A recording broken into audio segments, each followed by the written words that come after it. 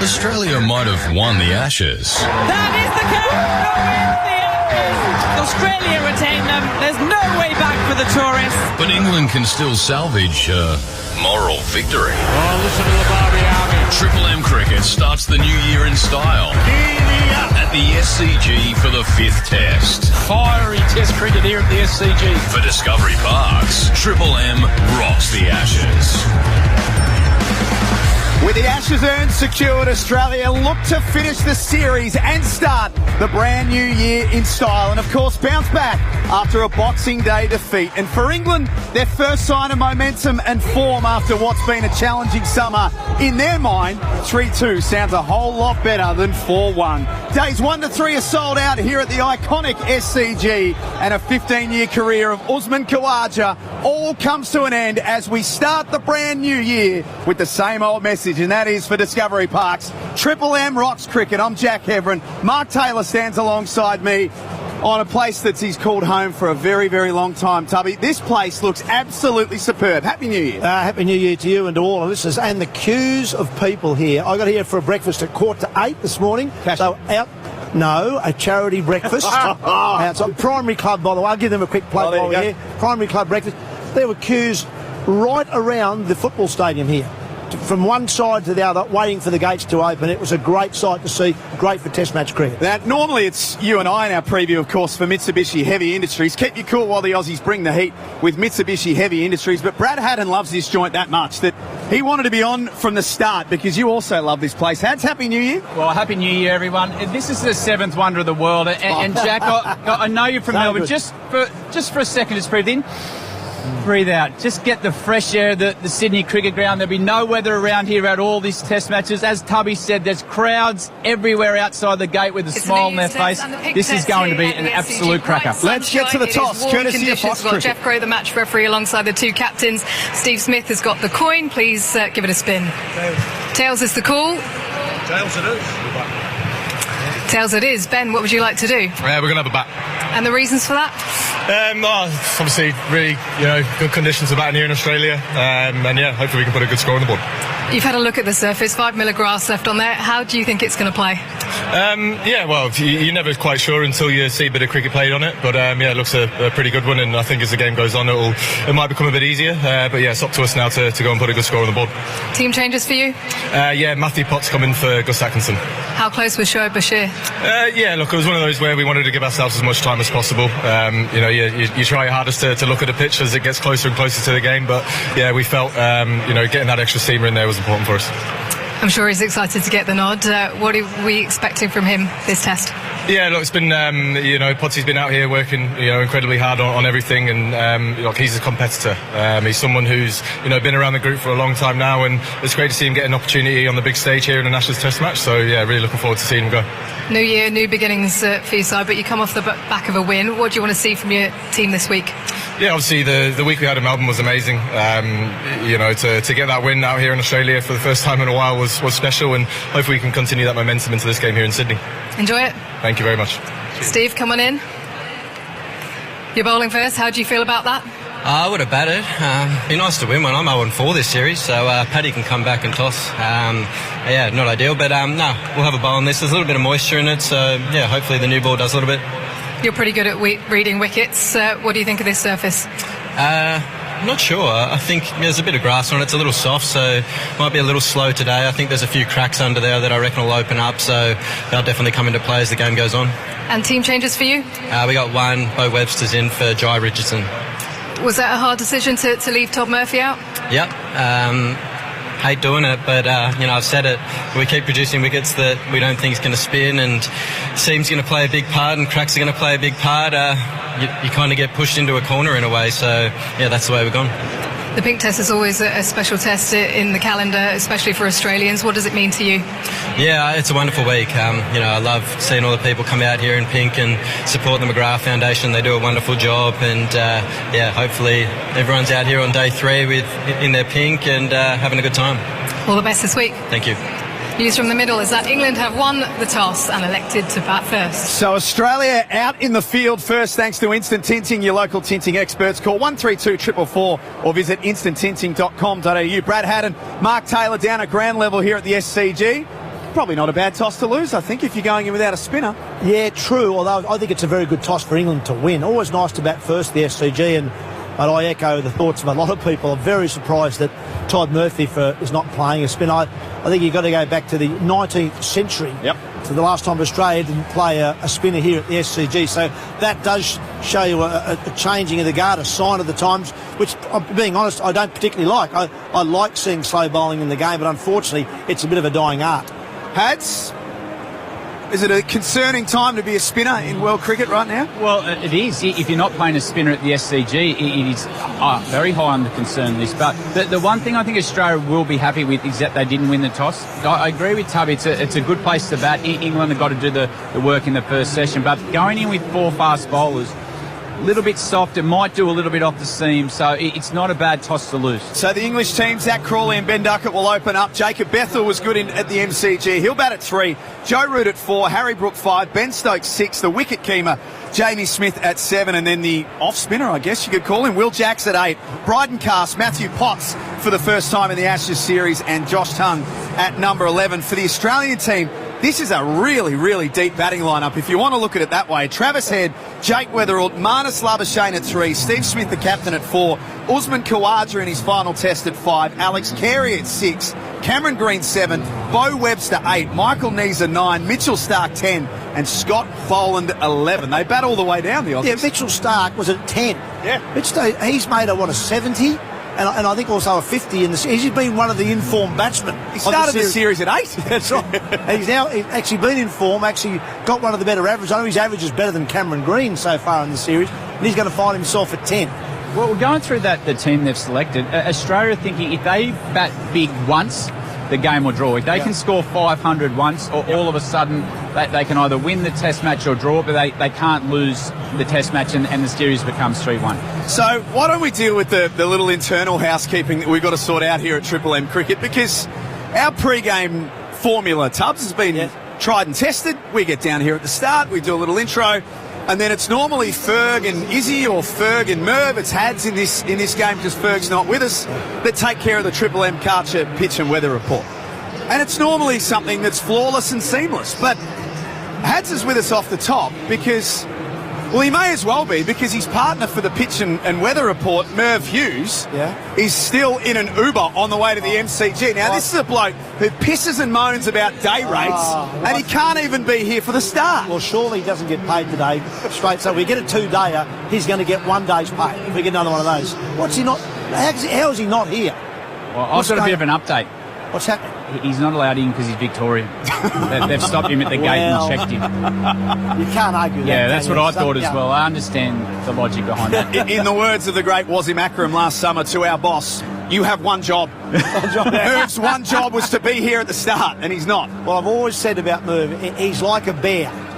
He does love his sleep. So obviously the alarm clock didn't work. He would have had the curtains doubled over the whole lot. Once he goes to sleep, it is good night for a long time. Well, Hats, let's put you to work for Karcher, of course. Blaster quicker than a fast bowler who's just been hit for 6 with the Eco Booster from Karcher. Go big on cleaning and save big on time at karcher.com.au. Interesting Steve Smith's comments there at the toss about the wicket, and he was basically had his hand forced that he couldn't play Todd Murphy. Yeah, I don't necessarily agree with that. I think he still could have played a spinner on this surface. If you have a look at the surface now, it's got an even cover of grass. It's a bit soft as it normally is here day one, but cracks will play a role. And the way their thinking's changed in the Australian team, as soon as they see cracks that are going to play a role, they think medium pace at the stumps, where in the past you'd think, OK, there's foot marks there, Murphy can get into the foot marks, and he can also use those cracks to his advantage. So the thinking in the Australian team's changed. And go back to the Adelaide Test. That's the only place we've really seen spin have an influence. Nathan Lyon, in the one game he really played, he played at Perth, but 2 overs. Adelaide, he took, I think, 5 or 6 wickets in that game before tearing a hammy, and they were vital wickets. Ben Duckett at the top of the order, Ollie Pope, I can remember, Ben Stokes with a beauty in the second innings. That's why you have a spinner. They are impactful bowlers, and I think Australia and I think world cricket has lost that thought. 23 minutes away from the first ball being bowled here at the SCG. England have won the toss and have elected to bat first. And with that in mind, Nick Ashman joins us from our sponsor, PointsBet. Nick, Happy New Year.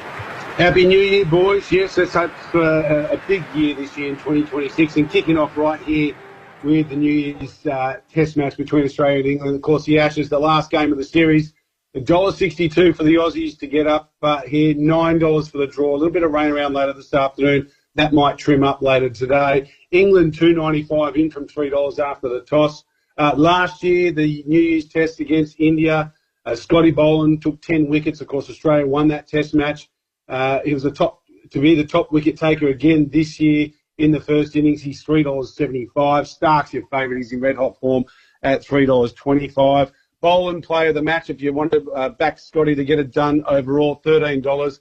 With the bat last year, Bo Webster actually top scored in the first innings with 57. He was not out 37 in the second innings, and Webster is $8 to top score in Australia's first innings here. Outside of that, boys, all I can say is go Australia. I'd love a 4-1 result. Great work by you, Nick Ashman, joining us from PointsBet. You win some, you lose more. For free and confidential support, call 1-800-858-858 or visit gamblinghelponline.org.au. We need to let Tubby get upstairs, but Hads, just quickly, how sharp does our man look as well? Have a look at him. Well, when I first walked in the commentary box, I shook everyone's hand and I introduced myself. I didn't know who it was. It's Mark Taylor in a jacket, suit and tie. So I'd just like to thank his daughter and wife for dressing him this morning. Nothing but gospel being spread by Mark Taylor here at the SCG. SCG test like MCG. Got to dress appropriately, you two grubs. England have won the toss and elected to bat first here at the SCG. Tubby's headed off upstairs. He's got the first stint this afternoon with Bumble and also JB. Hads and I'll stay down here on the other side of this. We'll have the anthems. We'll have all of the build-up to the fifth and final test of the Ashes series for Discovery Park's Triple M Rocks Cricket. Mitsubishi Heavy Industries. Keep your cool while the Aussies bring the heat with Mitsubishi Heavy Industries. Triple M rocks the Ashes. Do it all this summer at Discovery Parks. Keep the little and, of course, those big kids entertained this summer because there is endless fun to be had on a Discovery Parks holiday. We've been telling you this all summer long. From bouncing pillows to water parks, outback camping to beachside glamping. Do it all with Discovery Parks. Jump online, check it out. They are the best. discoveryparks.com.au. Triple M breakfast. Bo, Cat and Woodsy. I'm going to say the main reason that couples will break up, maybe because you're a dud in the bedroom. Yeah, not listening to what the other person wants or needs. Stop putting the mirror where you can only see you. Yes. Yep, stop flexing in the mirror. Yep. Stop talking to yourself in the mirror. There's plenty of reasons why Best Sheds are the best sheds. Find out at bestsheds.com.au. Bo, Cat and Woodsy. 6 to 9 a.m. weekdays on Triple M. This summer, whether you're having a family night in or entertaining a crowd, Mitre 10 has everything you need to host in style. From backyard barbecues to poolside hangouts. And of course, those long afternoons watching the summer of cricket. Make this a season to remember. Explore our outdoor living range, Weber barbecues, and discover products that bring together style, comfort, and functionality. So, whatever your outdoor moment looks like, create your perfect summer oasis with Mitre 10. That's mighty helpful, Mitre 10. Suburban four-wheel drives. Born to roam the wilds, but ultimately trapped in the suburbs. But now, Club 4x4 insurance policies free the four-wheel drive, giving cover anywhere you can legally go in Australia. Club 4x4 Insurance. Free the four-wheel drive. Issued by Lifestyle Insurance on behalf of QBE Insurance Australia. See club4x4.com.au for the PDS and TMD to decide if this product's right for you. The Ashes just got hotter with PointsBet. Check out Daisy's Spicy Delivery, a single spicy market only available in the PointsBet app for the upcoming day's play. PointsBet, it's like hot sauce but for cricket. You win some, you lose more. At Bunnings Trade, if you're on the tools over the holiday period, so are we. Our stores are open early till late and on the weekends to help you get the job done. Head in store or contact the Trade Assist team on 134 872. Bunnings Trade, helping business is our trade. Welcome back to the Discovery Park's Parents vs Kids cricket match. Slight interruption to play just now after the Robinsons' dog ran off with the ball and headed for the glamping area. And looks like that might actually end play for the day, as some of the kids head off to enjoy the playground, some decide to go fishing, and the adults are lazing by the pool. You know what they say, you really can do it all at Discovery Parks. Book online at discoveryparks.com.au. Fire up the cricket season with PointsBet. It's like hot sauce, but for sport, that makes every cricket match extra spicy with a little extra kick. PointsBet is your place for betting on all formats of cricket this summer, with more markets and faster betting, plus 5 for 25 available 3 hours before the first ball. PointsBet. It's like hot sauce, but for cricket. Yeah, that's spelled different. Download the PointsBet app today. Imagine what you could be buying instead. For free and confidential support, visit gamblinghelponline.org.au. Welcome back to today's broadcast of the Discovery Parks Parents versus Kids cricket match. Bit of a hold-up as the kids are still trying to put a team together. Word is their star batsman is out on the bike track and a couple of other team members are either on the water slides or the pedal carts. The adults don't seem that fussed and are pretty keen to call wine time. As they say, do it all at Discovery Parks. Book online at discoveryparks.com.au. The Ashes just got hotter with PointsBet. Check out Daisy's Spicy Delivery, a single spicy market only available in the PointsBet app for the upcoming day's play. PointsBet, it's like hot sauce but for cricket. You win some, you lose more. A few drinks, short drive home, you think no worries. Yeah, it's a worry. Impaired judgment, reaction time and coordination are big worries behind the wheel, not to mention getting pulled over. So if you're drinking, don't drive. RBT means you need a plan B. For Discovery Parks, Triple M rocks the Ashes. It is one of the biggest days on the Australian sporting fixture. Oh, the buzz. The MCG on Boxing Day. Nice bowling two-head. Driving. Front of point. 4 runs. Smoked. Atkinson to bowl. 3 slips gully. Now go on. Chopped it on. Loose shot from Travis Head. Back onto the sticks. This time it should be taken. And it is. Tom's got a second one. He pitches it up. Miners can't avoid the big drive. Bang! Played into the ground. Looking for the quick single throw. Ball. Nicholson run out. Brilliant run out. Direct hit. And Cam Green, the man who immediately hit and run, has been punished. Tom looking for a fifer. Bowling on strike. Edge. Gone. First ball. Wow. Tom on a hat-trick. Australia bowled out for 152. And they're chipped up in the air by Duckett. Good night. Mason takes the catch. Oh, Duckett. It's a horrible week and it just got worse. Full ball edged. Yes! Second slip. Smith patient. Catches it. Crawley's gone. That is 3 English wickets inside the first 5 overs. Rook waiting. Stark. On the charge. Hits it high and heads it in. All the way into the crowd. Bowling to Smith. Bowling! Got through the defence. Crashed into the sticks. Smith's got to go. England in disarray. So 5th ball. Bowled. He stepped towards the ball, then stepped away. He tried to bamboozle Green. He bamboozled himself, Atkinson. England all out 110. Carson to Head. Cut shot. Whoa. Boundary. Starting to roll. Travis Head. He looks like he's in the mood today. Bowl! Stokes done up as off the inside edge, but Stokes knocks over Weatherall. He's left it and it's hit the top of off stump. He's back in the pavilion. And Travis Head cleaned up by Bryden Cass. 2 balls remain in the over. Kerry Edge. Quiet second slip. Sharp catch down low. England are storming to lunch on day 2. Stokes wide on the crease here to Green. And he's gone! Edging second slip gone! 7 down. And he's back and he's laying this in the air. Tries a pull shot. Steve Smith's already sprinting off. It's caught. And that's it. All out 132. England need 175 to win. To Crawley, who plays a magnificent shot. Pumped straight down the ground for a 6. Oh, is that Crawley? That's his shot of the tour. And he's at a Duckett. Just goes a little ramp and hits it perfectly. Over the rope, Ducky boy. Noosa is in the rearview mirror. I'd send him back to move. Yes. Bowled him with an absolute peach of a Yorker. Duckett departs and the game swings again. Stark goes straight. Brook whips him through the onside for 4. Right in front of the Barmy Army in Bay 13. The party has begun for the Poms. Down to 3 now. Richardson bowls. That'll do it. Runs down to the boundary for 4. England smile for the first time this summer. England win by 4 wickets in 2 days of cricket. cricket. Mitsubishi Heavy Industries Air Conditioners Australia. Put your trust in the experts in air. Triple M rocks the Ashes.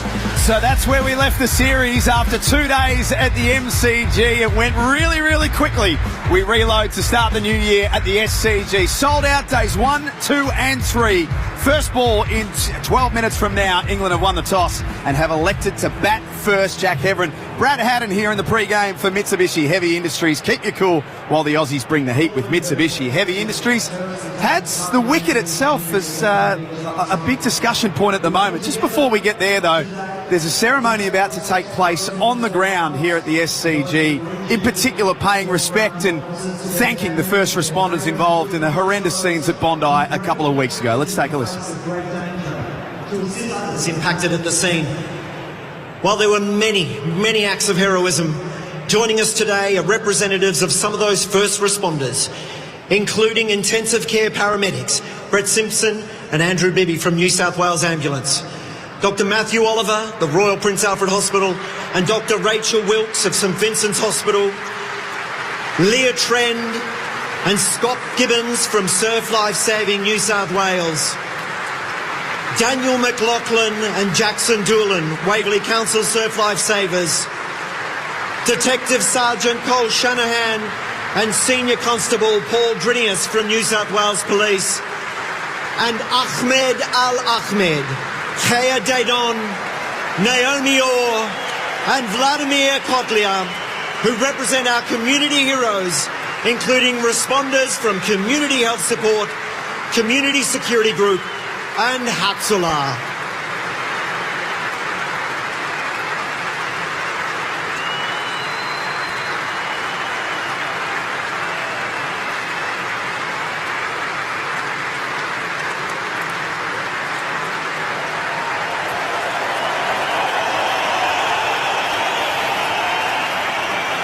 Beautiful scenes at the SCG. You can hear the roar. Standing ovation Hads from this sold-out crowd.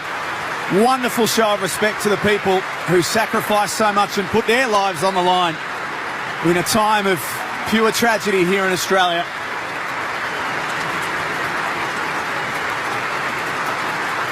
And the applause continue.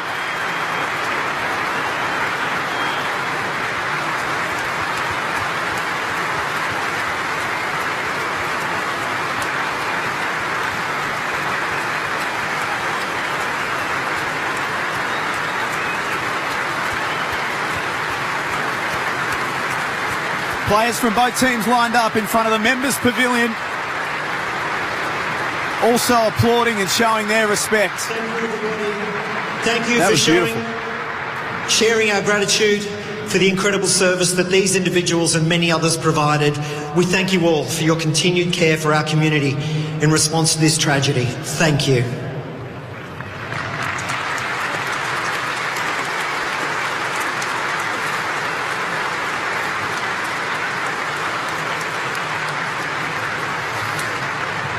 As our first responders and community heroes step aside, we are joined on the field here today.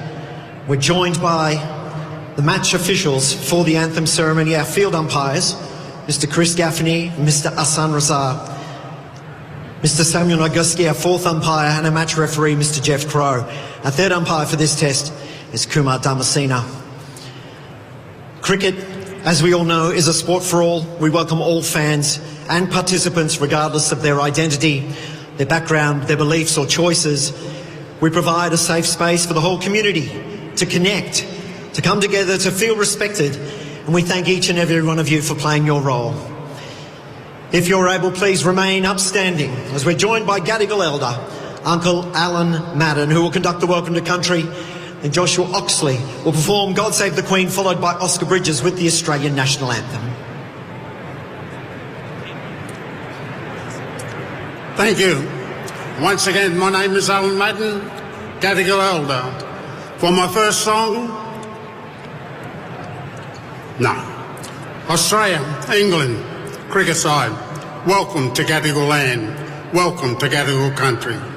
As with all welcomes, firstly I'd like to acknowledge our First Nations and traditional owners of the lands that you may have come from or work upon, and pay my respects. To all our Aboriginal elders, all elders, past and present, also pay my respects. To all our Aboriginal and Torres Strait Islander brothers and sisters, from whatever Aboriginal or island nation you may have come from, welcome to Gadigal. And to all our non-Indigenous brothers and sisters here today, a very warm and sincere welcome to you to Gadigal. No matter where you've come from, whether it be across the seas, across the state or across town, once again, a very warm and sincere welcome to you to Gadigal. And as I've mentioned many times before, was, is and always will be Aboriginal land. Only 3 things short than that, coming, taxation and going. So once again, on behalf of the Gadigal mob of the Eora Nation, welcome, welcome, welcome. Thank you.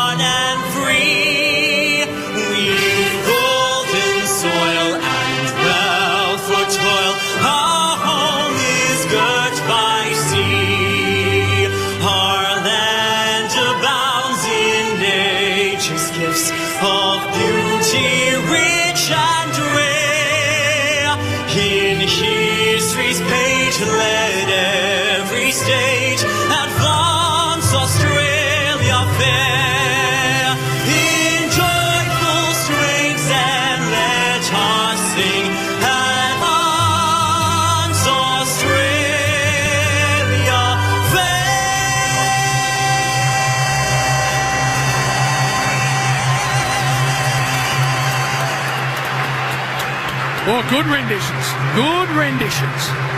All right, Tubby and Bumble shortly, but let's get back down to Hads and Jack. And where's Merv?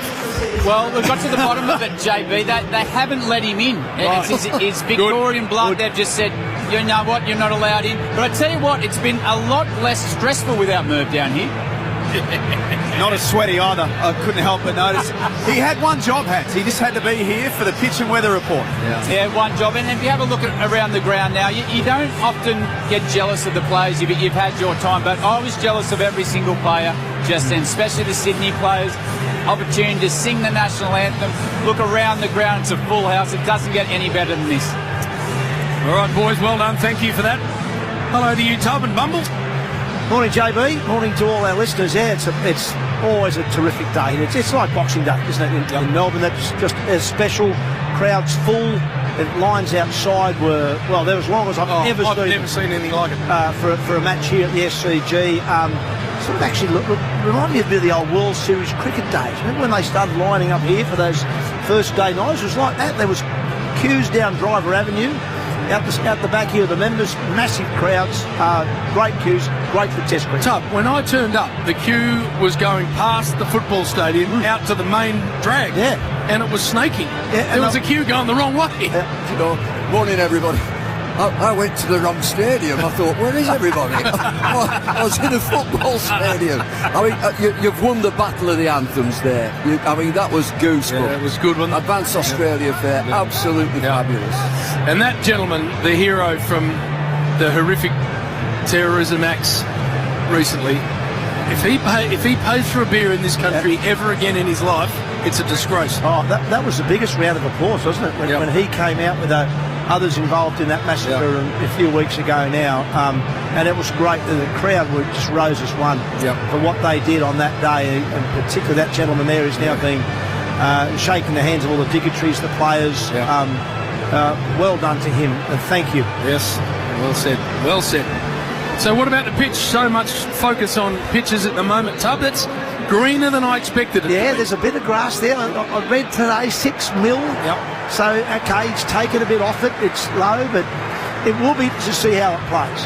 It hasn't been the greatest pitch here for a number of years now. It was last year was up and down. That's what you don't want. No. Sideways movement gets you out. Up and down can be dangerous. So hopefully he's got that sorted out. But it never looks great, the SCG pitch. But often it plays really well. So let's hope this one plays well. I'm really disappointed, though, not to see some slow bowls from both sides. I just said on 7. I said on 7 in our intro, Mumble, I can't remember a series in this country ever where spin bowling is less cherished. It's unbelievable, really, when you think back and Nathan Lyon is injured. Would Nathan Lyon have played in this? I know Tom Murphy's not played. Would Nathan Lyon have played?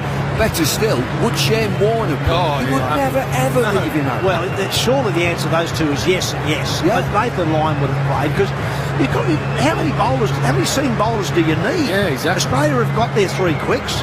They've got Stark, Mole and Nessa. Now they've got Webster and Green. Webster's got about 8.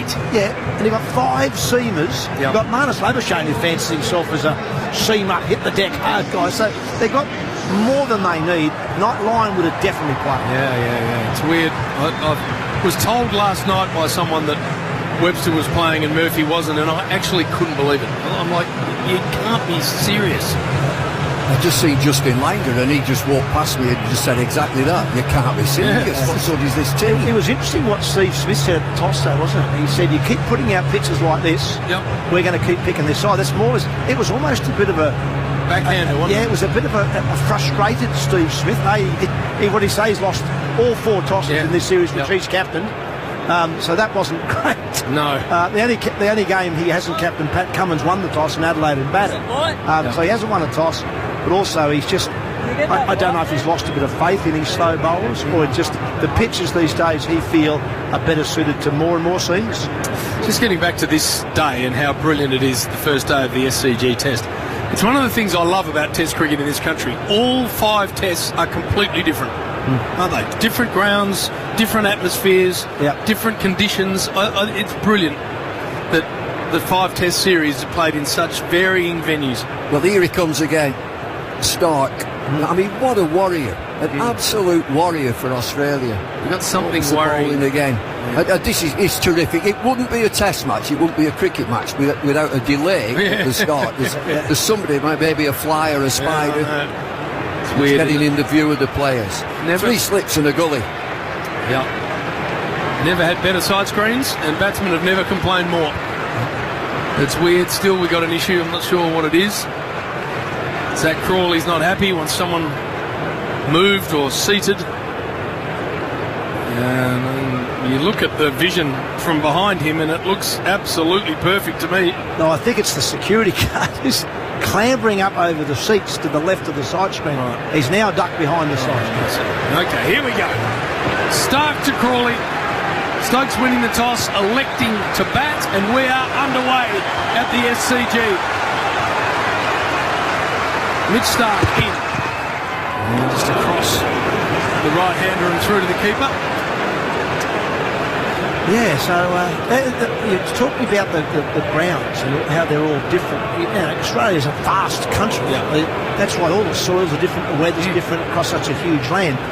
The worry in this series is exactly what we talked about a moment ago. Are they getting too much the same? I sort of said tongue-in-cheek during the MCG test matches, you'd almost like to see Sydney go back to the bad old days and just drop the mower right down, take all the grass off, and put out a big turner. So we will see some different cricket. Stark away from us. 3 slips gully. And defending to the offside, they take a cheeky single. First runs on the board for England. Just looking at England winning the toss and batting first, that tends to go against what they like to do. They like to chase. They've got a long batting lineup, and he does like to chase Ben Stokes, but he's looked at this pitch and you can see a green tinge. I was at the coffee machine, I can't remember where it was because it's about half an hour ago, and this guy said that I've been out, looked at the pitch, and it's moving, and it's cracked. Really? I mean, I didn't find that. But Steve Smith saying that at the toss. If you keep producing this, these are the teams that we'll select. It will be very interesting to see how England bat today, because they've actually been outscored by Australia in terms of runs per over. So all the talk about Bazball and playing this upbeat style of play, that Australia has actually scored quicker in this series than England have. So Zach Crawley, to me, has got better as this series has gone on, because he's actually watched the ball and been a bit more circumspect early on. Duckett's had issues with Stark. And he's got him again. Oh, no. Dived away from the outside edge. Through to the keeper. Swing. Oof. Definite swing, full of the length. Little Duckett comes down the pitch. Oh, yeah. It's the long and the short of it when these two get together, Crawley and Duckett. Beautiful delivery. Well, it's quite humid today, so it may well swing a bit today. That's certainly swung a lot away from the left-hander. In the end, it went past his bat on the full. He's terribly out of form, Ben Duckett. It's been a tough old time for him in Australia. Mitch Stark is bowling to him. Paddington end off the outside edge and dribbles to green in the gully. 140k straight up. Mitch Stark, second delivery which went for a single, 142. He'll get a bit quicker as well. Will this pitch get any quicker, or is this it? Generally does, second day. Yeah, it's a bit like Melbourne in that regard. I think it will get. Is it a little bit soft? I wasn't out there this morning. You've either got to be here at 6:30 or you can't pitch these days. Even if you're a life member. Well, a former Australian skipper. I did think about pulling the life membership card. But then I thought, no, I'll get held out by Fox or 7 or something like that'd be up there. Stark to Duckett, lets it go. I would have you in the bucket tub of someone who can walk onto any Australian ground, as long as there's not play happening, and do whatever you want. He's very busy today. Yeah, he is. He's got the official attire on. Yeah, he had to attend a breakfast this morning. He just had to. Yeah, he just had to. Yeah. And a lunch. I've got to go to lunch. You'll have a lunch. And there'll be a couple of dinners too. Things you do, mate. Oh, no. It's terrible. You're working hard for all of us, I can tell. Yeah, that's it. Yeah, that's it. Yeah. Final delivery here for Stark, who's had a hell of a series. Has been outstanding. Bowling to Duckett. Clipped away. And that's a boundary. Backward a square. Nicely played off the pads. None for 5. For Discovery Park's Triple M. Rocks Cricket. G'day, it's Justin Langer here. As a batsman, I was always focused on my sight, but I learned the hard way the importance of hearing health. That's why I'm teaming up with the not-for-profit Lions Hearing Clinics to encourage you to check 1, 2. 1. Book a hearing assessment with the Lions Hearing Clinic. And 2. Receive an analysis from experts, not salespeople, so you get the care you deserve. Lions Hearing Clinics, part of Ear Science Institute Australia. Search Lions Hearing. Some footmark scratching going on. Duckett 4, Crawley 1, none for 5. Nisa to bowl from the Randwick end. Yeah, it's off. Just looking at that, when they were scratching at the footholes there, Michael Nisa, and it looked quite dark, the soil that he was bringing up. Does that mean there's a touch of dampness in this top? The word was from Steve Smith, he thought there was a little bit of moisture in it. Did he? But there was also cracks under the surface. Yeah. That sort of doesn't make a lot of sense when moisture and you've got cracks. But Michael Nisa, good to see him get another game. Actually, averaging 17 with the ball in Test match cricket, Michael Nisa. And yet it's only his, 5th Test, 6th Test, things like that. He hasn't played a lot of cricket for a guy who's been around a long time with a very good record. He's bowling now to Zach Crawley. 3 slips in the gully. With him defending to mid-on, no run. Alex Carey has to deal with a very poor throw from Scotty Boland. Usman Khawaja, what a great story. Finishes his test career here at the ground. He started at his old home ground. Incredible record here, 4 test hundreds. Last 3 times he's batted against England at this ground, all hundreds.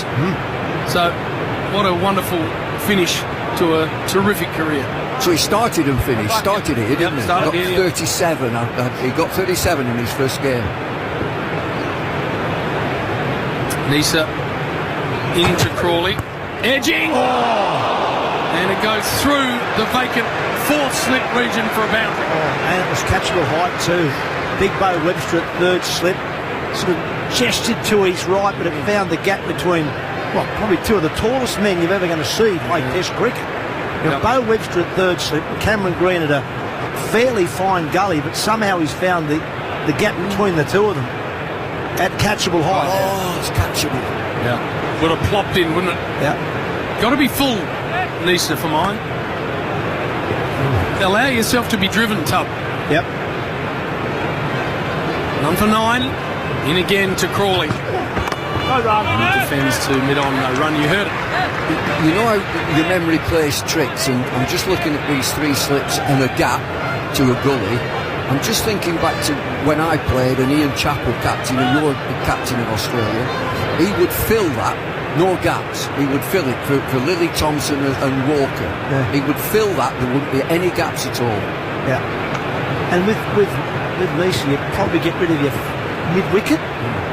I know he's there so he can bowl fairly straight. Again. Clips it straight to that. Yeah. And that's why he's there. That keeps him on strike. The problem is that you think to yourself, well, if he'd have been a 4 slip, he might be out. Yeah. So that's the beauty, isn't it? I know he's got to pitch it up, but if you got rid of your mid-off at this stage and bring your mid-off to fill that gap, give this batter, give Crawley mid-off. If you want to drive, you can drive through there, but there's a risk of an outside edge to the slips. Yes, to Crawley. Into the pads. Takes a chunk of that pad, so leg by. None for 10. That's such an incredibly different Australian bowling group, isn't it? We're so used to Hazelwood, Cummins, Stark, Lyon. Yeah. To only have one of them playing, it just feels weird. Yeah, and I went to a function last night. It was with Alistair Cook, and my co-commentator David Bumble Lloyd was there, and they asked Cookie about this and what he thought of the series. I thought he summed it up so well. Alistair Cook, former England captain, said it's been a missed opportunity for England. Yeah. But, those players we talked about. Pat Cummins plays 1 test. Hazelwood none. Lyon played 2 tests, but he played half a test. Yeah, 1 and a half.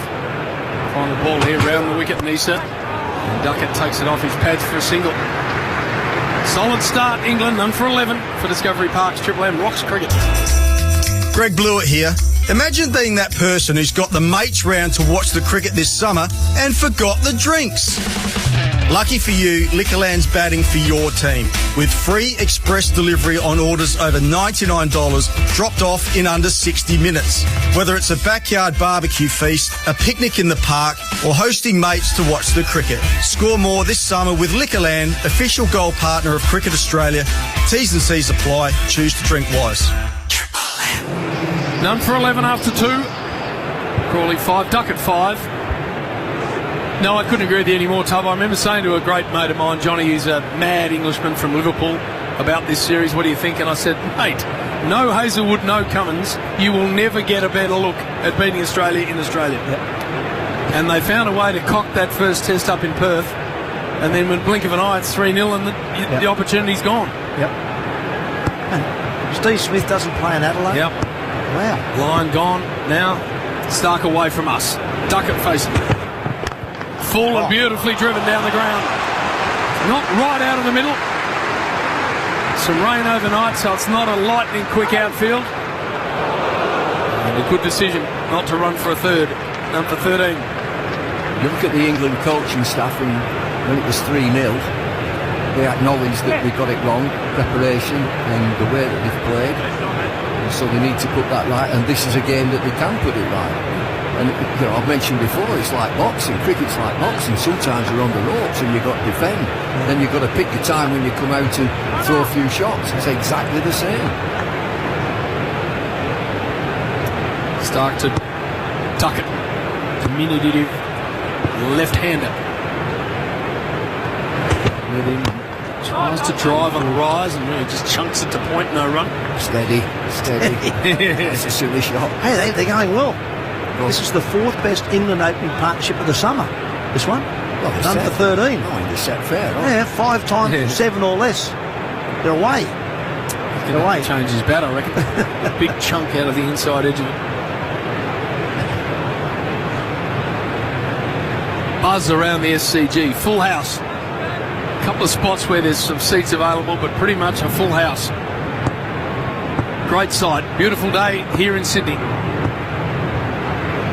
You're just joining us. Stokes wins the toss for the 4th time in the series and elects to bat. Stark bowling. Again off the pads. This one's away fine. Nisa does a good job defending on the boundary. Just a single, none for 14. I stayed in Melbourne for New Year, so I missed all the fireworks in Sydney. I stayed in Melbourne. I went to a pub down Fitzroy that Keith Warren recommended. Oh, yeah. The Standard. What did I eat? I had an Himalayan goat curry. Wow. I thought that's interesting. I can't think that there's as many Himalayan goats knocking about around Melbourne. No, I wouldn't have thought there would be. It was thoroughly nice. The Standard? The Standard, you know the one, down Fitzroy. Yep. Yeah. Well, I thought the grandson of a former England player who was working behind the bar. 1960s, early 60s this night. Right? Stark now to Crawley. No! Defending offside, no run. Incredibly, so I've got fingers on the buzzers. Who is this guy? Righto. He became the Bishop of Liverpool. Oh, I know. Go on. No, I'm not going to say. Go on. Oh, because I'd have no idea. Umpire? No. Same name. Okay. Same name as the umpire. Yeah, okay. That's right. I'm getting mixed up. Well, you say the name and you've got it. David Shepherd. David Shepherd, the Reverend David Shepherd. David Shepherd. Oh, okay. That wasn't the little umpire. That's a different fella altogether. Yeah, right. His grandson behind the bar. Is that right? Yeah. Stark has Crawley for company. 3 slips gully. Hits him on the pads. Half a shout. They take a leg by. Run for 15. I was thinking if you went to a pub that Keith Warren was at, I'm assuming that Shane probably went there at some stage. So there wasn't like lasagna on the menu or chips or... Yeah, pizza. But it's a cracking pub. Sure. I mean, when I was travelling here and doing work for Sky, that's the one. Warney would say that my dad goes in, and I mentioned to the fella who owned the pub, I said, Warney's dad, he said, he was in 2 nights ago. So I'd missed him. Wrong side of town for Warney. He was always Bayside. Yeah. Sandringham, Brighton. So it's a long journey to Fitzroy for a pub. Where Warney that's the posh side, isn't it? That's the Bay. Well, Shane certainly enjoyed it. Final ball here for Stark. Wide one let through to the keeper. None for 15 for Discovery Park's Triple M Locks Cricket. If there's one thing better than listening to the cricket, it's being there in the flesh. Don't let holiday flight prices ruin the fun. With Firefly Express, you could get to the next interstate test from as little as $6 by coach. Yep, $6. Family owned and operated, Firefly Express coaches have been moving Aussies between Adelaide, Melbourne and Sydney for over 60 years. Grab the cruise, skip the flight delays and the stingy baggage limits. Take the scenic route instead. Book at fireflyexpress.com.au. Terms and conditions apply. Well, speaking of famous pubs in Fitzroy, there's a great pub there called the Napier, which is, when you go in there, Tub, it's got all the old Fitzroy Footy Club memorabilia on the wall. Oh, yeah. Because obviously the Lions, before they became the Brisbane Lions, were Fitzroy. That is a beautiful pub. Great pubs that side of town, actually.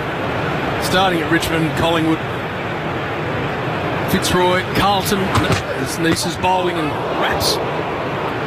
Crawley up with one that dives back off the seam. I never go to watch Fitzroy play a game of AFL. Back in the, would have been early 80s. Oh, yeah. I was down there with my old man. Where was the... Bernie Quinlan, the Super Bernie Boot. Quinlan, Yep. Super Boot. Yep. Mickey Conlon. Yeah, and I think they were playing, might have been St Kilda or something like that. Okay. I thought Barker might have played. Yeah, you would have. Trevor Barker would have. Yeah. Bloody oath. Away from the Paddington end, Nisa, and drives nicely, but can't get it past mid-off, no run. Remember that quiz question I sent on our WhatsApp group? An Australian opening bowler who played AFL for Fitzroy and Essendon. You remember that? It's the 1920s, it's way back. He was ferocious, he was a quick bowler. Yeah. He played for Lancashire, which is my county, and he died in Bolton, in Lancashire, where you know. Tub, you know Bolton well. He's a bloke, he was ferocious. Quickest bowler of that time in the 20s, Ted MacDonald. Wow. Right. Nisa bowling from the ground again. Good carry through to Carey, no run. Well, so far this pitch played very well. We've seen a bit of swing. And that's fair enough. It's got nothing to do with the pitch, apart from maybe a bit of moisture around the place. It's carrying through pretty well. It is, isn't it? Haven't seen much movement off the seam. No. So far it's looking good. I know we're only 3.5 overs into the play, but so far it's looked good. I suppose we said the same thing in Melbourne. Australia none for 30 in Melbourne, day one, off about 6 overs. And we had 20 wickets in the day. Nisa bowling to Crawley. Hits him on the pads going down the leg side, leg by. Well, I got off the plane here, speaking of Australian football. This bloke walks up to me with his son. JB, I'm like, you're over from England? Yeah, I've just flown in. I'm from the south of London. We're both North Melbourne fans. I said, what? They said, yeah, we love the AFL, watch it all the time. Out here for this game and spend some time in Australia. I'm like, bloody hell, I would not have picked that. Yeah. Great couple. The young bloke couldn't wait to get here today. And I said, you picked a great city and a great venue to come and watch Ashes cricket. And look at this weather, eh? Oh, well, let's what do you expect in Sydney? Just hold that thought. Around the wicket, How good is it, eh? Into Duckett. Defends in on the onside for a single. None for 17. No, it's beautiful today. Just, we're worried about storms later, Top. Is that what we're concerned with? I hope they come. Oh, really? I need some water. My lawns are a bit dry. Yeah. I've got a little tank out the back. Harness the rainwater. It has not had water in it for months. Really? Oh, it's been dry as in Sydney. Is it really? Yep. Okay. Well, that's different. You want to come and live in Manchester, mate? I did. I lived there for 6 months. You did, yeah. It didn't stop raining there. Lisa to Crawley. Again allowed to pass through. None for 17 for Discovery Parks. Triple M Rocks cricket. When did dinner become a 5-hour cooking challenge? With Every Plate's deliciously simple meal kits, it can be ready in as little as 15 minutes. You don't need dozens of pots that coax flavours into perfection. Some recipes just need one. And forget the 15 steps or ingredients harvested by moonlight. Every Plate uses 4 easy steps and pre-portioned ingredients. Every Plate. Get stuck in. David Lloyd, Mark Taylor in commentary. England winning the toss, electing to bat. None for 17 after 4.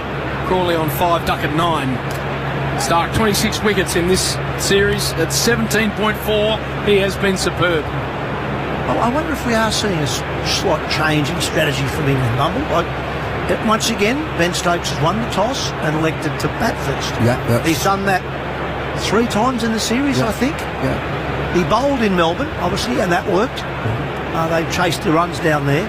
But he's generally batted first in this series, which he hasn't done in his time as captain. Stark from the Paddington end into Duckett.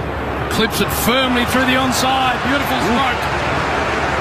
Smoked through mid-wicket for 4.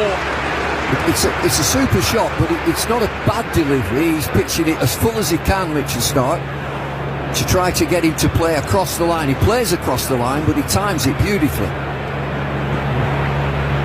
It's interesting. Australia just moved the man from who was at forward square leg, where that was sort of clipped through in the air. They've moved him to backward square leg, and he's quite a distance back. So I reckon that was almost a planned ball. It was fired down the leg side, hoping he might chip it to backward square, but he smashed it through forward square. In the air. But no danger. Stark to Duckett. Short and flashed outside the off stump through to Carey. Tried the uppercut. And for 21. There's good carry in this pitch, isn't there? Yeah. Well, selfishly, I would like Tubb and Bumble to see a batting test match. Mm-hmm. I'd like to see 400 on the board and then right over to you. Yeah. And see what you've got. If you can, respond to that. Well, the best test match by a country mile in this series has been Adelaide. Adelaide, yeah. And Australia made 370 batting first, followed by, 290, and then, 350 or something from Australia, or 300 and something. And England had to chase 430 and got to 350. Yeah. They're always the best test matches. Mitch Stark over the wicket. Duckett driving offside. Beautiful. That's going to be a boundary. Second one in the over. Nicely played. Run for 25. Duckett to 17. So the two shots that he's got boundaries have been in the air. And that's a lovely drive. If there'd have been, and it's a massive if, a short extra cover, that's in the air. They're sealing it off, actually. The one that he clipped into the leg side, in the air. A good shots. It's a bright start here for England. Neither batsman have looked remotely troubled. Couple past the bat only. Mitch Stark bowling full. Gets nearly past the bowler. He just knocked it down enough for there to be no run. Run for 25. It's always a good battle, isn't it? You see Mitch Stark has been the bowler of the series, probably the player of the series. We'll obviously find that out at the end of this test match. He's still doing what he should do as a quick bowler. He's going for a few runs. He's into his third over. He's already gone for 16, but he's getting it up there. He's allowing it to swing. He knows Duckett's going to go after him. But that's the way he plays, but he's giving himself a chance of getting a wicket. And Australia will think to themselves, if we don't get wickets in this first session today, we're going to be in trouble. Because this will be a nice batting deck probably after lunch, maybe middle of the day. Stark over the wicket. Thick inside edge for a single in front of square. None for 26. Duckett to 18. Not happy with these footmarks, Mitch Stark. He often isn't. He's putting a lot of work into them. They've just got some stats there about this Bazball era, if that's the right way to call it, the Ben Stokes, the Brendan McCullum era. In the tosses so far, for this series, England won 22 tosses, and they've batted 8 times and fielded 14. So that's 1 to 2. In this series, they've won 4 tosses, 4 of the 5, and they've batted 3 times. So they've actually changed their philosophy here in Australia and chased less, looked to try and bat first. Stark to bowl over the wicket to Zach Crawley, scrambled seamer across him. Let's see what happens. Exactly what he did. And it gets past the outside edge, none for 26. For Discovery Park's Triple M Rocks Cricket. This summer, whether you're having a family night in or entertaining a crowd, Mitre 10 has everything you need to host in style. From backyard barbecues to poolside hangouts. And of course, those long afternoons watching the summer of cricket. Make this a season to remember. Explore our outdoor living range, Weber barbecues, and discover products that bring together style, comfort, and functionality. So, whatever your outdoor moment looks like, create your perfect summer oasis with Mitre 10. That's mighty helpful, Mitre 10. None for 26. Scott Boland to take over from Nisa. Randwick end. The other thing about batting first, Tub, which, as you say, Ben Stokes has been very keen to do. So often in 4 innings games, the third innings is the one that ends up being troublesome. And Australia can stuff up a third innings as well as anyone. As they did in Melbourne only a week ago. They led by, 40 after the first innings. Got bowled out for 130 in that third innings of the game, as did England in the Perth Test match. Led by 60. Boland round the wicket to Duckett. Short ball. He fends it to backward point. No run. Well, it happened twice in the Ashes series in England.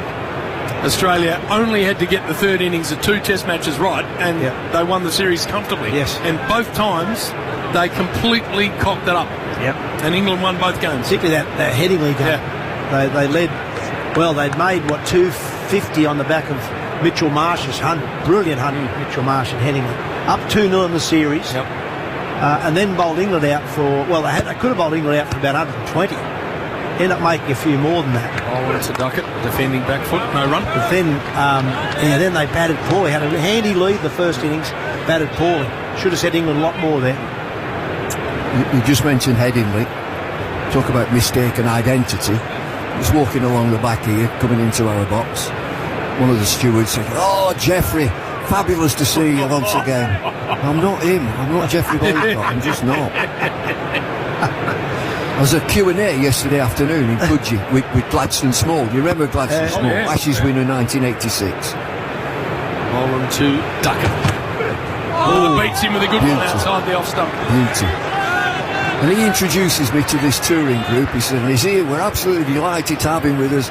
David Bumble Gower." No, I'm not. I'm just not.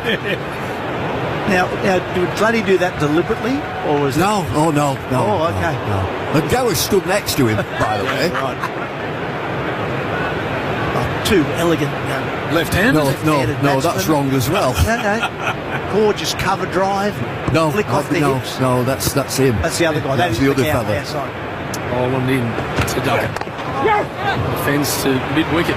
Gets a single. Probably shouldn't have actually. I'm the one that inside edge onto the pad, you get a single. That's it. Yeah, I know about that. 1 for 27. The cover drive that goes through 4 slip. That's the one, with a round bat. Yeah.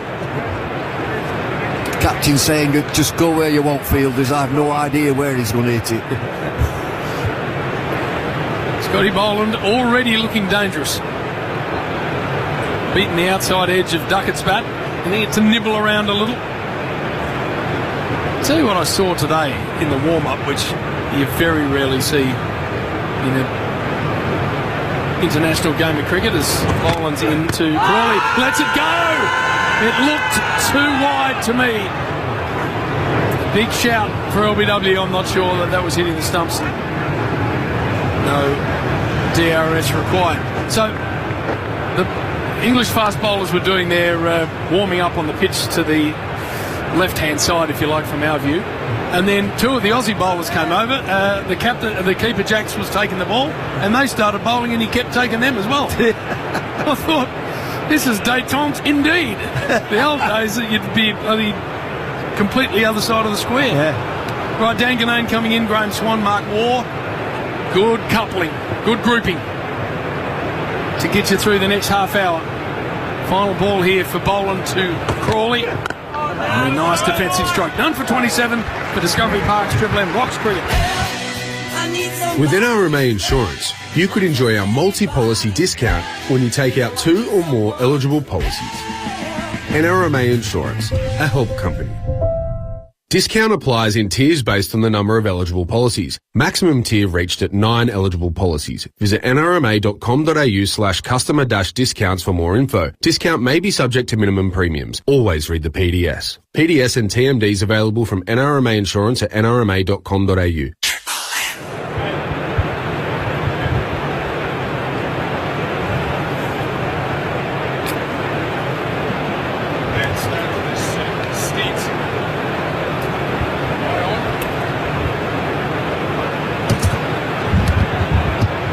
So, bad start to this stint, not just the microphone not being turned on, but one expert commentator just bumped the commentator's coffee into the other expert commentator. So moods might be a little frayed here. Not happy. Sorry, Jude. The suede RM Williams, you do not... I tell you, they look fine though. No, they're coffee coloured anyway, which is good. You clown, Swanee. And on the suit. You could probably tell who bumped the coffee there after that start. Bloody idiot. Happy New Year, Junior. Happy New Year. Stark in, little play and a miss. Hello, Swanee. Hello, Happy New Year to everybody. That was a bad start, wasn't it? Sorry about that. That's all right. It sums up my New Year so far, to be honest. How could that happen? Seriously. Oh, you're going to I'm sorry. Are you going to wear this all day now? I know it's early for you. That's we get on. Coffee, we get on well. I don't want to ruin the friendship. I don't know whose fault it was. I think it's more you. I just walked down the corridor and someone was holding. I mean, how much room do you want to walk in? I'm not as thin as I used to be, obviously. Keep the headsets on. Don't walk off, Ben. I'm not walking off. Sorry, I'm taking my accreditation off because Cricket Australia don't like it when you wear it and they put the cameras on. Here's Stark. Way down the leg side. Bit of movement this morning, but Duckett and Crawley going all right. Done for 27 in the 7th. How was your New Year's, Swanee? It was different. I was supposed to be on a yacht under the bridge. That I found out about 3 hours beforehand it was too busy, so I was bumped. And so I went to Darling Harbour to watch the fight. I've got to ask, are they in like competition to the bridge? Because they were very different. I think you're right. It's its own. No, it's on the conjunction, isn't it, June? It's like City is Sydney. Because everything seemed to be like going off beautifully in sync, and it was gorgeous. And then the ones next to us was like a kid had just been given a. Right. Now, I've never been in the City on New Year's Eve. It was great. Very exciting. It's one of those things here, Stark. Slashing square of the wicket.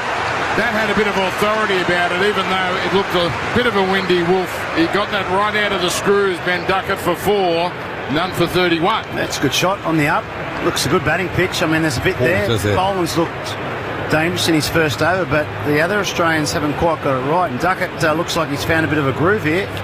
Yeah, I saw the pitch before. I was doing a pitch report for British TV. It looks a featherbed. It's not that hard, and it's got a nice tiny cover in the grass, but only to hold it together. It's thin grass, isn't it? Yeah. I'm surprised Australia didn't play a spinner, I've got to say. Word. Stark, expensive. Down the leg side, whipped up in the air, and somehow he's bisected the 2 men deep. Square leg and fine leg and got himself 4. Little fortuitous, but it was a bad ball and it was put away. None for 35. Well, they've got a deep back with square leg, but they're just for this shot, full on leg stump. Duckett's just clipped it, and he's not controlled the shot. He's just expecting it to go into a wide open gap. It's only 3 or 4 yards away. Possibly the only person in the Aussie team who wasn't going to dive, Travis Head. It wasn't far away, and it was timed so well that it carried right down to the man at a deep square leg. It was just to his left, Travis Head. He's not the most fleet-footed in the field, it's got to be said. So they're rollicking here, England, particularly Duckett. Gets an edge! Caught! Wonderful dive from Carey. A feather from Duckett. It died on the keeper, but he made sure that he pouched it. In fact, I'm told first slippers caught it, so it wasn't Carey. It went by him. It has been taken. The most important thing is that's the end of Duckett for 27. And England lose their first, 1 for 35. Well, I can't work out if this is the keeper or the sit because the slip ended up. What are you talking about? Swanee, you can't do that to a call. The slip, throw it to the umpire. How did he get the ball? Have they got 2 balls out there? That's his second strike. Yeah, that's his second strike for the day. Spilling a coffee. I could be out. Bamboozling the commentator. Final warning, but hey, 1 for 35. Triple M rocks cricket. A few drinks, short drive home, you think no worries. Yeah, it's a worry. Impaired judgment, reaction time and coordination are big worries behind the wheel, not to mention getting pulled over. So if you're drinking, don't drive. RBT means you need a plan B. The Book of Mormon New Year's sale is on now. The laughs are already big at the Capitol Theatre. Now the savings are even bigger. Grab our biggest ever savings at thebookofmormonmusical.com.au. Hurry, sale ends noon this Sunday. Terms and conditions apply. The mighty Victor mower is coming home. Search Victor online to find your nearest retailer. Triple M Sydney traffic. It's the biggest sale of the year at Victoria's Basement. Save up to 75% off KitchenAid, stainless steel and ceramic non-stick cookware at Victoria's Basement in-store and online. In the CBD, we've got a breakdown taking out a southbound lane in the Harbour Tunnel. Lane 1 currently closed there. At the SCG Cricket on today, busy on Moore Park Road and the Eastern Distributor. Get caught not wearing a motorcycle helmet this holiday period and you'll face double the points. With double demerits in force until midnight tonight, you can stop it or cop it. Sydney deserves a Triple M summer of good times and greatest hits. Only on 104.9 Triple M. For Discovery Parks, Triple M rocks the Ashes. Right. Jacob Bethel comes out. We like him. We like the look of him in Melbourne. Bit of get up and go about in June. 1 for 35. Yeah, but different circumstances now. He's probably got to play a proper Test match innings. I think in Melbourne it was, real baseball sort of short chase. But this is a time where he's got to build an innings. And, different pressures. 3 slips in place and a 4th slip. So that's going to test out that little fiddle he has outside the off stump every now and then. And a world-class left-armer swinging it away as well. So 3 slips waiting here. Stark. Oh, he got a nice short ball there, but Bethel pulled the bat out of the way, and that ends the first successful over. Bowling at about 144 there. 1 for 35, England after 7 for Discovery Park's Triple M Rocking Cricket. And June, I know this is one of your favourite grounds. It's your home ground. How good does the SCG look? Sun shining. Yeah. Seats were filled before the first ball. When it's rocking, it really is one of the great grounds. It is a great ground. It's just got the history here as well for members and the ladies. Some beautiful stands. It's the right size ground. The crowd, you see the members charging through the gates. Oh my word! One of the turnstiles got stuck too. There was a bloke that was holding up traffic. I'm going to say, I'm not even going to apologise to people all around Australia if this upsets you. Oh no. Well, I think I know where he's going here, bowling in and shouldering arms Crawley. But this is the best cricket ground in Australia, by miles. It's the one where you play it, you stand there and you look over at that famous pavilion, it still feels like a cricket ground. And I know everyone in Adelaide's going, hang on. Well, Adelaide's top three. Adelaide used to be gorgeous. Adelaide is now a football stadium with stumps in the middle. Okay. There you go. That's a bit harsh. It's still got the old scoreboard in the it's hill. Good. I liked Adelaide with the old stand, the old-fashioned, the red roof and everything. The seagulls. Did you get a few poles here, did you, when you played here? Yeah. But I thought you must have. But I love this place. Yeah. That's great ground. So coming in now from the Randwick end is Scott Boland. Gets a lovely drive from Crawley, but straight to Labuschagne at extra cover. So 1 for 35 here. And this is the pink test, of course. And every ticket sold, I think, for all 4 days. They don't sell tickets to the 5th day until they have to. You talked about, they call it the Paddington gift, June. Yeah. So they open the gates. I don't know what time it is, 6 o'clock or something. They were here last night, apparently, some people lined up. It's like Wimbledon or a concert or something. I saw where one of the turnstiles wouldn't open. This bloke's trying to, all the crowd behind him. Full ball, punch down the ground. That's a beautiful shot from Crawley. That's going to run down to the boundary for 4, 1 for 39. You're going to get some full balls early on because the Aussies are looking to pitch it up to get any movement. So it suits someone like Crawley. He will get a few drives to play and he's very comfortable doing it. They probably bowl a tad full. That length that got Duckett out was the perfect length for Mitchell Stark. He's overpitched a few times to Duckett.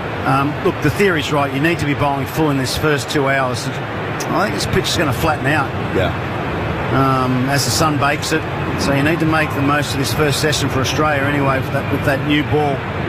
That might mean the odd drive past you for 4, but you've still got to bowl that length, that fullish length. Bowler, nice tight line, defended. Yeah, the snake of people outside the SCG this morning. And I have to turn up early to do TV stuff. So we're talking a good 2 hours, 2.5 hours before play starts. I reckon, all told, it must have been 2 or 3 Ks long because it went back and forth and back and forth. And that Swanee, what they do call the Paddington gift, right? The big sprint to the good seats. Yeah. This isn't like a Gaga concert where they're 16-year-olds bumping each other out of the way. We're talking Zimmer frames and canes. I mean, these people, they don't run that far for the rest of the year bowling in. And short of a length defender. And thankfully, I think we've got through unscathed. Yeah. We used to call it the octogenarian dash. Like the Grand National at Aintree. There's always a couple come down. 3 fallers. But it's from the home change room at Lord's out the back, there's a side window and you can basically sit there. We used to go and open the window and take bets on people who gets who gets their seats first. And you get some old colonel there in full uniform whacking people with canes to get him out of the way, demanding his seat, his bench. So last ball this over. Crawley waits, gets one angling down the leg side, takes a big swing in it, got a thick inside edge. It heads down to the fine leg boundary where Stark scoops it up. Couple of runs for Crawley. That ends the over. 1 for 41. for Discovery Park's Triple M Rocks Cricket. Oi, tosser!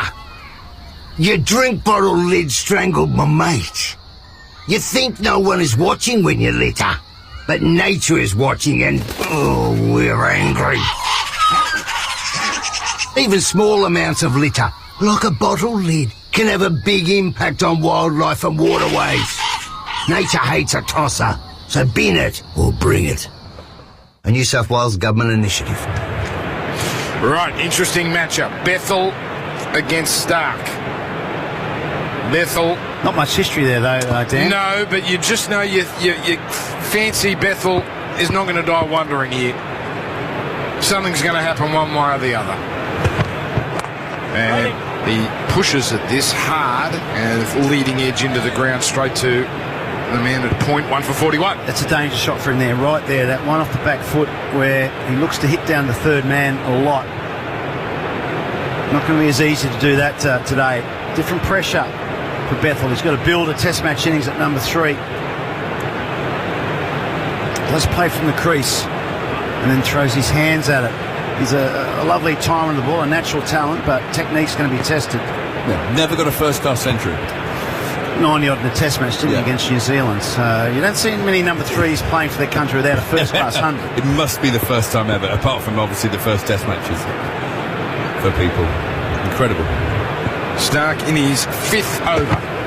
Foolish ball, nice defence, full face of the bat. Ethan Meldrum, hello to you. Happy New Year to you, Dan. RMA Insurance stats. Jacob Bethel striking against Mitch Stark, 93 in the Boxing Day test. Back to Ben Duckett's dismissal.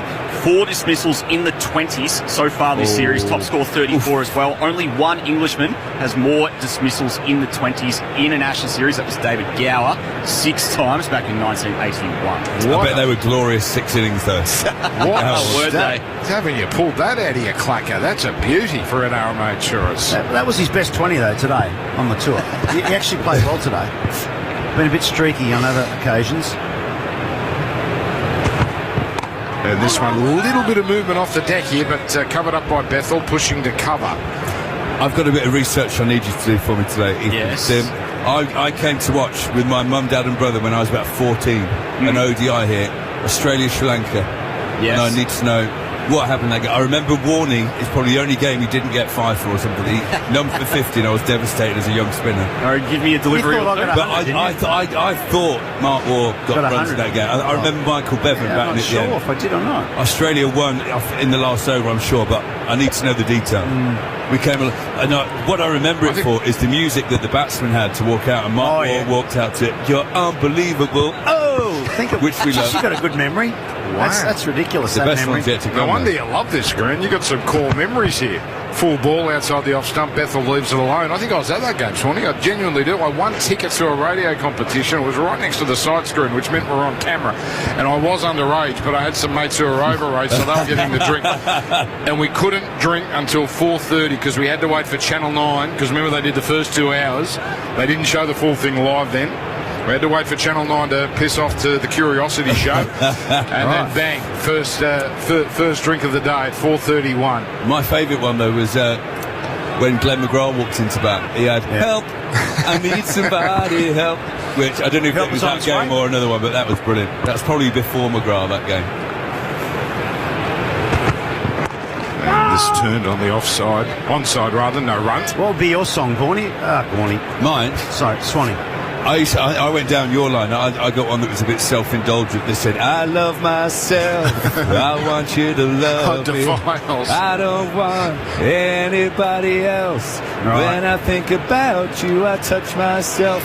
So it's a bit weird. That's enough. That's enough. What a stint this is from Swanee. This is an all-timer. Yes, Ethan Meldrum. Yeah, not normally playing the vinyls when the cricket's on for this one. Did you say none for 53, Swanee? None for 51, I thought it was. For Shane Warne, pretty close. That was 1995 World Series. Man of the match. He's in the back of the box. Mark Taylor made 90 off 115 balls.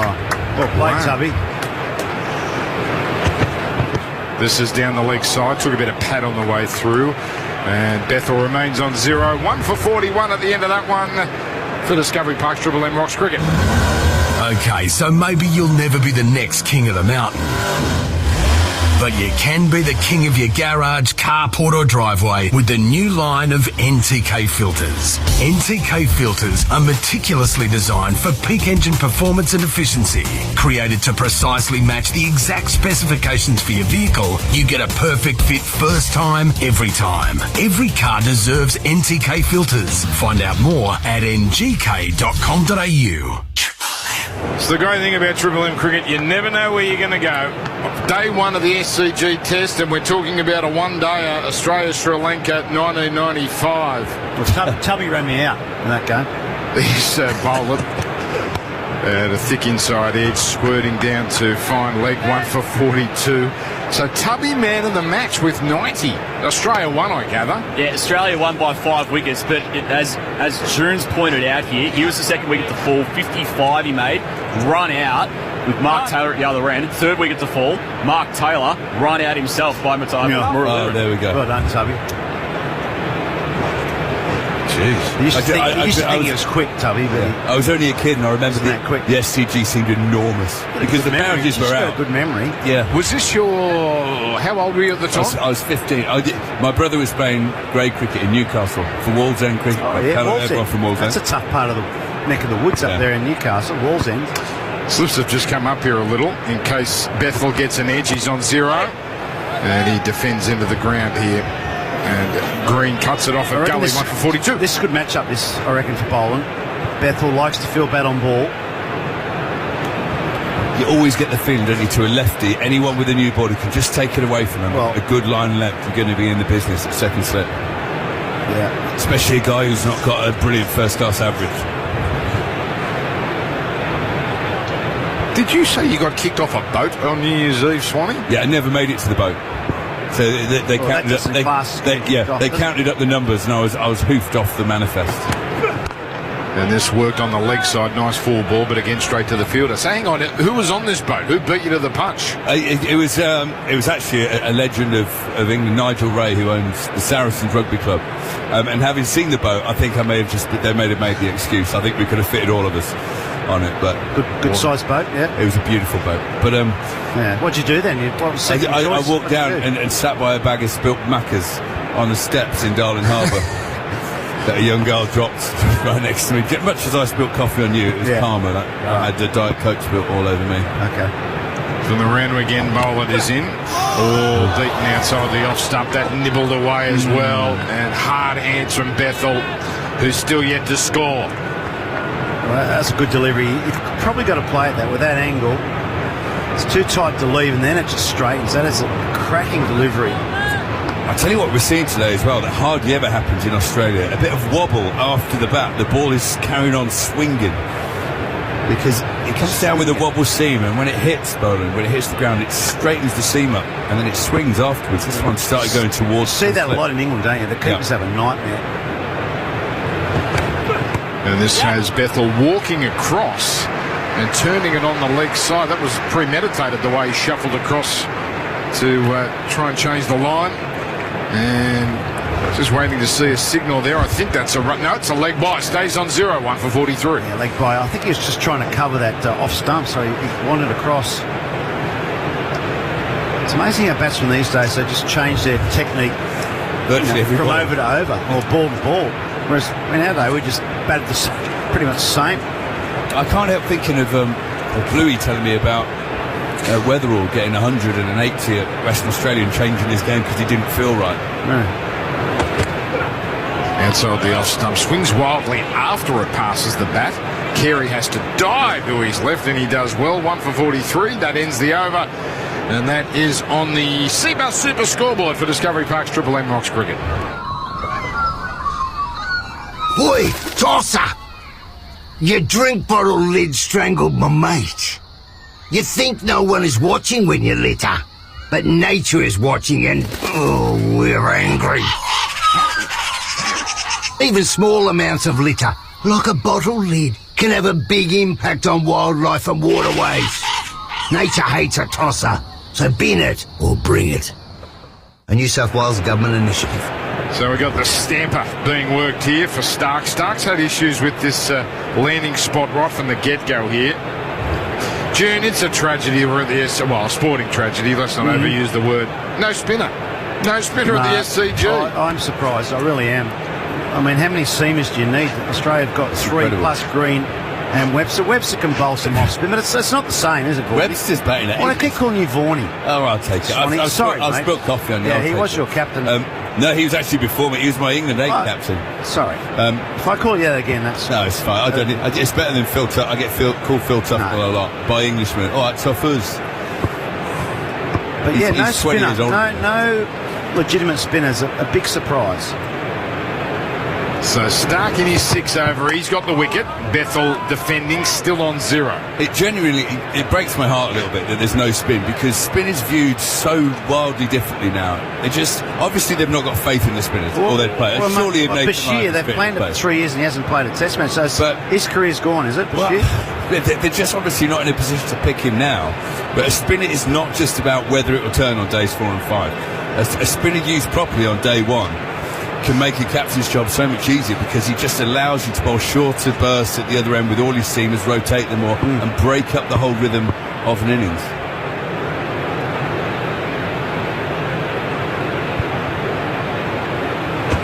Stark here. Oh, a short one. Rears up on Bethel and he has to sway his head out of the way and does it in the nick of time. And the thing, Junior, don't we want our wickets to have their own characteristics? We grew up and you played in the eras where you knew Sydney was going to turn. You knew Adelaide. Sometimes it was too much of a road, but you knew what it was. You knew Perth was the bouncy one. You knew Brisbane had something for everyone. Well, I think this is going to spin this wicket. You do? It's dry, yeah. And the sun bakes it. You watch the colour change. You can see the colours. It's really dark, doesn't it? I mean, it's already starting to bone up, isn't it? Is that the right word? Change browner colour. Browner colour. Wow. Beige. It is excited. Now, full ball.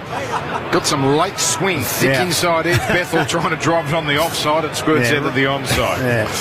Wow. The colour's changing. That's what I meant to say. Anyway, you know what I mean? Yeah, but, well, I mean, what do England do for a spinner now going forward? I mean, who else is there apart from Bashir? Well, you'd always think that surely they'll get back to England and keep working with Bashir. He can bowl, that's the thing. He's not in very good form. Well, how do you know? He's obviously not in good form in the nets.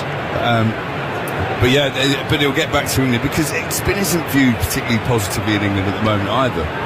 And yet, every team who ever get a good spinner in them wins everything for the next 6 months. So. On this glorious morning, getting warmer as well, probably in the mid-20s now here in Sydney. And back slashing. Stylish shot from Bethel, and he's off the mark with a thumping boundary into the point fence. Oh, good shot. Oof, great shot. Just leant back. It didn't look overly wide or short. He likes it through there, Bethel. That's a really good confidence booster. He really does look confident today. His movements at the crease, the way he got out of the direction that bounced a couple of balls ago, it was an absolute corker right on the helmet. He just moved his head right at the last minute. And then stands tall and hits this one for 4. Just got to be careful of that one if it doesn't bounce or it's a bit tight. It wasn't that wide.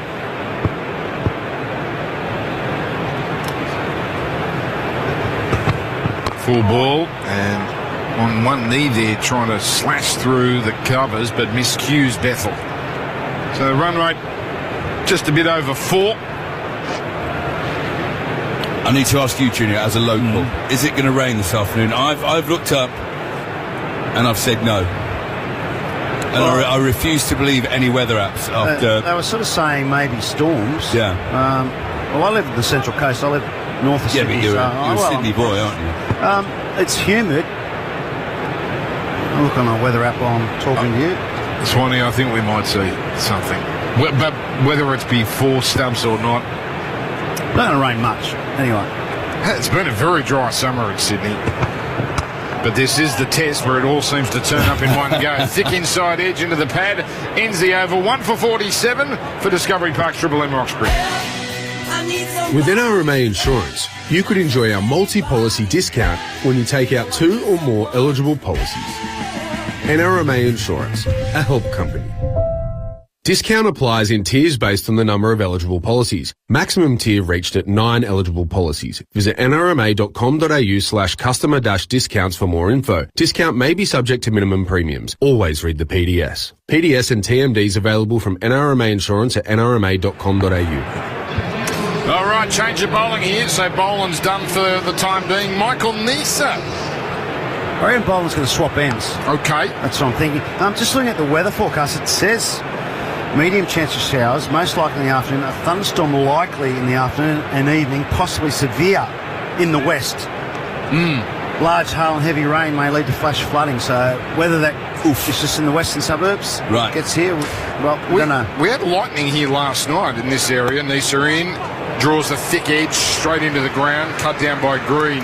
But there was I don't think there was much rain, sprinkling at worst. I mean, mind you, this weather, they bet each way every day, don't they? Well, the $96 million bomb. I honestly think if they're ever going to build a weather app, they should just ask county cricketers. Because I've never known anyone predict look at rain. The weather more predict rain better than county cricket players.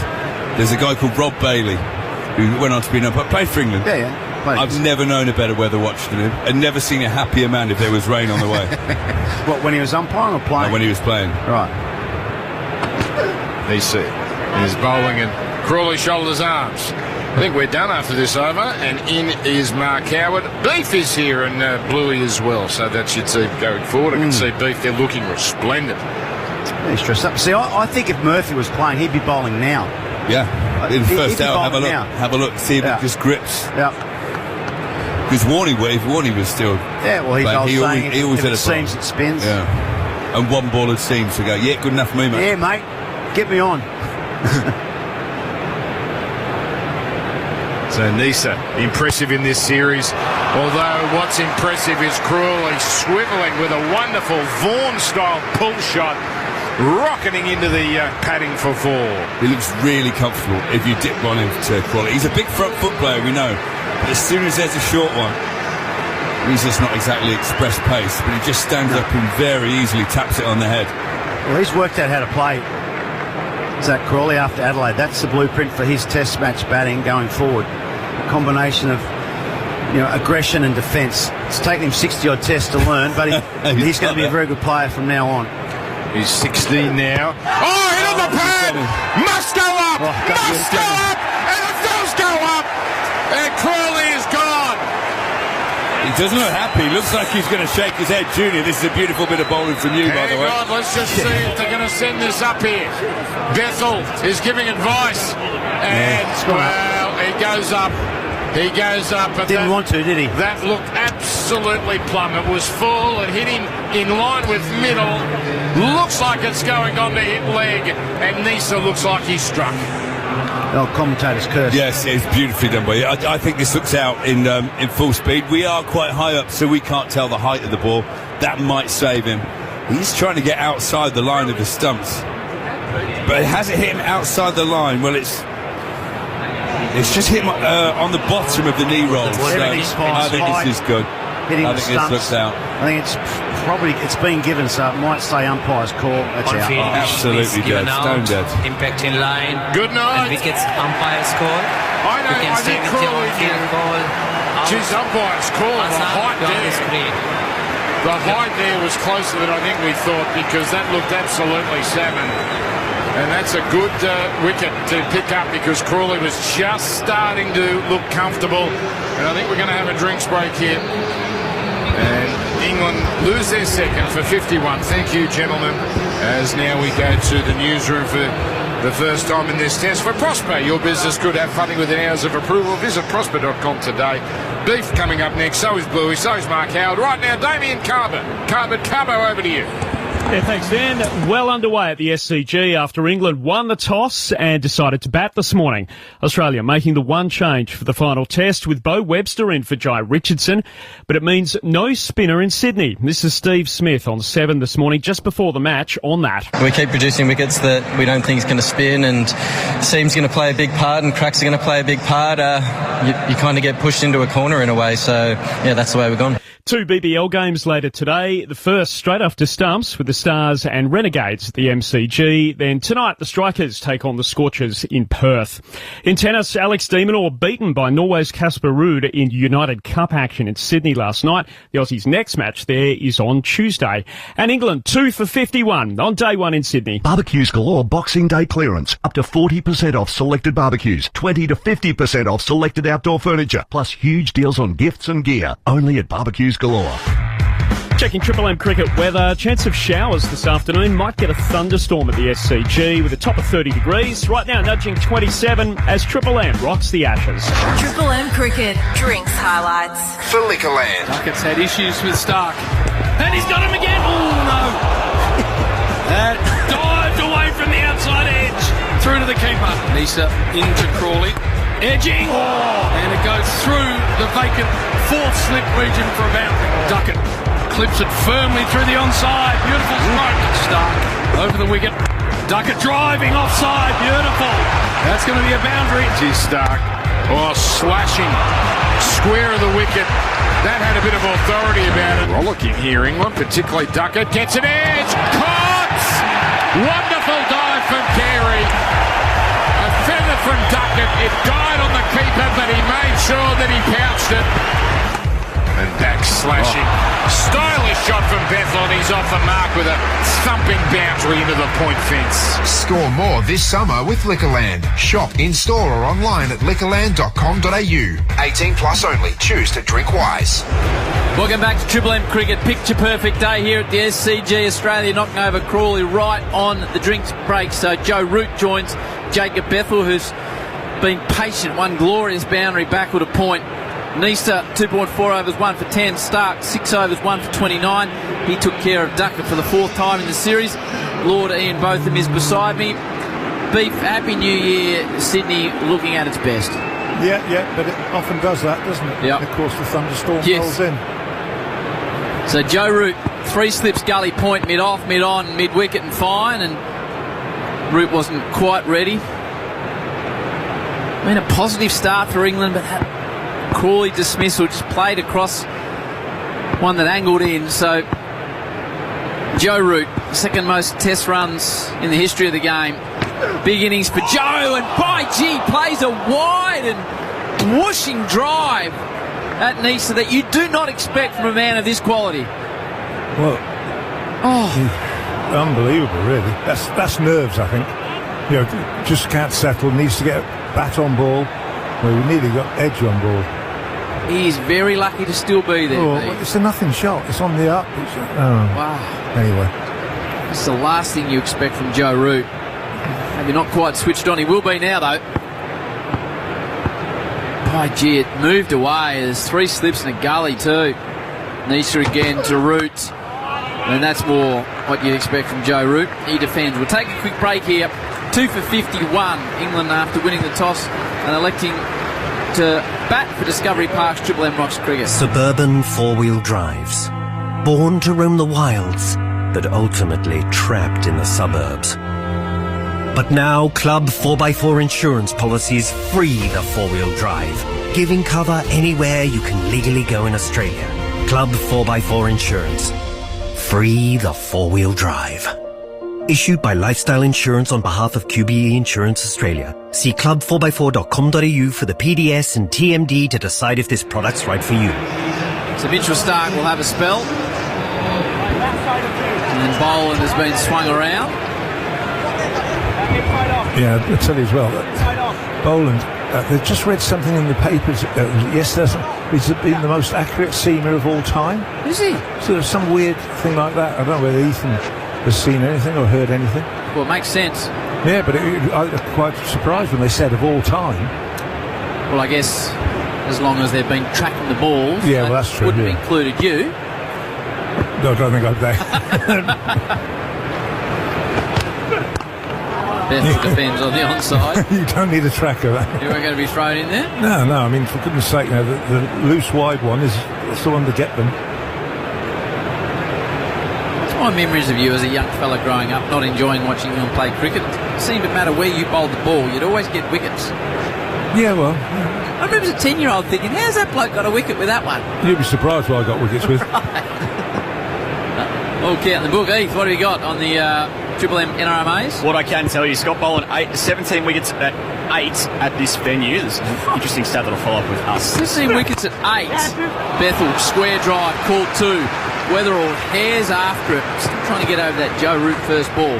They come back for a couple. Bethel moves to 6-2-53. Continue, East, baby. So NRMA insurance stats. Scott Boland, 17 wickets at 8.41 at this venue. Of all the cricketers ever who have taken 17 test wickets at a venue, the second best all time for Scott Boland. That's a list of 756 cricketers. Only Ernie Toshak, who played for Australia back in the 1940s, 20 wickets at 6.5 at the Gabba, is ahead of Scott Boland at the SCG. Remember, he took a 10 for here against India last year.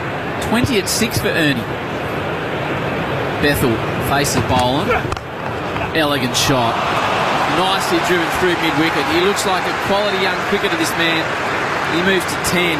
2 for 57. I thought he played well at the MCG, really well. And he probably a little unlucky that a yard either side, that would have been 4 then. Similar shot, but this one he kept down and on the onside. He's exciting. He really is, and he was telling us in the pre-game on Fox that born in Barbados and then came across to England to go to school. At the rugby school was his first educational venue, that's as fancy as it gets, isn't it, Beef? Yeah. Slight change of climate from Barbados to there, I would have thought. Boland, that's a better length from Boland. Bethel defence straight back down the field. To be honest with you, I don't think there's any similarities whatsoever between them. I would have thought not. No. Rugby. What part of England is the rugby school? I think it's in the Midlands. Okay, yes. I think Barbados to the Midlands. Not seeing any similarities at all. Climate, geography, food, golf courses. Nothing really. Street food. Yes. Which is as good as it gets in Barbados. Yes. Or just pops it back down the pitch. It just held up on him a little bit to Stark at mid-on. One to come in the over. Someone meant to be joining us, Beef, or not? I don't know. Who's on the roster here? Maybe they don't like Louis. it. Louis, you won't take him half an hour to get the stairs. Oh, limpy. One leg. Pretty even start, you think? 257? Pretty even? Yeah, I wouldn't say. Yeah. Not like the pitcher's doing anything. No, it swung a bit though. Yep. It swung.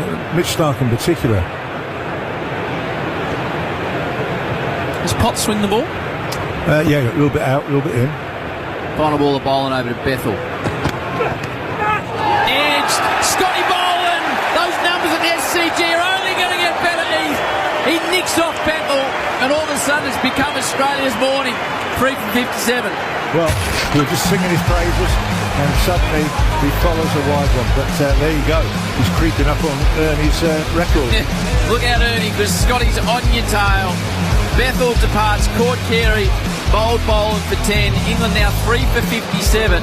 Discovery Parks, Triple M, Rocks Cricket. Take my new car, take my old car, take my home and office too. Simply phone us, instant tinting, and we'll keep them cool for you. What's the number? You know the number. Yeah, you've heard this one before. It's the same number, the instant tinting. 132 Jacko. Yeah, you've had a few, and the overconfident you is thinking, I'll drive home. Easy, just around the corner.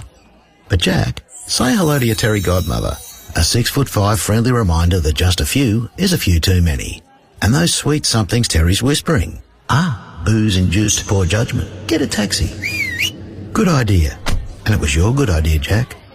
If you're drinking, don't drive. What's your plan B? A message from the New South Wales Government. For Discovery Parks, Triple M rocks the Ashes. England started pretty well, but wickets now beginning to fall. 1 for 35, 2 for 51, 3 for 57. Harry Brook, 232 runs for the series, joins Joe Root in the middle as Greg Blewett wanders into the box. Hello, Bluey. Happy New Year to you and good morning. Yeah, good morning, everyone. Happy New Year too to you, Beefy. Thank you very much. Sorry, I'm late too. They kept me in there. Right. Beef. I was on a stint with Channel 7. And You all brought a lot of this on yourself, didn't you? By wanting to play cricket at the age of 54. Well, I know. We're not going there, Beef. We're not going there at all. I just watched you walk round the before Did play. you? Yeah. How was the reception on the box to Joe Root's first ball? Joe Root. Just just a big cover drive. Wasn't it? Luckily for Joe Root, it was a play and miss, but Australia had just been able to just jag a couple, haven't they, after a good start from England? Nisa to Root. Nicely worked through mid-wicket by the champ. Stark sets off after it. And the call Roots goes around the Barmy Army. 3 for 59, Root's opening runs. Yeah, things were looking pretty good, weren't they? Absolutely. Ben Duckett then got I don't think Mitchell Stark was totally happy with the way he bowled this morning. His first over was beautiful. I had great shape away from the left-hander, and then I think he just didn't quite get it right, and he just didn't look happy, but then he got that one spot on, and Duckett nicked another one. He's got him out 4 or 5 times this series. Oh, Ben Duckett. Ben Duckett, yeah. Amazing, isn't it? So someone that short can reach that wider ball.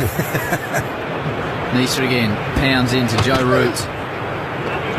Just a foot outside off stump. And then, Crawley does play across that front pad a lot.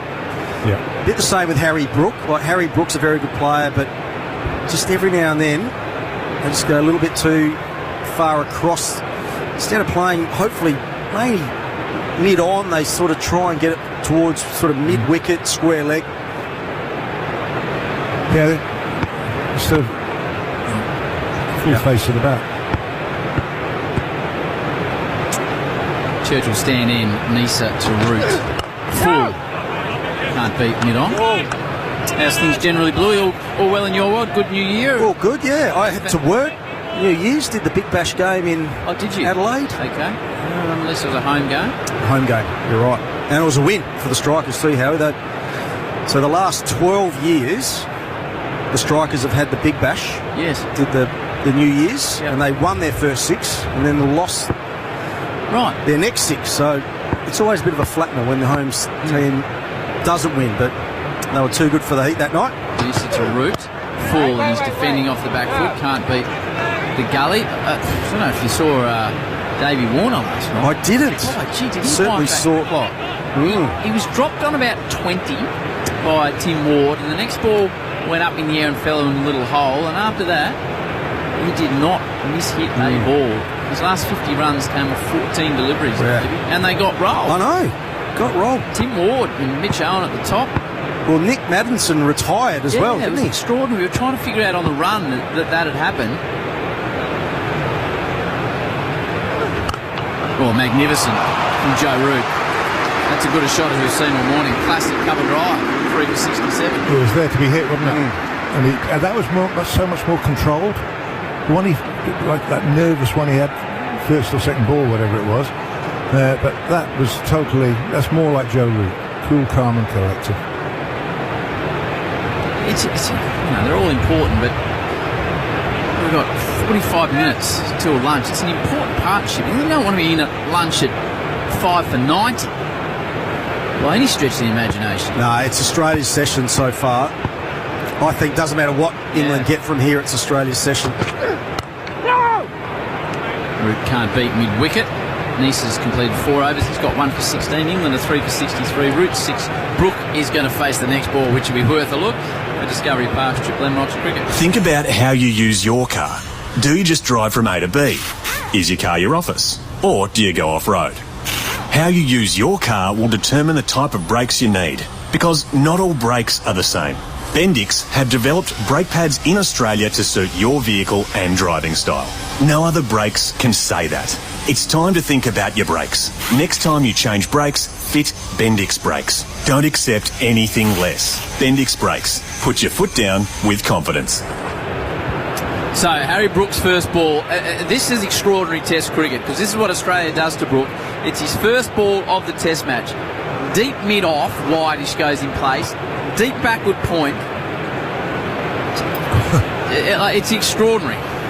But this is what they do as soon as he comes in, because they feel it's better to get Brook defending, because they reckon he's more susceptible to be dismissed if he's defending rather than attacking straight down the ground. Yeah, it's been pretty consistent from the Aussies all series, this field. To bowl to Brook. Anything could happen here. And he leaves it alone. And to be fair to Harry Brook, he's absorbed pressure really well, I think, throughout this series, and he's got off to very good starts. Like, often he gets to 30, 40, and then something happens after that. But that's the problem. You get to 30 or 40, if you were batting, you get to 30, 40, you think, well, hang on, I've got this now. Now it's down to me to play. He just seems to almost like a bit of a brainstorm every so often. You see one day how he can play. He's a good player. Having a good foot outside his crease. Oh, there it is. He spars at it, gets an inside edge that just missed the stumps. He's away, Brook, but only just. 3 for 64. But for the grace of God, Brook and Root could be back in these sheds. Well, that one there, he was driving on the up. It was a little bit similar to how he got out second innings in Perth, where he went at one hard and got caught behind, but on this occasion it just jagged back in and took the inside edge, but there was enough bat on it to get to fine leg. Bowling to Brook this summer, 3 for 56 in 95 balls. Only bowler to dismiss Harry multiple times. And it's good from Heath in the Triple M NRMA stats. NRMA Insurance helping Aussie cricket thrive from the grassroots to the Ashes. Well, the other thing about that too, Harry, is 56 runs off of 95 balls. He's normally going at least a run a ball. Probably against any other Australian bowler. 3 slips, gully point, mid-off, mid-on, mid-wicket, fine. Bowling to Root. Full inside edge. He's causing problems. We were talking about Nick Maddinson. So, Beef, you probably didn't see it last night because you were out at Sugarcane in Coogee. So there's about 2 overs to go, and he was on 20-odd. He was going at about 115. And he withdrew himself out of the game with Sams to come in next, and Sams came in waxing boundaries, went at 250.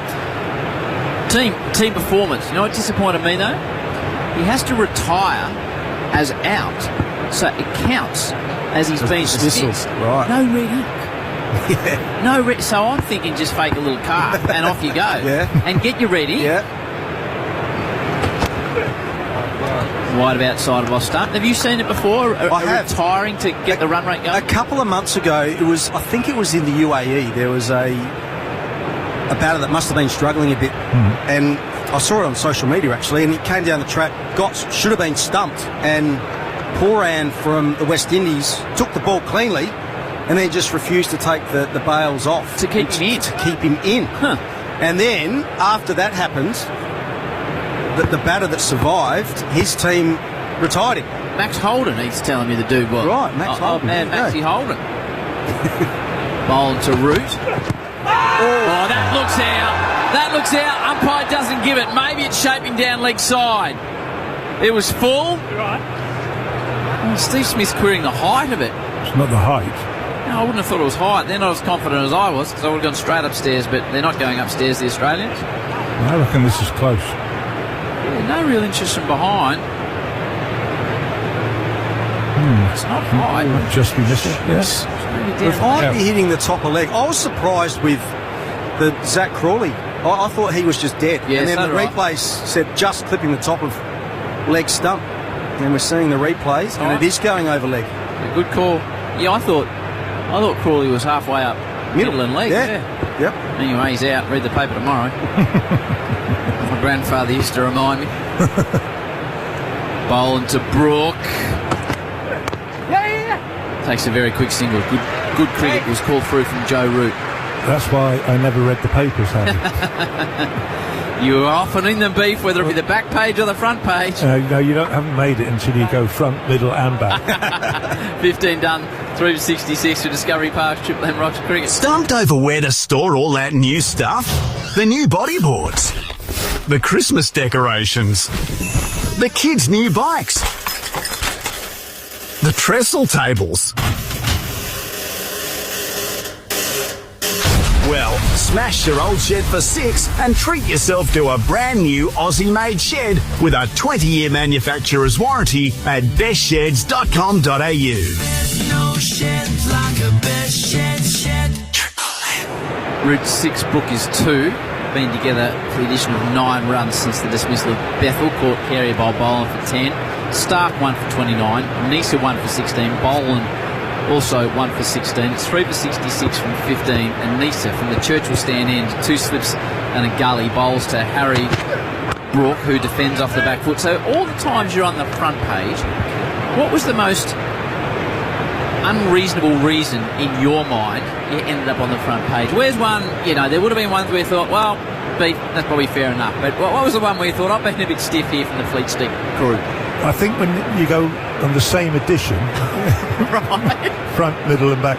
Front, middle and back. Oh, Same yeah, edition. yeah. I think the only other person to match that is Warney. Right. Well, he was on the front in the Playboy undies, wasn't he? But I'd like to make a point that Brook pushes his hands at cover, can't they got it horribly wrong, as I wasn't even in the country when it was meant to have happened. Right. But it still made good reading. Can we ask what was meant to have happened, or should we just move on? No, we'll just move on. Okay. Right. Let's. I think, yeah. Front, middle, and back. You been ever in front page on Motor Blue? No. I played with Warney. I played a game in London after the Undy incident, and I think it was a charity game. It was maybe a tsunami game at the Oval, and I said, Warney, how you going, mate? He's just like, he just had that look in his, just like, oh, it's not good. Nisa to Brook, pushes through the offside for a single. 3 for 67. The hotel where we're staying now, which has just changed names in Coogee. Probably 4 or 5 years ago, I was going in the car with Warney and Warney to the cricket, and I jumped in the car and Warney's like, have a look at this, mate, have a look at this, have a look at the King. And the Daily Mail had taken photos of the King drinking a Red Bull, having a fag, bending over on his balcony without a top on. Oh, yeah. It wasn't the most flattering. There was a bit of overhang. Yeah, there was. Warney's like, have a look at the King here, have a look at the King. Nisa to Root. He leaves one that's at stump height. Great mates, those two. Warney jumps in the car. He's like, a bit flat this morning, boys. What's wrong, King? Have you seen the photos in the paper? Me and Warney like, nope. He's like, what happened? He said, have a look at these, have a look at these. He says, I don't think it's my best angle. He's flicking through on the phone. What do you reckon? Warney's like, I reckon you're looking good, King. And Warney being Warney, yeah, it's actually not too bad. Bang. Moved on with his day. As only Shane could. Carey's coming up the stumps.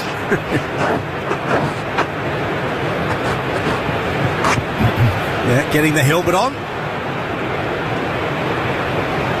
Not sure who's that running that out. Is that Todd Murphy or not? Maybe not. Is it Richo? Not sure. Anyway, the helmet's on. 3 slips. That was Joe Root apologising. He's a very polite man, Joe Root. I think Alex Carey was still getting set behind the stumps. You love that as a bowler. When someone just at the last minute, you're just about to load up. And you're looking now, watch.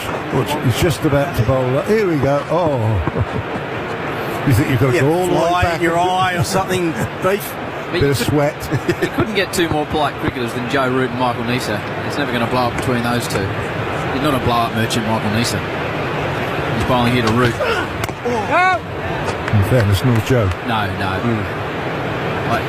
The dealings, Beefy, I've had with the whole England team, but probably Joe more than anyone. He's a lovely man, Joe Root. Lovely man. Well, in Spain, his parents and him have got a house about 150 yards from me in Desert Springs. In Spain? Yeah, so we play a bit of golf over there. Right.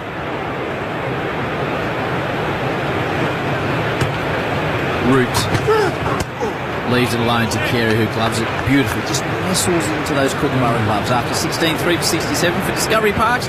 Triple M rocks cricket. Try being sad on a Sea-Doo. Well, wait. Yeah, you can't be sad on a Sea-Doo.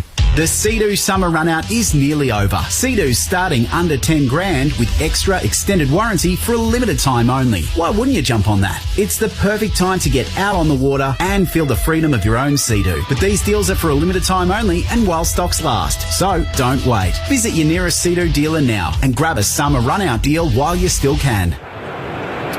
Boland started at the Churchill stand in, then he was swung around. He's bowled 5 overs, 1 for 16. knocked over Bethel, caught Carey the last week of the fall. That was 3 for 57. It's now 3 for 67. Root 6 and Brooks facing on 3. And he's defending straight back down the pitch. Scotty Boland strikes me as a bowler that doesn't lose his rag. He just gets on with the job, and he does it so well. I've never seen him talk to an opposition player. Yeah, there you go. Definitely not when he's bowling. Likes to just stay in his own little bubble. Absolutely. He's a quiet chap, isn't he? I was watching some highlights when we were getting ready of the Test match 4 years ago. And with the greatest respect, he was fit then, but he's a different shape now. He's a lot more lean through the face, Scotty Boland. Yes. He just looks powerful and fit. He's bowling here to Harry Brook. And it's a little inside edge, and again it scoots away from the stumps. He's 4, 3 for 68. Beef, you said you had a house where in Spain? It's called Desert Springs, which is down between Almeria and Murcia. So we're about 2 k's off the beach. Just a little villa, is it? Or it's a nice little pad, yeah. Okay. Yeah. How's your Spanish? Like, how do you go? 4 for 4. Okay. There you go. Limited. And how often do you slide down to Spain? We used to do about a month and a half down there. Beautiful. Yeah. It's a big thing, isn't it? And we're not there. The other members of the family or friends. Okay. Root defends confidently into the offside for a single, 3 for 69. What about you, Howie? You got any properties in other countries? No, I do not. No? I should have bought a block. My wife and I, the first holiday we went to Nicaragua, and we saw this block perched over the ocean, and it was about 50,000 US, and it was over this amazing surf break. It was quite technically involved to try and purchase a block of land in Nicaragua. And I always look back and think, well, I should have had that. How long ago was that? 15 years ago. Okay. Been through its ups and downs since Nicaragua. Boland to Brook. Leaves one lane outside. I should have pulled the trigger on that one. My daughter owns a restaurant in Vera, which is the little town next to it, and next to Desert Springs, and she is fluent Spanish. She's absolutely fluent. She sits down with the old washerwoman outside, chat away. One's thinking, scratch my head, and I'll go and have another beer. And do they know that you're a lord down there? I don't think it makes a lot of difference in Spain. They might actually begrudge some of the stuff that happened many years ago, and my head could be on a pole. That's a long time ago. Now we're going. Yeah, well, they bear grudges. No, I love it down there. I like it, like the culture. Boland to Brook. Takes on the pull shot. Top edges it. Geez, playing a risky game. Gets to the rope. Over the slips for 4. Brook moves to 8. 3 for 73. We've got to change. But have you got an international property? No. Trying to think of other players, other international players. Do I know Michael Atherton had a place in Barbados? Yeah, he still has, as far as I know. Still got it? Well, his wife came from Guyana. What's that? His wife came from Guyana. Right. Smithy's got one in New York, hasn't he? Yes. International property. It's got a certain cachet to it, hasn't it? Anyway, changing commentary coming up next. Who's next? Jack Everin, Merv Hughes and Brad Haddon. Definitely none of those blokes have got international properties. Brook guides it away through the gully. It's aggressive running. They come back for 2. Just starting to settle in after a nervous start. Harry Brook up to 17, England 3 for 75. Well done, lads, for Discovery Park's Triple M Rocks Cricket. Got in! The great Ian Botham, he's gone for a golden duck. You're joking, Merv. Everyone knows you can't get out first ball in backyard cricket. Sorry, Beefy. Is that not in the spirit of backyard cricket? It could be, if you shout lunch. Now you're talking about something we can both agree on. It's got to be Macca's in the lunch break this summer. Don't you mean Mackie D's? Don't start. Ba-da-ba-ba-ba. The first test of the new year, and Australia have made a very, very good start after losing the toss. England electing to bat first here at the sold-out Sydney Cricket Ground. A change from the Randwick end. We're going to see Cam Green for the first time in this innings. Brad Haddon is here. Bradley, hello. Hello, Jack. Hello, everyone. We're also going to see someone else for the first time this innings. Hello, Mervyn. Hello, Brad. How are you? Very well, thank you. Good you to see going well? Very well. What about your lies this morning? Lies. Untruths. Green in, starts to root. Pushes back to the bowler, no run. Where were the lies from? Yeah, just you not knowing what the hell was going on. Like any wicketkeeper, just gobbing off for the sake of gobbing off. You missed your call time. No, I didn't. Yes, you did. Yes, you did. Only by a little bit. Only by 15 minutes. That makes it right then. So, AFL footy, who do you follow? Swans. Oh, we'll be talking about that soon. When he says he missed his call time, he actually missed the entire pre-game show. Nothing to miss. You were on it. 3 for 75. Short. Root doesn't time that. Attempted pull.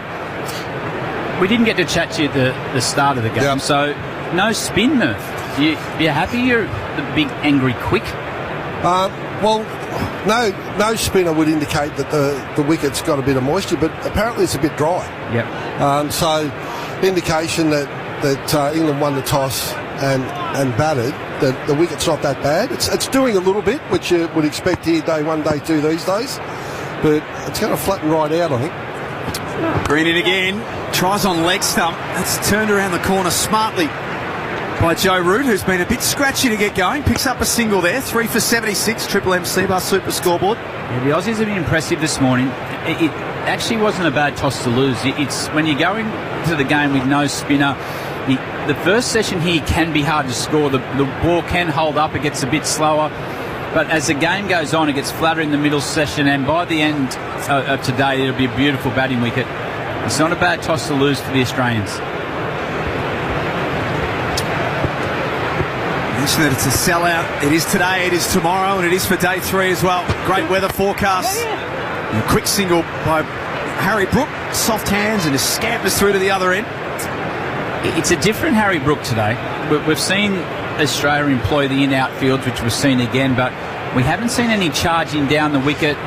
We haven't seen him trying to get the bowlers off their length, which indicates to me he thinks this is a really, really good surface if he can just get through this period to the lunch break. What do you think about his hooking and pulling from 2 foot outside off stump, though? Oh, that's just natural. Just got to play your natural game, don't you? Go with your instinct. He's teased us in the series. Today might be his day. He's got Green coming at Root. Dabs at the point. Dot ball. I reckon that's a really good way to look at how Harry Brook's season has been, because you're right, he has teased us. He was ranked #1 batsman in the world. He came out here as an entertainer, but he just hasn't been able to deal with the extra bounce and that added pressure of having 3-4 Australian bowlers attacking him the whole time. We've had really good plans. A lot of starts, isn't there, Hads? 52 in Perth, 31 in the first innings in Brisbane, 45 and 30 in Adelaide, 41 at the MCG. Last ball of this over is pushed by Root to mid-on. We've got a special guest joining us after this for Discovery Parks. It's 3 for 77. Triple M rocks cricket. Love how you live in the new 2.2 litre Isuzu MU-X LST, starting from just $69,990 drive away. The 2.2 litre engine delivers greater fuel efficiency, a smooth 8-speed transmission, and 3.5-tonne towing across the entire MU-X range. And with a spacious 7-seat capacity, it's the perfect blend of strength and style. Test drive at your local Isuzu Ute dealer. Terms and conditions apply. Day 1 of the 5th Test. England are 3 for 77. Harry Brook is 11. Joe Root is 8. Scott Boland operating from the Paddington end. 6 overs. 1 for 24 for Discovery Parks. Merv Hughes, Brad Haddon, Jack Heverin. Special guest about to join us as Boland's first ball draws an inside edge. Now, Jackie, you reckon that wicketkeeper's a little bit chatty. What about this bloke? He would be a great wicketkeeper. He would be a menace in the slip sport. Imagine after a play and a miss, imagine what Sydney Swans superstar Tom Papley would have to say to the batsman. Paps, welcome. Boys, good to be here. I had a little keeper and fielded the slips when I was a bit younger, and yeah, you're probably right. Doesn't surprise me. You should have the gloves on. You've got that perfect personality. And all it is, Jack, is helping the opposition. We're all about expanding the game. Harry Brook on strike, Boland full. Brook picks out mid-on, top ball. I don't know if you listened to us with your teammate on earlier in the summer, Chad Warner. He was great entertainment. Yeah, well, I got a message from the Swans guys, the media guys. Now, just watch when you go to Triple M. It's like you're in your lounge room. You've got to be careful of swearing. And I've been on here a few times, especially with JV and Bill. And you've got to catch yourself a bit. But yeah, that's my number one rule: no swearing. So that's it. 2 slips in a gully, 3 for 77. In comes Bowl, and that's a tight lead from Brook. He got so comfortable, Chad Warner, perhaps, that he was just dropping them left and right like he was at a front bar somewhere. And then it was only after about the second or third F-bomb that he goes, oh shit, sorry. So it wasn't once, it was a couple. Yeah. But we also signed him for 3 years. Yeah. Yep. That's good. He's done himself well. How's your summer been? Yeah, it's been good. Well, footy-wise, we had 3 weeks before Christmas. Obviously had Kerno there and a couple of new coaches, which was good, and we go back to the 8th, so looking forward to that. 4th ball of the over. Again, a tight lead from Brook as Boland hones in on off stump. So it's an interesting one. You have a couple of weeks off over Christmas and New Year, but it's not really a couple of weeks off, is it? You'd still be training your clack off. Yeah, we have a couple of weeks, but you train in the morning, then you get on the beers after that. Oh, giddy up. You got your program you got to do, and it's Christmas time. You got to tuck in. You got to celebrate, yeah. Yeah, train hard, play hard, Merv. Good attitude. Yeah, you're a wicket keeper. Could be a fast bowler. Does the first half still apply to you, Merv? Like train hard, play hard? No. No. Boland honing in on Harry Brook. Good batting. Gets one on his hip and scampers through for 1, 3 for 78. Young, fit and enthusiastic. Wait till you get old, fat and lack enthusiasm, and then you just worry about the aftermath. Train hard doesn't come into it. There's good life advice, perhaps. But see, in every squad, so every cricketer thinks he can play one of the football codes. What about you boys? Is there any cricketers in your group? Yeah, we've got a few. We at our facility now, we've obviously got an amazing facility. We play a bit of cricket before we go out and train. There's a fair few there after this one. So the cordon loaded up here. 3 slips, gully in a catching position as well, which means there's a gap through cover. And this time Joe Root times it much better. Didn't try and hit it too hard, just places it. And picks up a couple to finish off the over. 3 for 80. Triple M Seabus Super scoreboard. Seabus Super making hard work pay off. Tom Patley, our special guest. Yeah, we've got a few. We always talk about the 11, who's in our 11 and stuff. Harry Cunningham's very good. Just a nice little medium pacer, but he's probably about Jai Richardson's height, but he just skids him along. Jai Sarong, actually. Yes. He's actually from Longwarry down my way. I actually played cricket against his uncle, old man even. He come in and he's flogging him the other day. But there's a fair few. I've seen. We're always talking about we should get a T20 team like the Crows boys. So I don't know if Cox will allow that, but yeah, it's always good fun. The cricket in the change rooms. I'm tipping if Callum Mills wanted to play, he wouldn't be allowed to play because he can get injured doing anything. Oh, mate. Well, Callum Mills, he'd be the worst. He couldn't hit a beach ball or bowl. He's actually shocking. He'd be good in the slips, though. Be good in the slips. 3 for 80. And how the Swans looking? Yeah, looking good, as everyone is this time of year. But fittest you've ever been training harder than anyone? Flying, mate. Flying. Cam Green starting his second over. Full. Brook times it to cover. I mean, the addition of Charlie Curnow, that's monstrous. Yeah, massive. It's big. Obviously, I was very close with the 2 boys that left, Will and Ollie, but yeah, to get a bloke like Charlie, I think he's probably the best or one of the best forwards in the comp. In your team, you always get excited about that. Obviously, played with Bud all my career before him, and they sort of have the same presence, the same strut about them, and it's good to have back. But we've still also got another good key forwards in Joel Amartey as well, and Hayden McLean, Logan McDonald even, so it's tough to get a game down the key forwards. How's he slotted in? Yeah, good. He's I didn't quite know what he'd be like. He's a bit of a footy nuffy, and then I didn't really think he'd be like that. No. He's also off with the fairies and stuff like that. He has a good laugh, but he's good value. So what you're saying, he's going to fit in beautifully. Yeah, easy. What? He will. That's a wrap for the club. The Sydney Swans have had a history of exciting key forwards at this club. You go back to Plugger and then Barry Hall and then Bud. I think Charlie Curnow is going to fit in perfectly under lights here at the SCG. 3 for 80. Green once more, and Brook lets that one pass. Now, Ethan Meldrum, Triple M NRMA Insurance Stats. It's always custom when we have a special guest in the box that we go back through My Cricket and get their playing stats? Yeah, Tom Papley's just raised his eyebrows, man. I think he knows what I'm about to bring up because it's pretty comprehensive. For the Bunyip Cricket Club, over 4,000 runs, averaging 29. Top score 106, 17 fours, 3 sixes against Western Park. That was a good knock. 68 wickets at 16 and 32 catches with the gloves, 13 stumpings, Bradley. So real proper all-rounder is our man Tom Papley. And 15 send-offs. Bat, ball and gloves. How good's that? Green once more to Harry Brook. Off the back foot, just dabs it through point for a single. 3 for 81. The ton was... I claimed it, but... it was probably... it was in A grade, but it was probably the size of the inner field. In a ring, yeah. Yeah, but tons a ton. Doesn't say that on the scorecard, Tommy. It's like playing in New Zealand. Yeah. They used to, all the Kiwis used to think they could bat, so they come out here and played on the bigger end. Even with the English guys, the tail enders getting caught on the boundary. At home, they're hitting at 10 rows. 10 rows back here, it's 10 metres inside the boundary. Joe Root is 10. Drives strongly to mid-off. Ball left in the over. I tell you what, though, Jack, I like this part of the game here. We haven't seen Cameron Green a lot bowling, and I think if you look through what he's done this series, I think the more he bowls, the better it'll be for his batting. I think we've got to find a way to get him into the game more. He's a special talent. He's delivering the ball from a great height, so I like what Steve Smith's doing here, getting him into the game nice and early. And good pace too. Yeah. Last one through just under 140 kilometres an hour.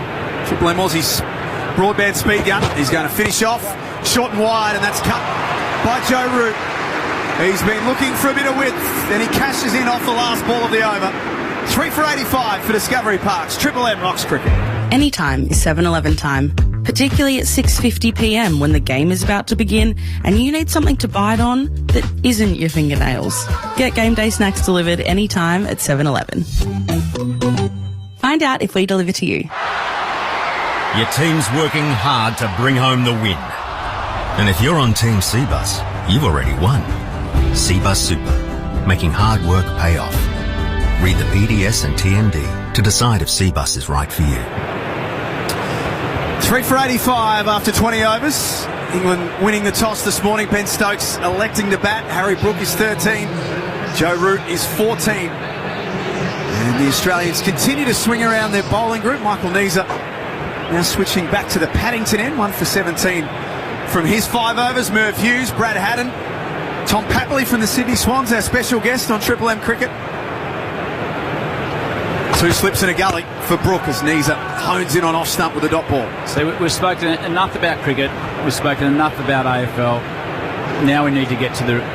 You've got some runners with the Magic Millions coming up. This is your true love. Yeah, this is your... I love all sports, but horse racing is number one.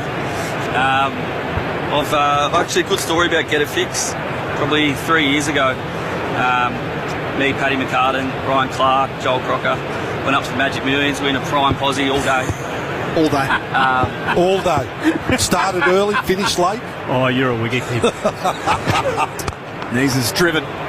And single. We were, you know, it is on the finish line, free beers and food all day. We finished the day and then stroll over to the sales run on the host of the races this year, and so we stroll in, and I know Tommy Charlton and John O'Shea, so we sat on their table, and anyway, this is at night, and the races start at like 12 o'clock, so we've had a fair few, and anyway, it goes around, and Tommy Charlton taps me on the leg and goes, "Tommy, we want this horse," and I go, "Yeah, what, you want me to do it?" Anyway, 3 for 86. Carey up to the stumps. Neser bowls middle and leg, no run. And he goes, "Yeah, you're putting your hand up." I go, "All right, I'll do it." Anyway, he goes, just wait. I'm looking around, I'm going, is this horse got 3 legs? No one's putting their hand up. Anyway, it's $100,000 they're trying to sell it for, and Tommy goes, "Yep, just put it up casually." So I'll put it up a little sheepishly. Anyway, $100,000, no one else bid on it. So we're like, we've got the horse, I don't have it all. Neser to Root, full. Root jams it out, 3 for 86. I've only got a little bit of it, and so do the boys, but anyway, we've got this horse, we're like, oh geez, we've got to get in it. anyway, we get into it. Wins first start as a 2-year-old at Kensington. Like, geez, we're on. It's a colt. Then it got a bit cold here, cut its nuts off. Anyway, long story short, going to the Magic Millions. Actually, last year it was going to be about $10 chance in the 3-year-old guineas. Got sick the week before, couldn't run. So this year, Magic Millions Cup, 1,400 metres, should be close to favourite. And I'm trying to get up there, trying to convince Coxie, but I don't like my chances. 2 slips of Gully, catching point as well, back of a length. Root takes on point, who was deep, so a single there, 3 for 87, he moves to 15. So surely Coxie's a racing man, surely he's got to understand the importance of it all. He actually is a big racing man, so I could be a chance. Depend on training, I suppose. But does he listen to Triple M? Give the boy the time off. well, maybe it's a good bonding session as well to take everyone up there. Yeah. Well, imagine if he wins. Well, you forfeit the first month.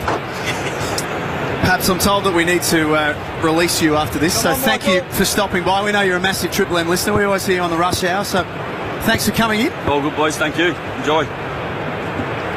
Last ball of the over. Oh, yes. And defended by Harry Brook. 3 for 87 for Discovery Parks. Triple M rocks cricket. Shh. Can you hear that? That's the sound of superior technology. With over 25 years of innovation, Mitsubishi Heavy Industries excels in engineering air conditioning tailored to Australian conditions. You won't see it or hear it, but you'll feel the difference. Whisper quiet, efficient performance for your home or office. Experience the sound of superior technology. Put your trust in Mitsubishi Heavy Industries, the experts in air. Couldn't ask for a better day weather-wise for day one. Forecast top of 30 degrees today in Sydney, barely a cloud in the sky. And it's been a good first session for Australia. 3 wickets. You couldn't ask for a better guest either, just quietly. As Cameron Green begins a new over to Root, dabs that to Gully. He was great, Tom Petley. Good value, wasn't he? Massive Triple M listener. Yeah, he is that. And I listen to him a lot. 90s football stuff. He's very, very good tipster. Yeah. Very good. He's natural. Yeah. Very relaxed. Just a little bit of shame we ran out of time. I was going to get onto the 2016 grand final. That's lucky we ran out of time. Sure, that would have been well received, Murph. And plus I was a little bit scared too. Root. Dabbing wide. Not sure if Weatherall got a hand of that at point. Either way, it races down to the rope for 4. Joe Root starting to get going now. He's 19, England 3 for 91. The Aussies won't be disappointed with that shot. Joe Root there just laid back, let the pace of the ball do the work. But the previous ball, where we're seeing Joe Root get in a lot of trouble, he's opened the face and trying to use third man to the best of his ability. But what we've seen is a lot of balls in Australia nicked there, carried a first and second slip. So the Aussies won't be disappointed that he's still looking to play that shot down to third man. It brings Alex Carey and slips into play.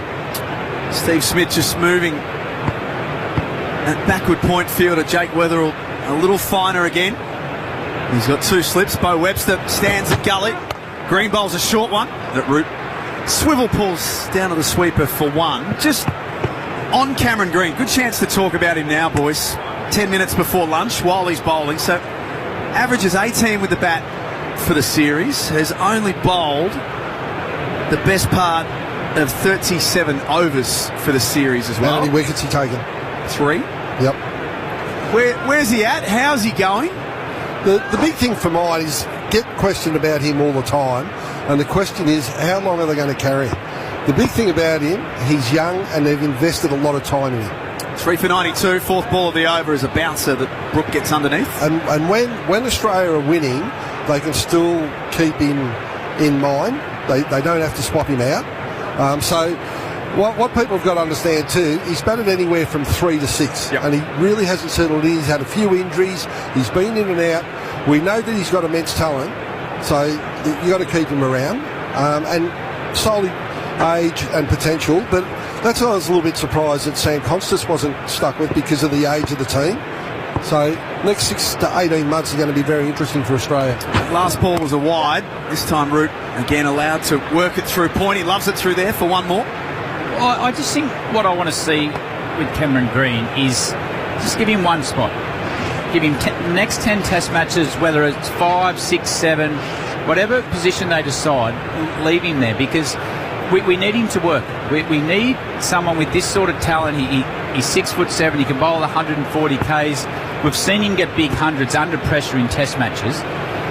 So we need to give him a clear role. You've got Steve Smith, Marnus at 3 and 4. We don't know what's going to happen with Travis Head, whether he goes back to 5 or stays at the top. I would just like to give him a role and let's stick with him for an extended period of time and then make a decision after that. He's played near 40 tests now, so we need to start seeing some results, but give him an opportunity in the position for the next 10 test matches. And that big time waste between balls here because the umpires were just checking the ball out, had a bit of a scuff mark on it, so gave you enough time to have a chat there, Hads, which is good. 3 for 94. Drives to mid-off. A bit of a misfield by Stark, but no run off Joe Root. I guess the other thing Mervyn Hads that it probably shows, and it's more of an appreciation for the likes of Botham, Flintoff, Callis, Akram, just to name a few. Being an all-rounder in Test cricket must be a bloody hard gig. It is, because you obviously got to work on all the aspects, batting, bowling and the fielding. Obviously, he's quality in the field. And like Had said, they've got to find a spot for him. And if they're moving forward with him, he's got to be batting in the top 6 for mine. Final ball of this over for Green. Driven up-ish. Wide of cover. He's just giving Australia a look at things, Joe Root. He's far from settled. Bit of a risky shot, wasn't it? 2 more to finish off the over. 3 for 96. Lunch coming up in 7 minutes, and when it comes to your retirement, you'd rather get there feeling like you've hit a double 100 rather than trudging off with a duck. I know I would. With strong returns, competitive fees, and a commitment to putting members' interests first, Cbus Super has been on a good wicket for decades. In life, we've all got limited overs, so make the most of yours. Visit cbussuper.com.au, read the PDS and TMD to decide if Cbus Super is right for you. Michael Neeser to continue. So just staying with Cam Green, if you both agree that he should have one role and he stick with it, what is that? Where is his best batting position as we look forward to a new year? At the moment, I feel he's at 6 and 7, and allow him some time. 6 and 7, yeah. Don't start that crap on here. I don't even know what it means. No, neither do I, really. My kids say it all the time. Yeah. They're like, I just see it on, Dad, 6, I see it 7. on TV. Just does my head in. Now there's the what's the other? The kids apparently now say 6, 7, 41. Where's 41 come from? But you can use 6, 7. Oh, what would you like for dinner? 6, 7. You got to go have a bath and reach. Gee, haven't we gone 7. off track here? I don't know what it means. Haven't we gone off track here? Seriously? Talking about Cameron Green, now we're talking about 41s and what's for dinner. Don't go any higher than 41. Down the leg side, Carey got a glove on it. And going back through for a bye to Cameron Green, I'd like to see him at number 6 or number 7 and just leave him there for some time, because in the next couple of years, we've just seen Aussie retire now. Steve Smith might have 12, 18 months, 24 months, and then we're going to need someone to come up to 4 and 5, and if he's playing well there, and we've done it for many a year, Merv, it's a natural progression to move up the order. Then you might find a Cooper Connolly or someone comes in that middle order at 6 and 7. But you just give him a role, let him feel comfortable in that, and we'll naturally see the progression in his game. You're just taking the piss now, are you? I don't know what it means. He's another top ball by Neeser, 1 for 19. Kids won't talk to me when I get home, because I don't know what that means. But Cooper Connolly's a great call. So he's a very rare talent. And in sides like here, it could have been him or a Glenn Maxwell that plays in that all-rounder spot.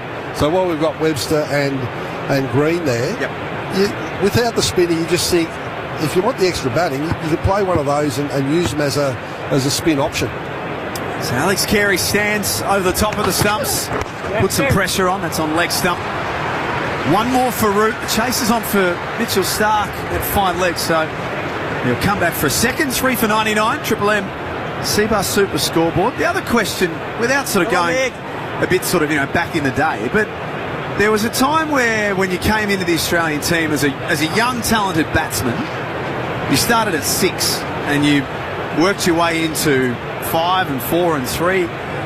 Do we not do that anymore? Have we gone away? You've been a selector, Merv. Have we gone away from that these days? I think it depends on who's in the side, doesn't it? So with Smith and Labuschagne up the top, and there's been... That's off the thigh pad, no run. There's been Warner and Kawaja for such a long time. That top four stable, so Green comes in, Travis Head at 5, and he is just a lock there. So there's only that one spot, really. And when guys go out injured, it's been Green that's been shifted up, where I think we should have just sort of stuck with him. I'd like to see him batting at 6, and ideally, I reckon down the track he's a number 4. I like this move here from Alex Carey. He's gone back now, and what that does is just changes Joe Root's setup. He's come out of his crease now. Final ball of this over. Draws an outside edge. Pads was all over it, and it very nearly resulted in an Australian wicket. It squirts through the cordon for 2. And that's the 100 up for England. 23 overs it's taken. They are 3 for 101 for Discovery Park's Triple M Rocks Cricket. Anytime is 7-Eleven time, particularly at 6:50 p.m. when the game is about to begin and you need something to bite on that isn't your fingernails. Get game day snacks delivered anytime at 7-Eleven. Find out if we deliver to you. Your team's working hard to bring home the win. And if you're on Team Cbus, you've already won. Cbus Super, making hard work pay off. Read the PDS and TMD to decide if Cbus is right for you. This should be the last over before lunch. England's 3 for 101. Joe Root is 26. Harry Brook 15. As the clock just ticks past 28 minutes past 12. Tea in 2 minutes. Cam Green operating from the Randwick end concedes a single through point off the first ball of the over. As a fast bowler, Merv, you just see that shot there, back of the length. He's opened the face, Harry Brook, laid off down to deep point. You got 2 slips of gully. You're not disappointed in that. That's exactly what you're trying to get the batsman to do. The length was a bit off. He was a little bit short. He was allowed to play that off the back foot and control it. But if Green gets that length right, that on the front foot, a little bit of bounce. An extra bounce and maybe a little bit of leg cut. Yep. It's all there. It's all there. So Root just giving him the opportunity, isn't he? He's a big, tall man. Green, he bounds in and Root opens the face.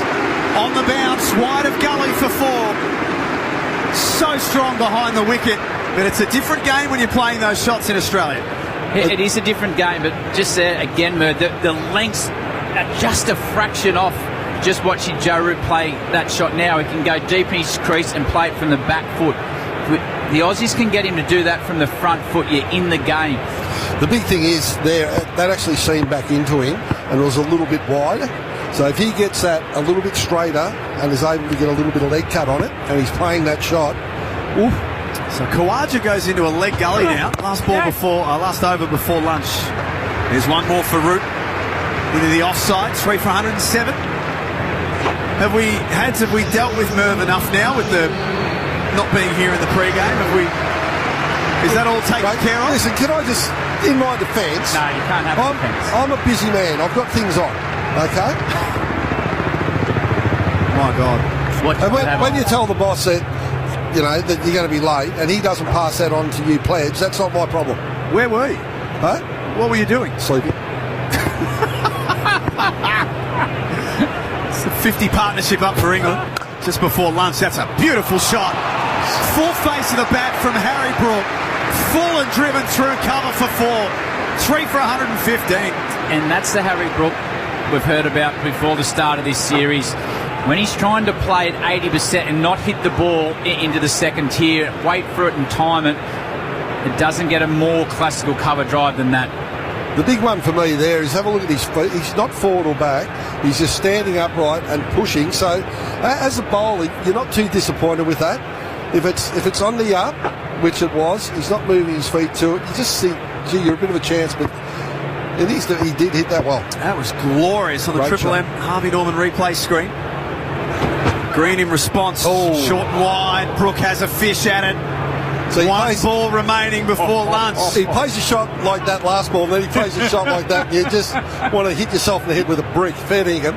But getting back to this morning, I had a few things on. I wasn't in bed asleep. I had Channel 9. I had a cook-off. So we had the Barbie Army cook-off. I was against an English chef, and the big thing about it, like the England summer this year, he was over-prepared. So just keep it basic. Prawn, salmon, on the barbecue, bang, easy. He brought salad and stuff. Oh, it's stupid.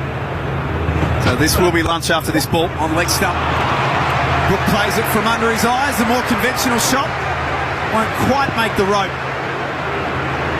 And he'll turn the corner and come back for 3. So this game evenly poised at lunch on day 1. England won the toss, decided to have a bat first, and they go into lunch 3 for 114. Yeah, I think both teams will be happy there, the Australians, to get those 3 big wickets. But the way Joe Root and Harry Brook, they've got a 57-run partnership and nearly had a run a ball. They've controlled the tempo of the remaining of that session.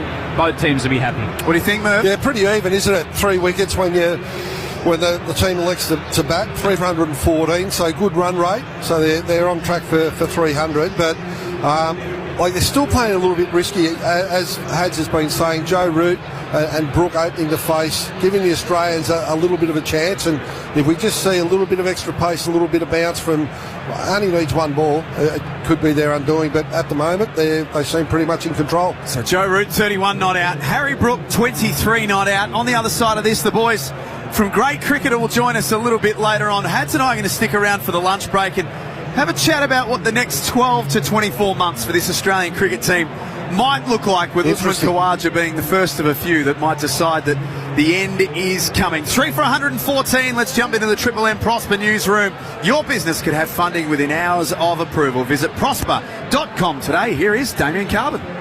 Yeah, thanks, Jack. A history-making decision in the 5th and final Ashes test. Australia opting to go into an SCG test with no spinner. Triple M's Mark Taylor not that impressed. I think you've got to go back to the 19th century for the last time Australia didn't play a spinner here at the SCG. So that does show you a changing of the guard, a sign of the times, which, being honest, I don't particularly like. Just the one change for the Aussies. Bo Webster in for Jai Richardson, with England losing 3 wickets in the first session. More cricket coming tonight. There's 2 BBL matches, Stars and Renegades at the MCG. That's straight after stumps. Then it's the Strikers taking on the Scorchers in Perth. In tennis, the Brisbane International just getting underway with Ajla Tomljanovic in action. And England 3 for 114 at lunch on day 1 in Sydney. Absolutely everything is on sale at Freedom. Save between 20 to 60% off every sofa, including modular, recliner, fabric and leather. It's their biggest sale ever, only at Freedom. Check your Triple M cricket weather. Chance of showers and a thunderstorm later this hour at the SCG. Top of 30 degrees. Right now it's 27 as Triple M rocks the Ashes. That session for Cbus Super, making hard work pay off. How's that? Triple M rocks the Ashes. The mighty Victor mower is coming home. Search Victor online to find your nearest retailer. Triple M Sydney traffic. Amart's Boxing Day sale ends today. Save 20 to 60% off absolutely everything store-wide, including lounges, bedroom and more. Hurry into Amart. T's and C's apply. Cricket on today at the SCG. Look out for delays on Moore Park Road, Anzac Parade and the Eastern Distributor. St Clair to Erskine Park, roadworks on Mamre Road. That's both ways between the M4 and Erskine Park Road. Every minute of every day, a child is admitted to hospital. Help make it a happier place with a $30 donation to the Starlight Foundation every month. Donate today at starlight.org.au. Sydney deserves a Triple M summer of good times and greatest hits. Only on 104.9 Triple M. At Bunnings Trade, if you're on the tools over the holiday period, so are we. Our stores are open early till late and on the weekends to help you get the job done. Head in store or contact the Trade Assist team on 134 872. Bunnings Trade, helping business is our trade. Honda Runout is out now. Enjoy a $3,000 price reduction across the 25-built Honda ZRV and CRV hybrid range while stocks last. For T's and C's, visit honda.com.au. Honda Australia Pty Limited, LMCT 4136, MD 28946 6118, MD 085225. The Book of Mormon New Year's sale is on now. The laughs are already big at the Capitol Theater. Now the savings are even bigger. Grab our biggest ever savings at thebookofmormonmusical.com.au. Hurry, sale ends noon this Sunday. Terms and conditions apply. Anytime is 7-Eleven time, particularly at 6:50 p.m. when the game is about to begin and you need something to bite on that isn't your fingernails. Get game day snacks delivered anytime at 7-Eleven. Find out if we deliver to you. Jacko. Yeah, you've had a few, and the overconfident you is thinking, I'll drive home. Easy, just around the corner. But Jack, say hello to your Terry godmother. A 6'5" friendly reminder that just a few is a few too many. And those sweet somethings Terry's whispering. Booze-induced poor judgment. Get a taxi. Good idea. And it was your good idea, Jack. If you're drinking, don't drive. What's your plan B? A message from the New South Wales Government. G'day, it's Justin Langer here. As a batsman, I was always focused on my sight, but I learned the hard way the importance of hearing health. That's why I'm teaming up with the not-for-profit Lions Hearing Clinics to encourage you to check 1, 2. 1, book a hearing assessment with the Lions Hearing Clinic. And 2, receive an analysis from experts, not salespeople, so you get the care you deserve. Lions Hearing Clinics, part of Ear Science Institute Australia. Search Lions Hearing.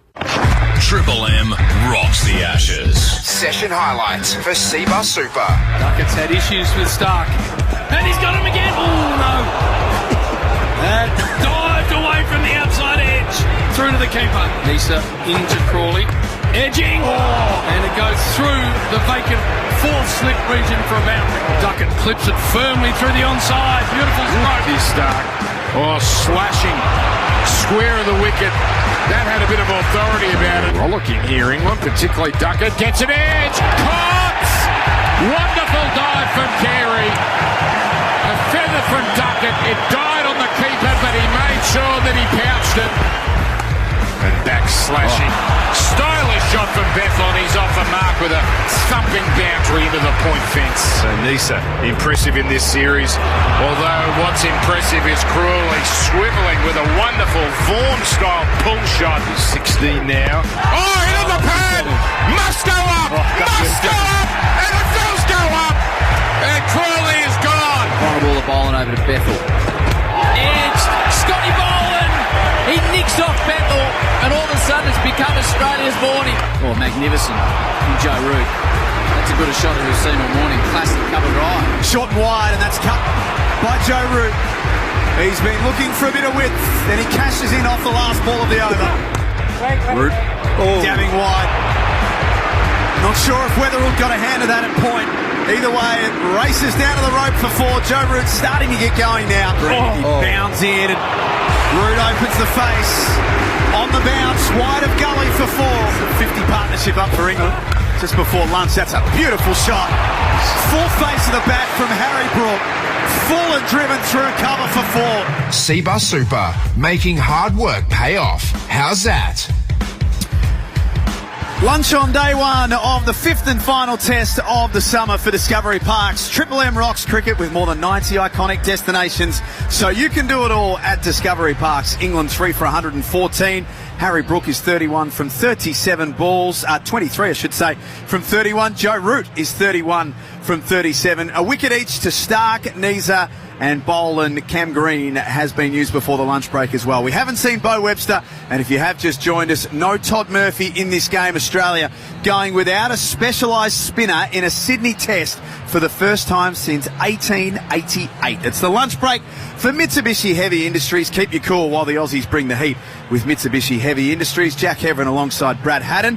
How would he sum up the first portion of this day's play? It was a good day's Test cricket so far. I thought Australia were really good and really disciplined with the new ball. They got the results they were after. They attacked the stumps. They realised this was a different surface to what they've been playing on. They had to keep the stumps in play, keep the ball nice and full, and they got the reward. And then we seen a bit of class. We seen a bit of class from Joe Root. We know he's standing in the game, but what we did see was a different Brook. He wasn't charging down the wicket. He wasn't trying to move the game somewhere where it didn't need to go. I tell you what he did, and this sounds really simple. He hit the ball where the ball should go. If he got a ball full outside his eye line, he hit the ball through covers with good shape, hit it through the leg side where the ball needed to be hit. He didn't try to overplay his hand, and that's when Brook looks at his most dangerous.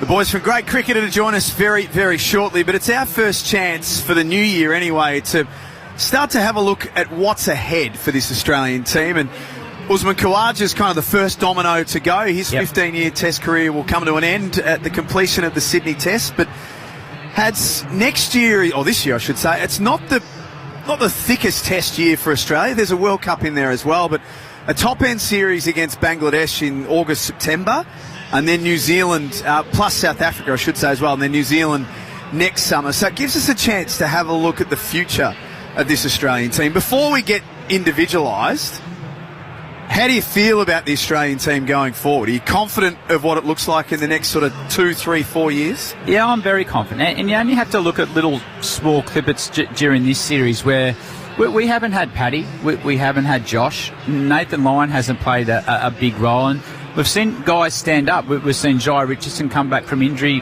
He did a wonderful job. Boland's still doing his thing. Neeson played a role. Doggett's come into Test cricket and realised that he can handle it.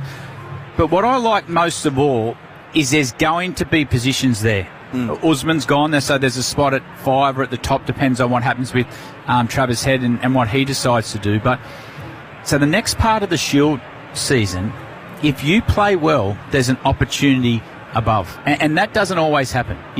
A lot of the time you have your Australian team that's fixed for a long period of time, and you can shoot the lights out in state cricket, but there's just no opportunity to play at the higher level. So the next round of Shield cricket is really important, because if you get on a heater, the next thing you know, you might have a test match in the top end. You might be going to South Africa. So I love that there's pressure now on state cricketers. If they perform, they will get a go in this Australian cricket team.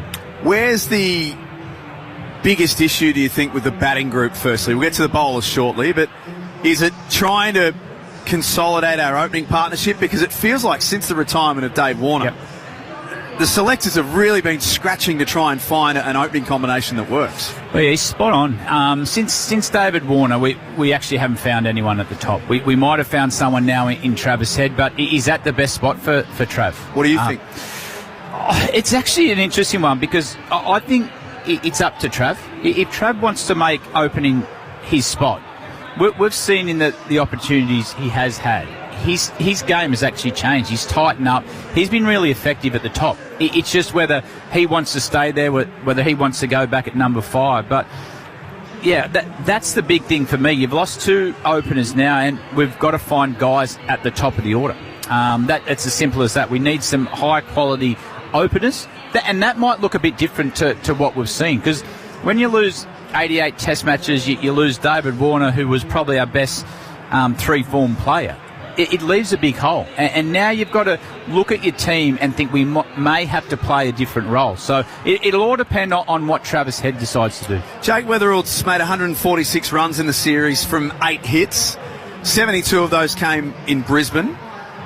How's he going? Have you seen enough to make you think that it's going to work, or are we not sure yet? Well, what we have seen is when he did play well in the sample size in Brisbane, that was good to watch. He played really well. He played fast bowling to a really high standard, which was what we're after, and especially going to South Africa. But I'll tell you how we'll judge is when he goes back now to state cricket. And what I mean by that is, in this environment, it's a great opportunity. The intensity jumps. Bowlers are a lot smarter than they are in state cricket, and they pick weaknesses up straight away. And we've seen one with Jake Weatherall where he does have his head fall across the point and he saves himself with his front foot, and he can be vulnerable to the ball coming back in.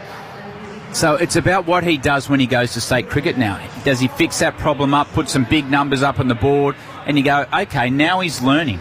And that's all you want. You want someone to have a taste of this and really have that hunger to go back now and say, I've learnt this lesson, and shoot the lights out in state cricket. I'll ask you about the name that comes up anytime you're having conversations about the future, Sam Constas. Yep. Not a great dismissal last night in the Big Bash. Hasn't had a great summer collectively. He's made a couple of scores for New South Wales, but not many. Where's he at? He's still learning. And how good's that, Jack? Yeah. How good's that? Is that someone so young has so much upside in his game. And that's what we're seeing at the moment. And that's why he got picked. The player that got picked at the top of his game, wow, that was good to watch. And how brave he was to play the innings he played in Boxing Day. You have to be brave like that and have that mindset to be successful at this level. And now he's gone back. He's got things he needs to work on in his game, and that's a good thing as well. Go back, learn about your game, and then just dominate. Dominate state cricket. Get 100, get another 100, get 200. Win your team the Shield. All of a sudden, then we we go, okay, we've got ourselves a good player. So it's how they respond after they get a taste here, because there's opportunities now. And are you a believer in blooding a youngster? We touched on it just before the lunch break with Merv about bringing someone in at 6, but not just because I'm Victorian, but I think about someone like a Campbell Callaway or an Oliver Peake or who look as if they could be stars of the future. Would you like to see them come in now and bat at 6 and get an opportunity to earn their spot that way? Well, it goes back to what we spoke about before, that there's going to be an opportunity now because Usman's gone. It's as simple as that. So there's a batting position there. And Callaway's a perfect example. He's gone away on a couple of A tours. He's done well. At times we've seen a bit in the Big Bash that he can expand his game as well, because we didn't think he was going to be a 2020 player, but he's come out and played the situation in front of him. So that's a really good sign as well. So what he's got now, and Bucky Rogers will be all over this, and he's done it as good as anyone. Had to learn the hard way, get a lot of runs on the board to get in the Australian team. But what he would be saying, he said, mate, concentrate on Victoria, win us games. And you know what? There will be an opportunity. There will be an opportunity there. So, yeah, I like that those guys now have an opportunity to play for Australia. We're very lucky that we've got the best wicket-keeper in the world at the moment, and he's playing some of the best cricket in his life, so we can almost skip past that position for now. But the bowling group had. So we haven't seen Josh Hazlewood all summer. Nathan Lyon, I don't think has fallen out of favour completely, but clearly some of the wickets haven't suited him. Mitchell Stark's carried the load all summer, but they're all in their 30s. Pat Cummins as well. Does that concern you about trying to perhaps stagger the end of the bowling group? It doesn't concern me, because when we had the opportunity to see Jai Richardson, we all went, wow, that's what we've been seeing for years, and he's been injured and he hasn't had opportunity. So he's starting to come now into the peak form of his career, and he'll gradually make his way into the Australian team. But we've got a lot of young quicks around the country, even, and Doggett. Doggett got a taste of Test cricket. He played a role, and now it's the same as the batting group. Go back to state cricket, take what you learnt from Hazlewood, Stark, Cummo, even though a couple of those guys haven't played, and dominate that state cricket, and we'll be fine in the bowling department.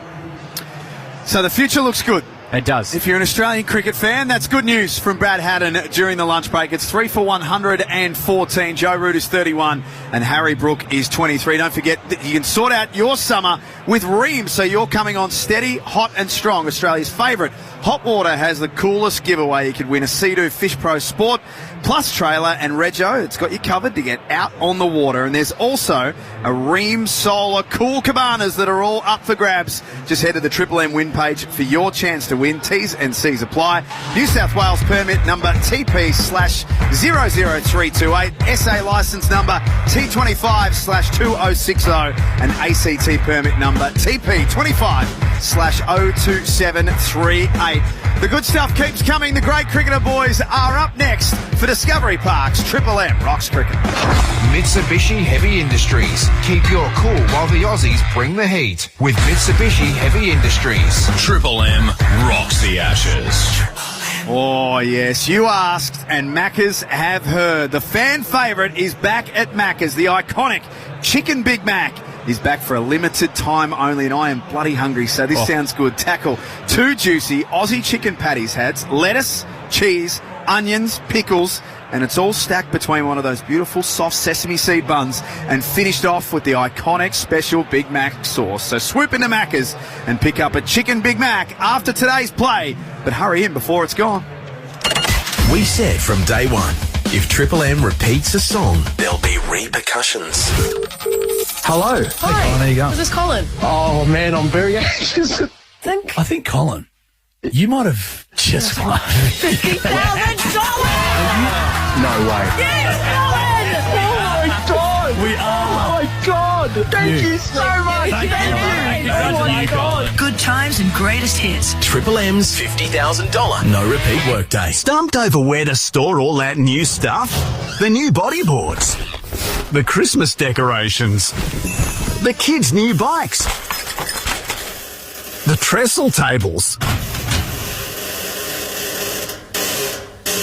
Well, smash your old shed for $6 and treat yourself to a brand new Aussie-made shed with a 20-year manufacturer's warranty at bestsheds.com.au. No shed like a best shed.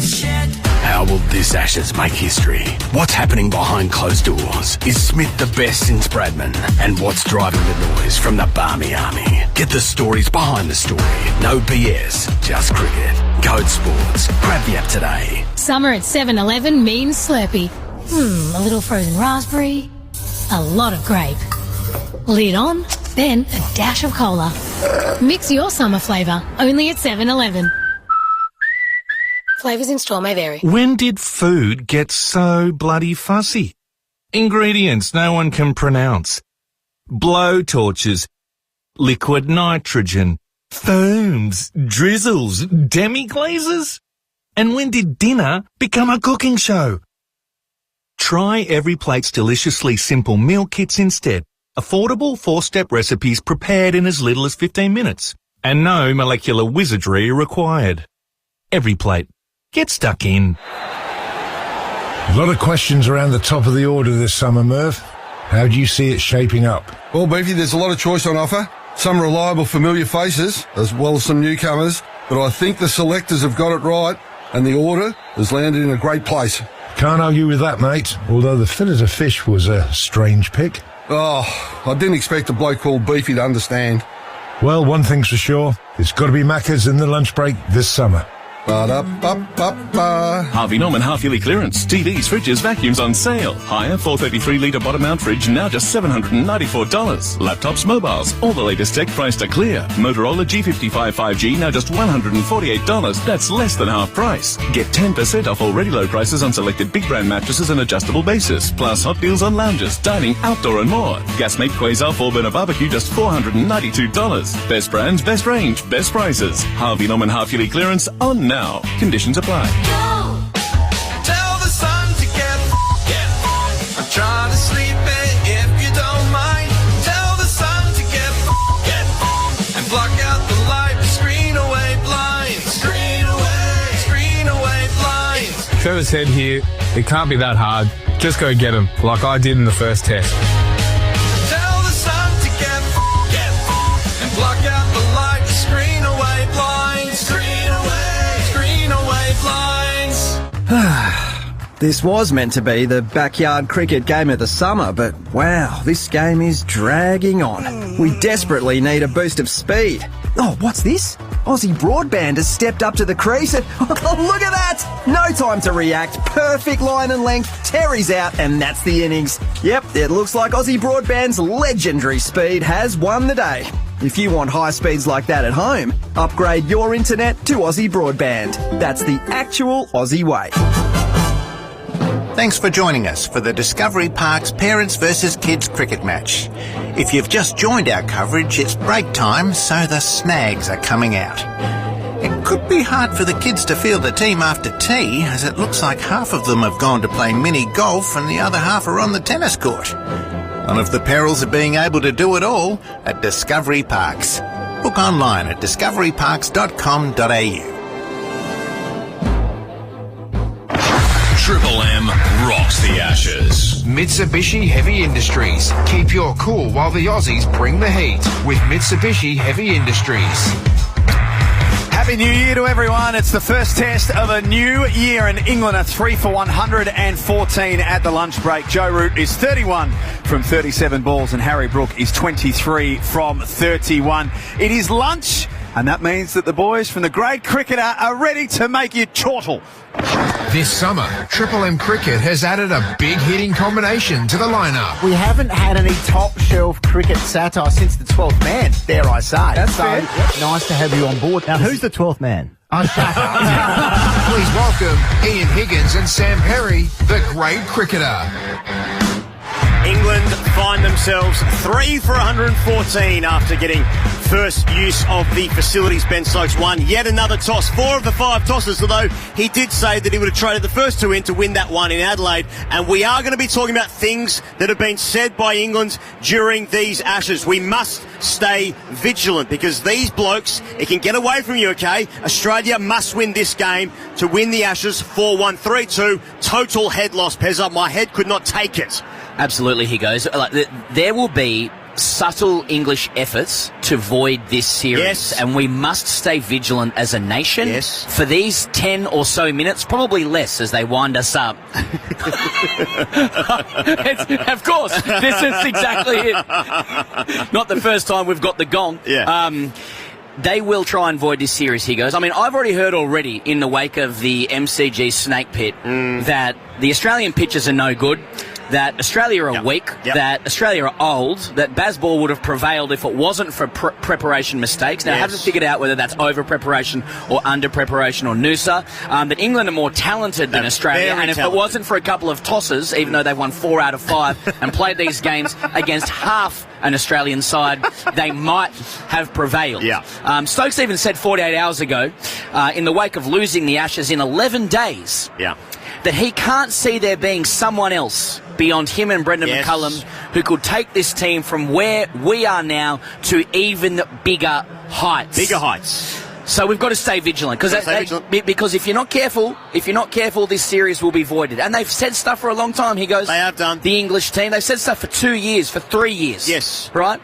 Shall we walk through the Hall of Fame? Yes. I mean, talk about the wonderful talent on display for these English batters. A couple of nice edges behind with Duckett and indeed Bethel, who looks like a fantastic player who just gets out. He's a guy that just gets out. But even when he gets out, he looks good. He looks good. Very talented cricketer. And we also saw Zach Crawley kick one off Michael Neser, wrapped on the pads. Now, Stuart Broad, a couple of years ago, when Zach Crawley hit a 4 for the first ball of the Ashes, Stuart Broad said that was his favourite ever Ashes moment. Now, Stuart Broad has taken 8 for 15 in the Ashes, but Zach Crawley hitting 4, it's his favourite ever moment. A couple of days after that, after England had relinquished the urn, they had no chance to retain it. Australia had retained it in 4 tests away from home. Harry Brooks said, or agreed, that an England win at the Oval could almost make it a moral victory, introducing the moral overlay into Ashes matters. I remember that now. Harry Brooks also said, we're not focused on winning as a side. We're focused on making people enjoy watching and bringing Test cricket alive again. Wouldn't mind a day 3, Harry. Do you remember, after those 4 tests in 2023, he goes, where England lost that 4th one, Ben Stokes spoke to his team with the series at 2-1 against him, and he said, we will live forever in the memory of people who were lucky enough to witness us play cricket. That's right. Okay? Even after Jaiswal scored 100 against them in India in 2024, Ben Duckett said, when you see players from opposition playing like that, it almost feels like we should take some credit. That they're playing differently than how other people play Test cricket. This was after England's worst Test defeat since World War II. We should take some credit. That's right. Now, we love Vaughan, don't we? We love Michael Vaughan. And he said that Zach Crawley is the greatest ever player to average 31 in Test cricket. I think we can all agree with that. He's now the greatest player to average 30. Zach Crawley. The venerable English outfit, Wisden, I mean, put some respect on their name, of course. They published their team of 2024, their test team of 2024, a men's test team. It included 5 Englishmen and not one Australian, not one South African, both of whom were in the World Test Championship final that year. And that's because of the way England plays the game. We should thank them for the revolution. I remember this, Pezza, when the captain Ben Stokes suggested that a young Jonathan Trott or Alistair Cook might not find a place in the current England setup, and I do seem to remember that game at the Gabba in 2010-11 and that wonderful series, England winning 3 matches here by an innings. They won the series 3-1. The third innings of the Gabba Test match there, England were 1 for 517 with Cook on 235 not and Trott 135 not. So those guys are pretty good. No place for Cookie. No place for Cookie in this team. Jamie Smith, in the middle of the English summer, made 100 on a road, where 4 others did as well, I think, something like that.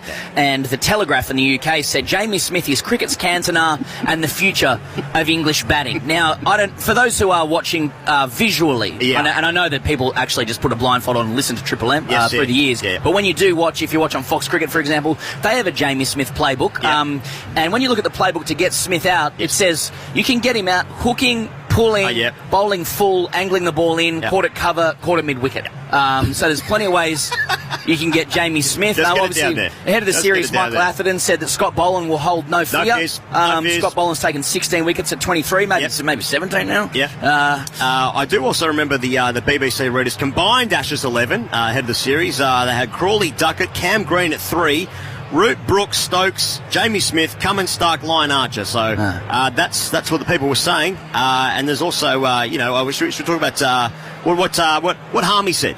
Joe Root. There's a lot to talk about Joe Root ahead of the summer. Steve Harmison, I think he basically encapsulated the views of the English ahead of Joe Root's impending incredible summer. And he said, people have been telling me for 2 years that Joe Root is coming to Australia to average 50. He's not. I think he's coming over to average 150. I really do. Now, Root's averaging 33 this series. But he is at the moment, he is 31 off 37 balls, so that's good. England 3 for 114 at the lunch interval. The dismissals of Bethel caught behind of Scott Boland. Nisa wrapped the pads of Zach Crawley, and of course Duckett was dismissed by Mitchell Stark early on, caught behind. Caught at the wicket indeed. 3 for 114 at lunch up to 24 overs. Still 66 overs left in the day's play. If we get that, no spinner, of course, is the news, though we do have a look at slug for the first time. Oh, that'll be nice. Sorry, if you'll just indulge me, one more piece of writing. Okay, from The Guardian. After England and India drew 2-2 at home. This was how The Guardian captured that series. It is no exaggeration to say that a magnificent series such as this is the product of how Baz McCullum and Ben Stokes have reinvented English Test cricket. Wait for this. A change comparable to Pablo Picasso's and Georges Braque's revolution of European art a century ago. I thought I'd seen it before. When I was watching that 2-2 series, you know, when Siraj knocked over, who was it? Josh Tongue?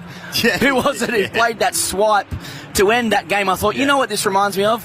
Les Demoiselles from Pablo Picasso in 1907, the wonderful revolution of European art. That is why you have to stay vigilant, ladies and gentlemen. When England lost to Dead Rubber, they won the Dead Rubber here in 2003. 4-1. 4-1, They made the series 4-1. That was after Tugger's last ball thing, whatever.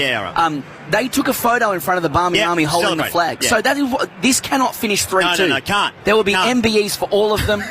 There will be ticker tape parades, open top bus parades. Remember when we lost 3-2? You know, it can't happen. I'm scared. Okay, fear governs everything. But what'd you make of the Australian lineup, Pezza? 3 for 114 at lunch here. I don't know, mate. I saw Slug warming up in the morning, and I said, I like that. I like giving him a game. I don't know how it works for the balance of the side. I don't know what the SCG pitch is anymore. Everyone keeps telling me that spin is gone, but I don't want to believe it. But I like the Slugs there. Now we've got 2 all-rounders. No one knows what Cam Green is. Jai Richardson was bowling 132 seamers, so they said, I don't know what that is. He's out. And there's no spinner here. And that's wrong. It's just wrong. It's probably correct. I'm sure the data backs it up. But it's wrong that there's no spinner in Sydney. Just from a feng shui perspective. I'll tell you, it was a good bowler, Pezza. SCG McGill. On the old spinning decks. And he had the initials. Yeah, the initials. Of course, that was the same as Sydney. He was born into the ground, you know. What a player. What a player. A man of law. I actually watched him in the SCG in door nets once, bowl a wrong'un and actually hit someone in the chin. With his fist, No, I mean, he bowled a wrong and that spun so much it chinned somebody. I mean, talk about revolutions on the ball. I mean, speaking of absolute, like genetic freaks, like I love having Green and Slug in the same side. You know, just wingspan stuff. We can talk about buckets, width, girth, height, just men of the nation, that we can all get behind. People are worried about, like, the future of Test cricket. Is this end times for Test cricket? But on the plus side, we have genetic freaks out there, and you only need 2 people in the cordon because they're off Space Jam. That's right. And everyone's old. Though, of course, this is Usman Khawaja's last Test. He'll get a crack maybe a little later today. And he'll get a standing ovation here as well, by the way. Bloody oath he will, Pezza. He will. From the Sydney crowd who know their cricket. He's done so well here. He claims it's not his home, but it's his home. His home. It was his home. Yeah, we just need it to be. We need that. Sydney needs something. England are 3 for 114 at lunch. Joe Root is 31 of 37. Harry Brook is 23 off 31. Very talented cricketers at the crease. It's Ian Higgins here and Sam Perry from the Great Cricket signing off. More to come on Triple M after the break. To hear more from Ian and Sam, check out the Great Cricketers Daily Ashes podcast. Download the Listener app and search The Great Cricketer. For Discovery Parks, Triple M rocks the Ashes. Another ripping rendition. As always, lads, stay up to date with everything that they're doing, and they have been fantastic across the summer. Lunch on day one. It's 3 for 114.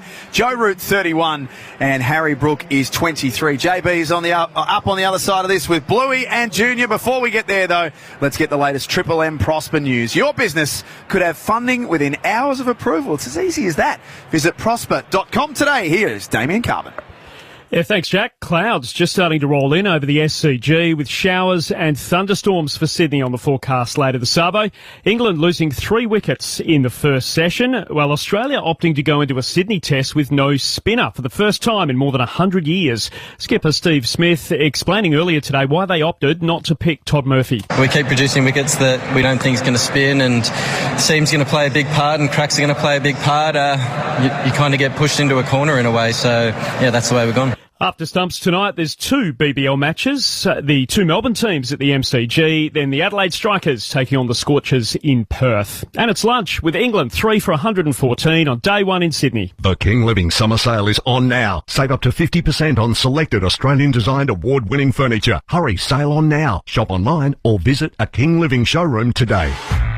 Checking Triple M cricket weather, chance of showers and a thunderstorm this Sabo at the SCG with a top of 30 degrees. Right now nudging 27 as Triple M rocks the Ashes. The mighty Victor mower is coming home. Search Victor online to find your nearest retailer. Traffic. Triple M Sydney traffic. Amart's Boxing Day sale ends today. Save 20 to 60% off absolutely everything store-wide, including lounges, bedroom and more. Hurry into Amart's. T's and C's apply. Piedmont traffic getting back to speed on the Western Distributor after clearing a car breakdown on the Anzac Bridge. The M4 also moving well westbound from the tunnel exit at Parramatta Road through to the M7 in Eastern Creek in 15 minutes. Expect detours and delays on the Warringah Freeway through until the 25th of January. Major road, ramp and lane closures are in effect. Plan ahead at Live Traffic. Sydney deserves a Triple M summer of good times and greatest hits. Only on 104.9 Triple M. Suburban four-wheel drives. Born to roam the wilds, but ultimately trapped in the suburbs. But now Club 4x4 insurance policies free the four-wheel drive, giving cover anywhere you can legally go in Australia. Club 4x4 Insurance. Free the four-wheel drive. Issued by Lifestyle Insurance on behalf of QBE Insurance Australia. See club4x4.com.au for the PDS and TMD to decide if this product's right for you. Okay, so maybe you'll never be the next king of the mountain. But you can be the king of your garage, carport or driveway with the new line of NTK filters. NTK filters are meticulously designed for peak engine performance and efficiency. Created to precisely match the exact specifications for your vehicle, you get a perfect fit first time, every time. Every car deserves NTK filters. Find out more at ngk.com.au. We all love it when the Aussies win, right? Well, unfortunately, we're the undefeated champs for one very unwanted title. Yep, Australia has the highest rate of skin cancer in the world. In fact, 2 in 3 Australians will be diagnosed with skin cancer in their lifetime. Let's change that together. When you're outdoors, don't forget to cover up and remind your mates to do the same. Slip, slop, slap, seek and slide. Be sun smart. Save your skin. Another cold case, Sarge? More a case of someone freezing in panic after seeing their car and home insurance renewals, Jax. Switching to Budget Direct should help warm them up. They've paid out over $1.5 billion on claims in the last 12 months. Better still, avoid the chill and quote Budget Direct first. Insurance solved with Budget Direct. Issue Auto and General Insurance Company Limited. Read PDS and TMD at budgetdirect.com.au to decide if product suits. Triple M rocks the Ashes. This session for Mitre 10. Get the job done right the first time with mighty helpful Mitre 10. Now the big giant scoreboard here, Bluey. They've had a poll running for the last 25 minutes. Who's your favourite war, S or M? And our man, came second. Well, has it finished? still going. It's not finished yet, Dave, but get on the book. It's on there now. It's done. I've just voted. I was finished. No, I didn't get you over the line though, June. So it's 46.3.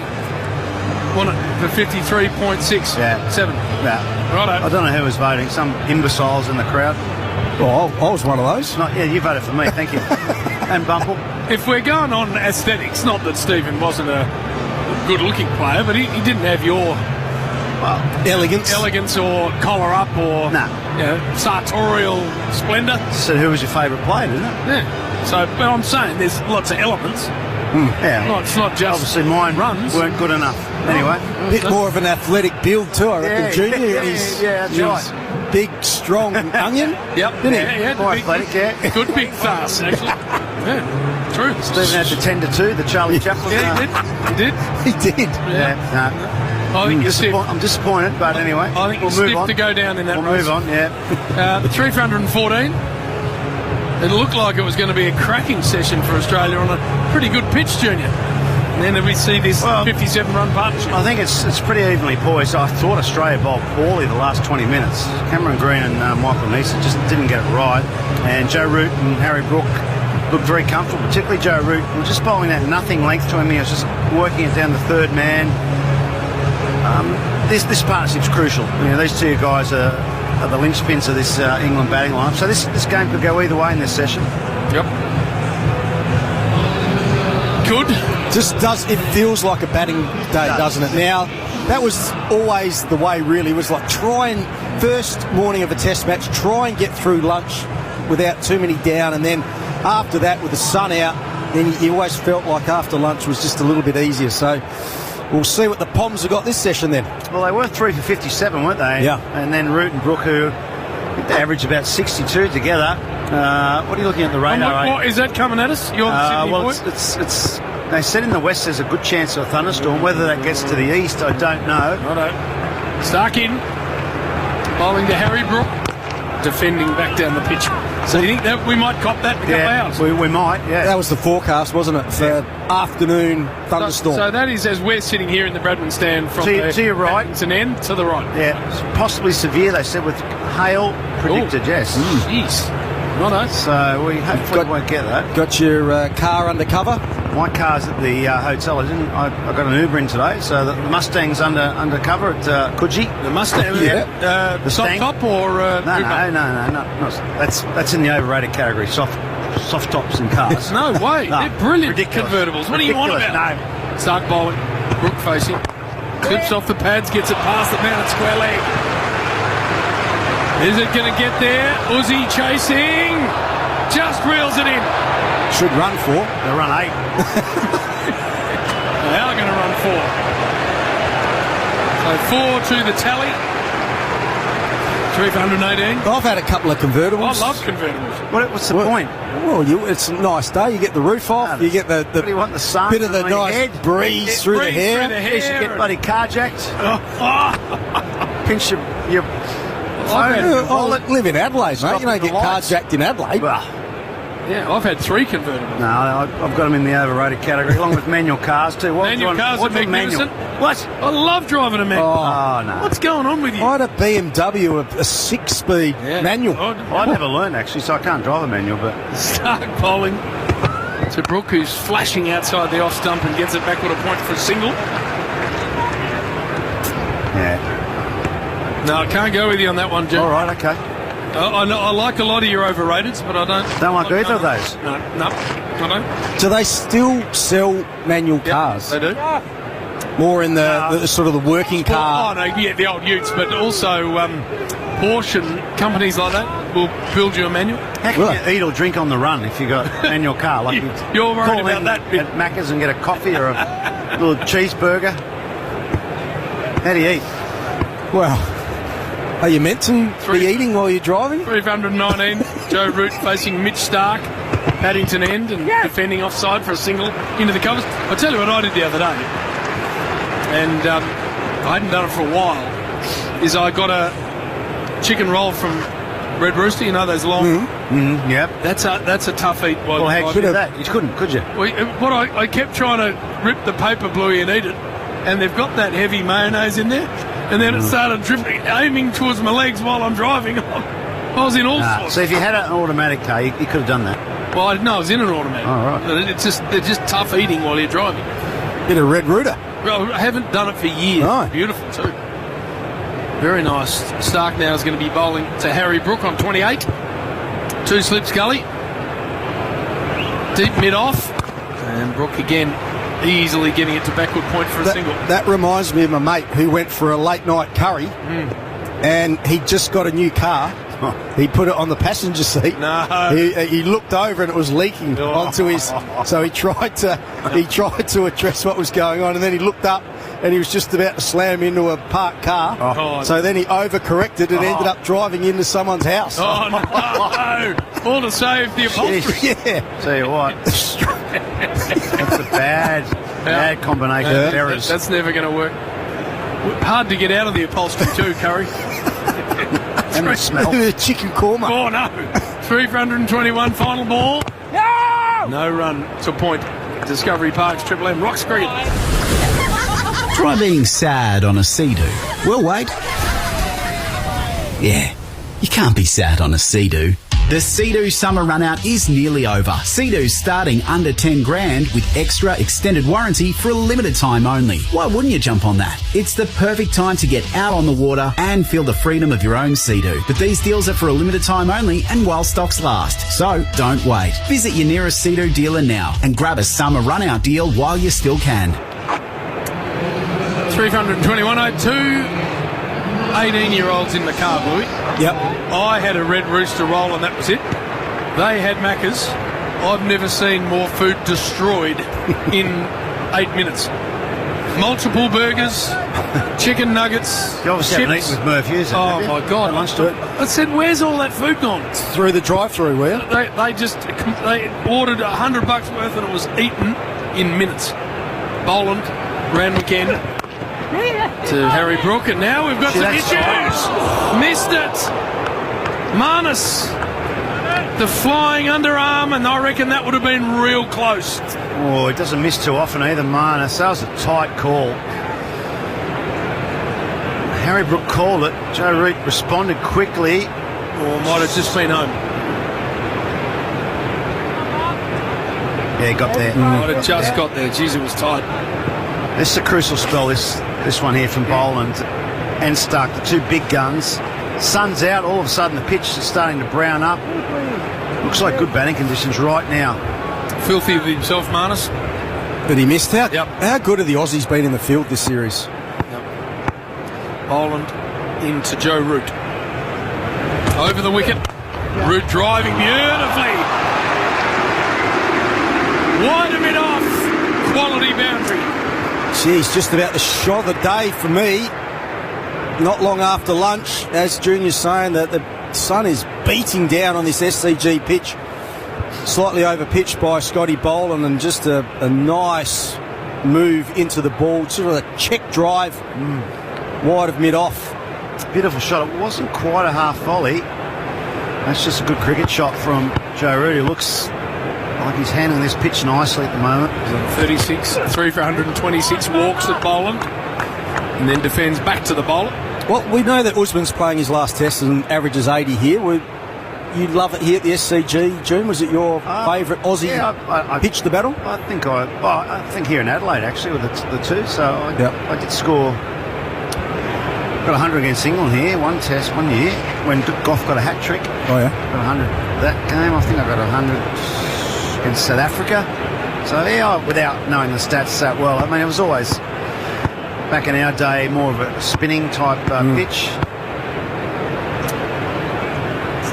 Scott Boland bowling to Joe Root. Did he get a touch on it? Was there a little touch? No. Or was it just the thigh guard on the right leg? No hit? No bat? Kez isn't interested. Good delivery. Bit back off the seam. Yeah, better length. Just back a bit from the half volley length. Not too short, not too full. He's got that ability to nip it back quick, hasn't he, Scotty Boland, into the right hander. Good decision. Just hit the top of the flat pan. Yeah. You're never that interested in your own career afterwards, June, are you? not that keen on Does it really matter? talking At the about end of the day, it's just numbers, isn't it? I mean, as long as you played in a good era, a successful era, I think teammates were happy with you. That's the main thing, isn't it? But a lot of our listeners are. That's why I asked you. I know yeah, you well, don't. I know I made a couple of hundreds here, maybe 3. Get Ethan onto it. Cut shot comes out. Square work here for Wetherill. Going to pick up a couple, Heath. Yeah, NRMA Insurance stats, more test centuries for Mark Waugh here than at any other ground. Those centuries, 116 against Pakistan, 100 against South Africa and 121 against England. 3, I was close. I said 2. Righto. You would have made plenty for New South Wales. Yeah. Yep. Yep. I remember Indeed. Remember South Australia having some issues with you out here. Mind you, bowled us out cheap one year. I remember Dizzy went through, did he? Oh, we got knocked out for less than 100. Final ball here for Scott Boland to Joe Root. Nicely bowled and well defended. 3 for 128. Discovery Park's Triple M blocks cricket. Honda Runout is on now. Drive away in the Honda CR-V, now from $40,900. Only while stocks last. For T's and C's, visit honda.com.au. Honda Australia Pty Limited, LMCT 4136, MD 28946 6118, MD 085225. Anytime is 7-Eleven time, particularly at 6:50pm when the game is about to begin and you need something to bite on that isn't your fingernails. Get game day snacks delivered anytime at 7-Eleven. Find out if we deliver to you. 26 overs bowled, 3 for 128. Root on 38 and Brook on 30. The partnership now looking dangerous. 71 from 78 rocks. Well, they'd love a spinner, wouldn't they? Right here and now, Australia. Don't quite understand that selection. How many seamers do you want? You've got 3 legitimate ones, plus Green, plus Webster. Brook facing Stark.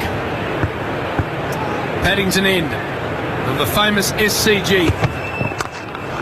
Punches it to long off for a single. Yes, Heath? Yeah, that game that Junior was talking about, New South Wales, South Australia here in 2001, October 2001, 188 all out. How's this from Dizzy Gillespie? Bowled or LBW, the entire top 5 for New South Wales, 8 for 50. Yeah, I remember that. It's a decent trundler. Yeah, and sometimes you get a pitch here and the weather conditions humid that it can just nip around. In one day is actually a lot of time. There's been a few green tops. Yeah, he could make a mess of many a top order in that era. Joe Root thumping the bat into the SCG turf. Yeah, good. And gets it to the man in the deep backward a point they want to, but won't get it. Well, I was captain of a Shield team that played New South Wales here, and we'll get Ethan to look it up. I won the toss, batted, and I reckon we were bowled out for close to 30. Yeah, you were. Close to Was 30. it 29? It's not many. I reckon you were in the 20s. Should be able to count them if you only got that few. What happened? Just a couple of good rocks? Nathan Bracken went through us. Bracks? 7 for... Jeez. Wow. Must have been I'll tell you what. Minefield. I'll get Ethan to 29, give us the total. That's disgraceful. Stark over the wicket, bowling to Brook into the onside, no run, Heath. Yeah, 29 all out is 29. exactly it. 14.4 overs. Nathan Bracken, 7 overs, 5 maidens, 7 for 4. What? Top score, Nathan Adcock, 8. What a bluey make over the batting. Actually batted for 38 minutes, longest of anyone. Made 4 before he was bowled by Brax. So it was one of those pitches, not a blade of grass on it, but it was like plasticine, right? Overcast. And then I thought, right, you just need to get through to, the first sort of 3/4 of an hour. And anyway, bowled out for 29. We were the last wicket got rolled just before lunch. It's Stark. Into Brook, no run. And as they were walking off, the clouds just parted, disappeared, burnt off. Heavy bright blue sky. The heavy roller came on. And then it was just the divots. And I reckon New South Wales made like 400. And That's not a 430. Oh, no. Jakesy got some. Jakesy. Yeah, right. So that was a good game. Yeah, well played. Yeah. I think we've all been involved in howlers. Games where you just want to forget them really fast. Might see some short stuff here with square leg going out to deep square. Well, he can't stop himself, Harry Brook. He's been pretty reserved today, 31 from 39. I'm more saying when it's halfway down. Yeah. He goes after it. Stark's into him now. And then he lets that one go through. A bit of trampoline sort of bounce there too. 3 for 130. I remember playing a tour match against England. You might have played in it too, Bluey, at the Adelaide Oval. Green and overcast. We were 6 for 20. Don't know how we ended up making 80 or something, but at one stage, 6 for 20. That's not good going. How many did you make? It would have beat 29. I was second baller. We got more than 29, though. Nobesy opened, and I reckon he got out first ball, and I got out third ball. He's ugly, ugly player, wasn't he? Ugly but effective. Paul Nobes. Yeah, we went off to a great start. And so was his batting. Stark, final delivery of the over. No! Dropped into the crease for no run. 3 for 130. Discovery Park's Triple M box cricket. School drop-offs, emails, meetings, errands. You spin plates all day, and when you finally get home, you're expected to be a celebrity chef too? With zero energy and nothing in the fridge but 3 types of mustard? Try Every Plate's deliciously simple meal kits instead. With 4 easy steps and pre-portioned ingredients, they're for master mums and dads, not master chefs. Every Plate. Get stuck in. Nice. Here at the SCG as we speak, and a bit of a stormy look to what's going on over the top of the Brawongle, but that's not hitting us, June, is it? Well, it could. Right. Could. It's the moment. Bright sunshine. Scott Boland 1 for 34 from his 8. And Joe Root's having a chat to the square leg umpire about something behind the bowler's arm. I don't know what it is. But he's back at the crease. Look on the radar right now for you, JB. Come on. As Boland runs in. Grand weekend. Nicely defended by Joe Root. Yeah, there's storm activity to the west and the south down at Wollongong, and also just out west of Camden, which is an outer suburb of Sydney. Right. I reckon we've got a couple of hours play before it gets to us. Good. That's what we want. Are you going with the rain parrot? No, that was just normal radar. Oh. So rain parrot said 2 hours, didn't it? Did it? Yes. Yeah. 2 slips gully for Joe Root facing Boland. Easily defending off the front. Right into the middle of his New Balance blade. Yep. Just coming forward to a back of the length ball. It wasn't hit him high. There's a nice bit of bounce in this track. It's just a bit slow though, isn't it? You can see that Joe Root looks so much more comfortable on this surface where he can ride the bounce. Yep. Open that blade up too with a bit more. Yeah, he just plays it late. Yep. Assurance than other grounds where it can nick off. Scott Boland in. And the cut shot comes out. And it gets past the man at point. Weatherall ain't getting there. That's a boundary. Joe Root ticking along nicely on 43. 3 for 134. Doesn't get cut very often, Scotty Boland. Dragged it down.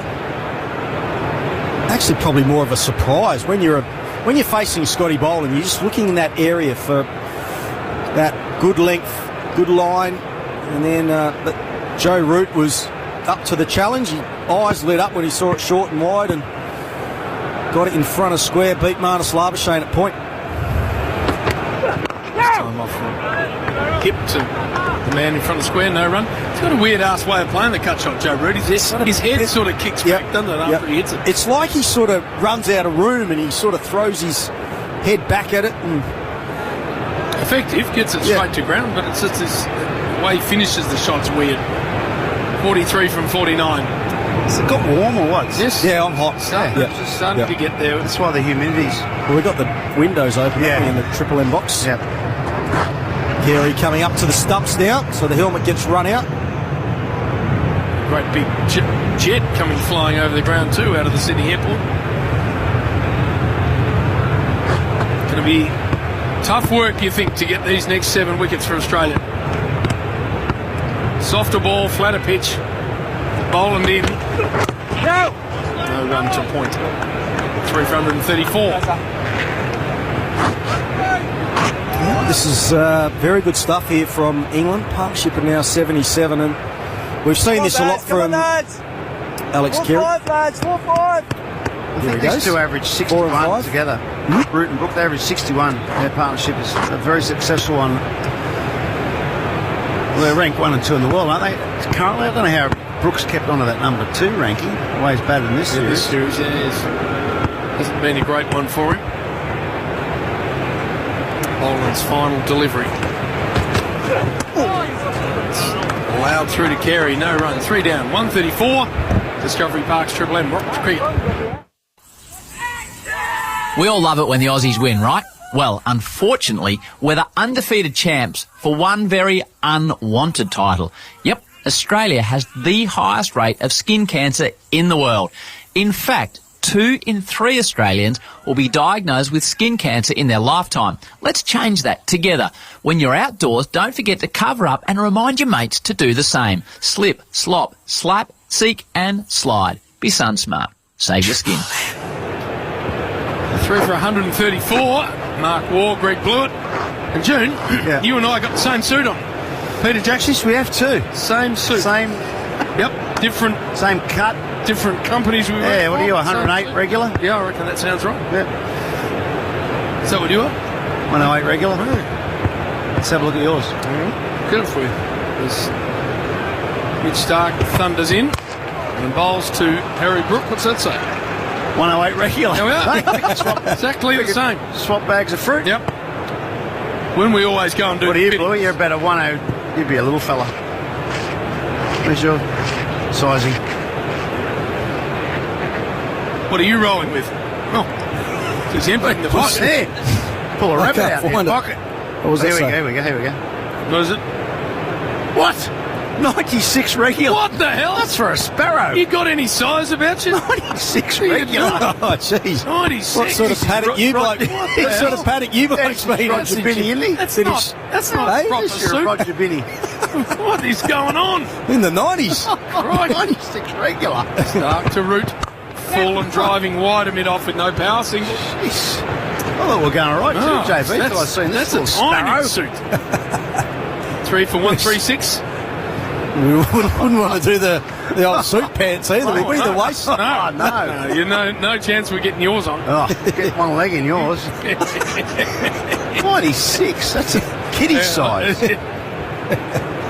Our wardrobe lady likes me because I just straight off the rack. Yeah, I'm off Don't the need rack. any adjusting. Straight in the Put 'em straight P. on. Jackson, straight off the rack. Yep. Yeah, we're normal. Yeah.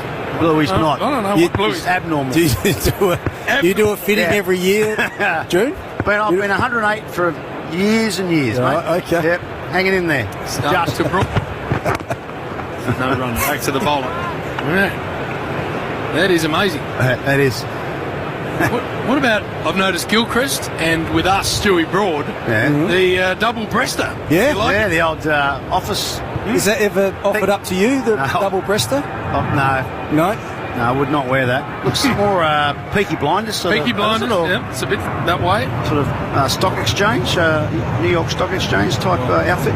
Just been handed 4 90s in Bluey's career, 3 tests and 1 suit. Not bad. Yeah, Not bad. okay. 96, I reckon I'd wear a 96 when I was about 14. Yep, I'm with you. I was surprised at that suit sizing. Stark final ball, short one allowed to pass through. 3 for 136 it remains for Discovery Park's Triple M Rocks Creek. Thought it was the end of the I over got then. another ball, You're sorry. getting excited. My bad. 2 to go. Bluey, What? Beef up a bit, will you? For What? Christ's sake. what happened to you? What do you mean? I thought you had some shoulders and some chest and... I do. Well, I do. How's it a 90 then? I don't know. Well, I'm sort of one of those. I could have been a swimmer, couldn't I? Right. Either like the big, broad, with the shoulders, and then come into not really. the V. Not- you know, See that? Bit of Michael Klim. At all. Yeah. Waist maybe, but not the shoulders. Speeds up, all in the 140s here for Stark on a placid wicket.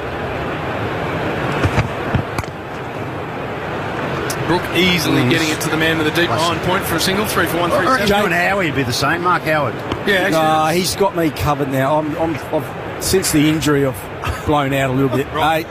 JB used to always, keep up with me on the benchies, the bench press in our days in South Australia. Lies, Greg. Don't tell lies. Could never match me. I don't reckon he was a gym. I could always bench more than Bluey, and it really used to annoy him. Really annoyed him. Right. Yep. Okay. Two things annoyed him. Firstly, that I was taller. No. He would never acknowledge that. And secondly, that I could bench. Still don't. We actually went to the Institute of Sport when it was in Adelaide and got them to officially measure us. And I was taller, and he still wouldn't acknowledge it. Yeah, and that was your joke of the benching, you know. Always had him. Strong, were you? Strong boy. Stronger than Blue. Didn't reflect in your stroke play, though. Didn't really. That's true. Strength did it. Got to wear that. This is the final ball, and it's driven with no power to mid-off, 3 for 137.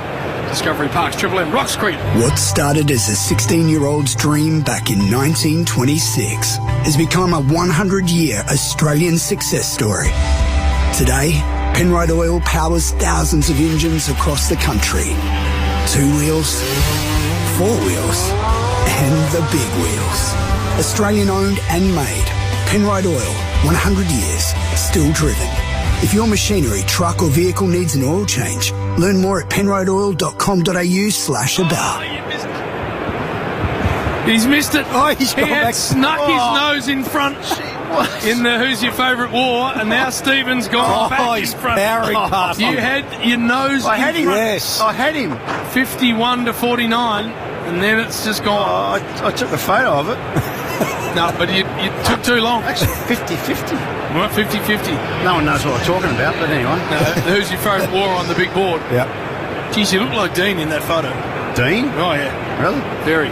Very much. He's not a 96 suit. No. No, he's a 112, I reckon, Dino. Nisa bowling now. Harry Brook tries to pound him through the onside. Nisa falls over, by the way. No run. So tell you what, we're not looking very dangerous at the moment. No. Here we go. I thought they might have given Webster a little trundle with a few offies. Or maybe Travis Head. Just to split it up a bit. To see what they want to do against spin. I agree. Come back. I agree with your sentiments about Murphy. I cannot believe he's not playing in this game. And he's going to size Nisa up here, I reckon, Brook. He likes what he's looking at. As Nisa comes in again, round weekend. And clipped away for a boundary. Poor ball. Too easy for Harry Brook. Yeah, I don't think Michael Neese is happy with the footing of where he delivers the ball. He had a bit of a scratch. He has a scratch, you watch, Junior. He has a scratch after every ball. Yeah, it's just part of his routine. I know Carey's done well after the stumps too, but I don't think he likes them up the stumps. Every time he's come up the stumps, he's bowled too straight. It's almost like he feels he can't bowl on the channel. 3 for 141. This is from 37. Well, this is where he's got to a lot in the series. 37, in between 37 or getting close to 50, and he's got himself out at different times during this series. He's always got off to a good start generally. Mid off up. Nisa in. And Brook driving. It's a backward point for a single. Yeah, I think if these two bat for a bit longer, I'd be going with the tactic of bowling wide outside off stump. Let them come at you and cover your bases on the offside. Just have 3 on the onside. Just play in their mind, see how aggressive they want to be, chasing the wide ones on the up.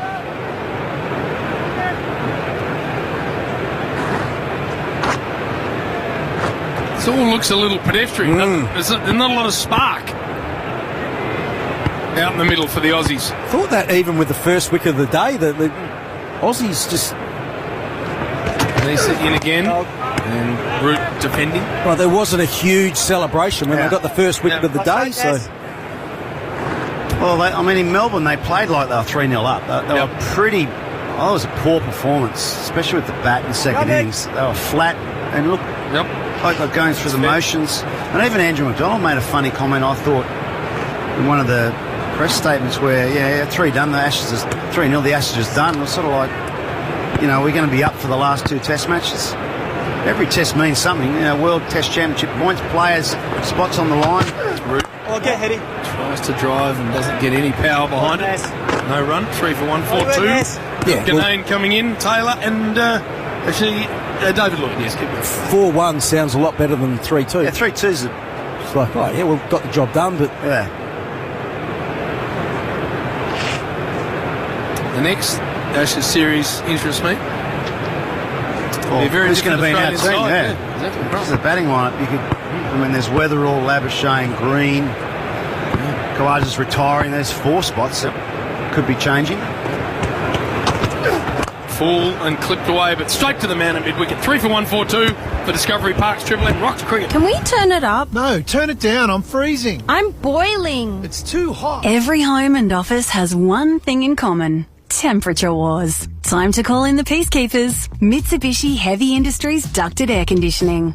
Smart controls effortlessly balance every room to match personal preferences, ensuring everyone can live or work in their own perfect comfort. Guess that settles it. Put your trust in Mitsubishi Heavy Industries, the experts in air. These two looking pretty good, Root and Brook. 44, Root, 38, Brook, 3 for 142, run rate just a tick under 5. Rain, I fear, is on the way. We got the well-dressed Mark Taylor and the equally as well-dressed Bumble Lloyd. Hello, gentlemen. Rain? What do you mean, rain? It's coming. There's a storm warning south coast. Give over. Honestly. We're from Sydney. We know what's coming here. Where is it coming from? So down south, Illawarra. So storm warning about 2:30. That's going to hit Wollongong. And what does that mean, Tub? You reckon about 3:30, 4 o'clock we might cop it? It makes its way up here. That'll be all right, though. I need a bit of rain from the lawns and that, so that'll be okay.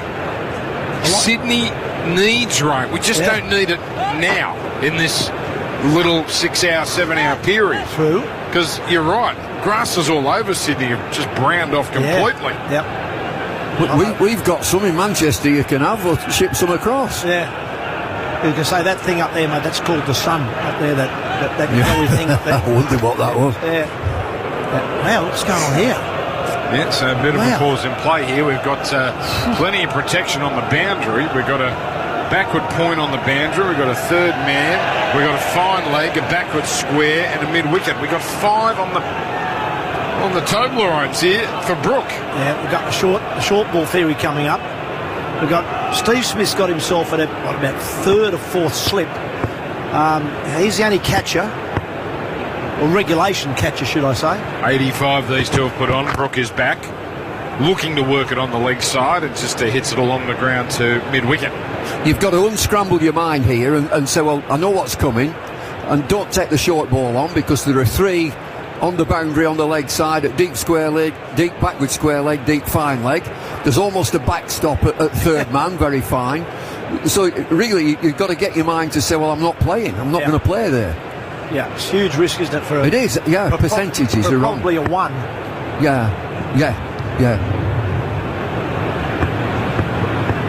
Stark here, coming in from the Paddington end. Backing away, slashing in the air, but it falls short of third man. What is going on? Single for Brook, he's 39. Well, does he play on his ego now? Because we've just said you don't play, and he stepped away to the leg side looking to crash it through the offside, but there are 2 fielders there. Yeah. One I've mentioned, backstop, and then there's a wide third man also, so he get a single, and the field changes for Root. Yeah. Well, he was trying to probably hit it over somewhere between cover and mid-off. There's only one fielder there, and he's sick, and that's my boundary, but he got the top edge to it. If it had flown down to that man that you talked about, the long stop or the backstop, that would have been just the sort of dismissal Australia would have been hoping for. But he can't stop it, though, can he, Harry? He can't put that away. Somewhat more conventional field for Root. 2 slips. Around the wicket is Stark, Root right in behind, defending down the ground. So the way really, when I said it's in your mind, if you do not play, he's expounding so much energy with his short ball. The ball's getting softer. Let the ball get softer. It gets a damn sight easier to play. Don't play. Leave it. And it's probably a theory that Australia will try for 20 minutes. 20 minutes. So if you don't do it for 20 minutes, then they're going to change it and say, OK, that's not working, I'm not going to do it. So we'll go back to more conventional play. But that doesn't seem to be the way that the modern-day batsman now thinks. They think, OK, you set me a challenge, I'm taking it on. That's the way they think today. No, Root, of course, broke his century drought in this country in Brisbane. Not much apart from that, in fact, this is his second highest score. Classic cover drive here, but he's picked out Labuschagne there at cover, and it's cut off. You follow being a Northern and Bumble rugby league at all? I do, ever so slightly, in that I live in York, beautiful city, and we have a team called York Knights, who have just been moved up from the Championship to the Super League. Yeah. So, and that is super, and it's owned by an Australian guy. Is that right? Called, what's he called? Clint Goodchild. Okay. And so I'm going to go and watch. I'm going to go and watch him. Excellent, because we've got a rugby league star about to join us. Okay. Second last ball of this over for Stark. And that's well placed. Same shot as the previous, but this time through the gap. And that's running all the way down to the cover boundary. Lent into that, Joe Root. He goes to 48. Dan, I've got to tell you, I went to one game, which was pre-season, and it was York Knights versus Halifax. Yeah. And there was a referee, I thought he might have been 14 years of age. And there's a groundsman shed at the side, and there were an absolute altercation, and they all finished up fighting in the groundsman shed. I thought, what a great game this is.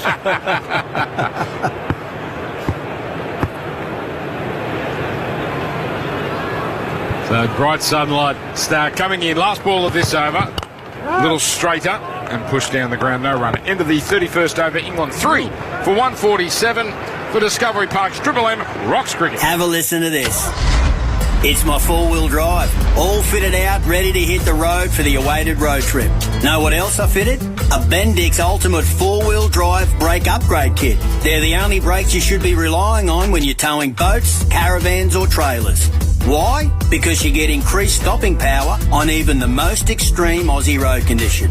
So, put your foot down with confidence. Ask your mechanic about Bendix. BendixBrakes.com.au. Move. All right. Just getting the headphones on. One of the great leaders, one of the great number 13s in our game, Tub. You wish you had him at the Red V. Oh, just don't say that. That was going to be my opening line. Now, what are you doing next season? Isaiah Yeo is with us. We'll get to him in a moment as Nisa starts a new over. Beautiful open face from Brook. Just running it down to third man. That's a controlled shot. He goes into the 40s.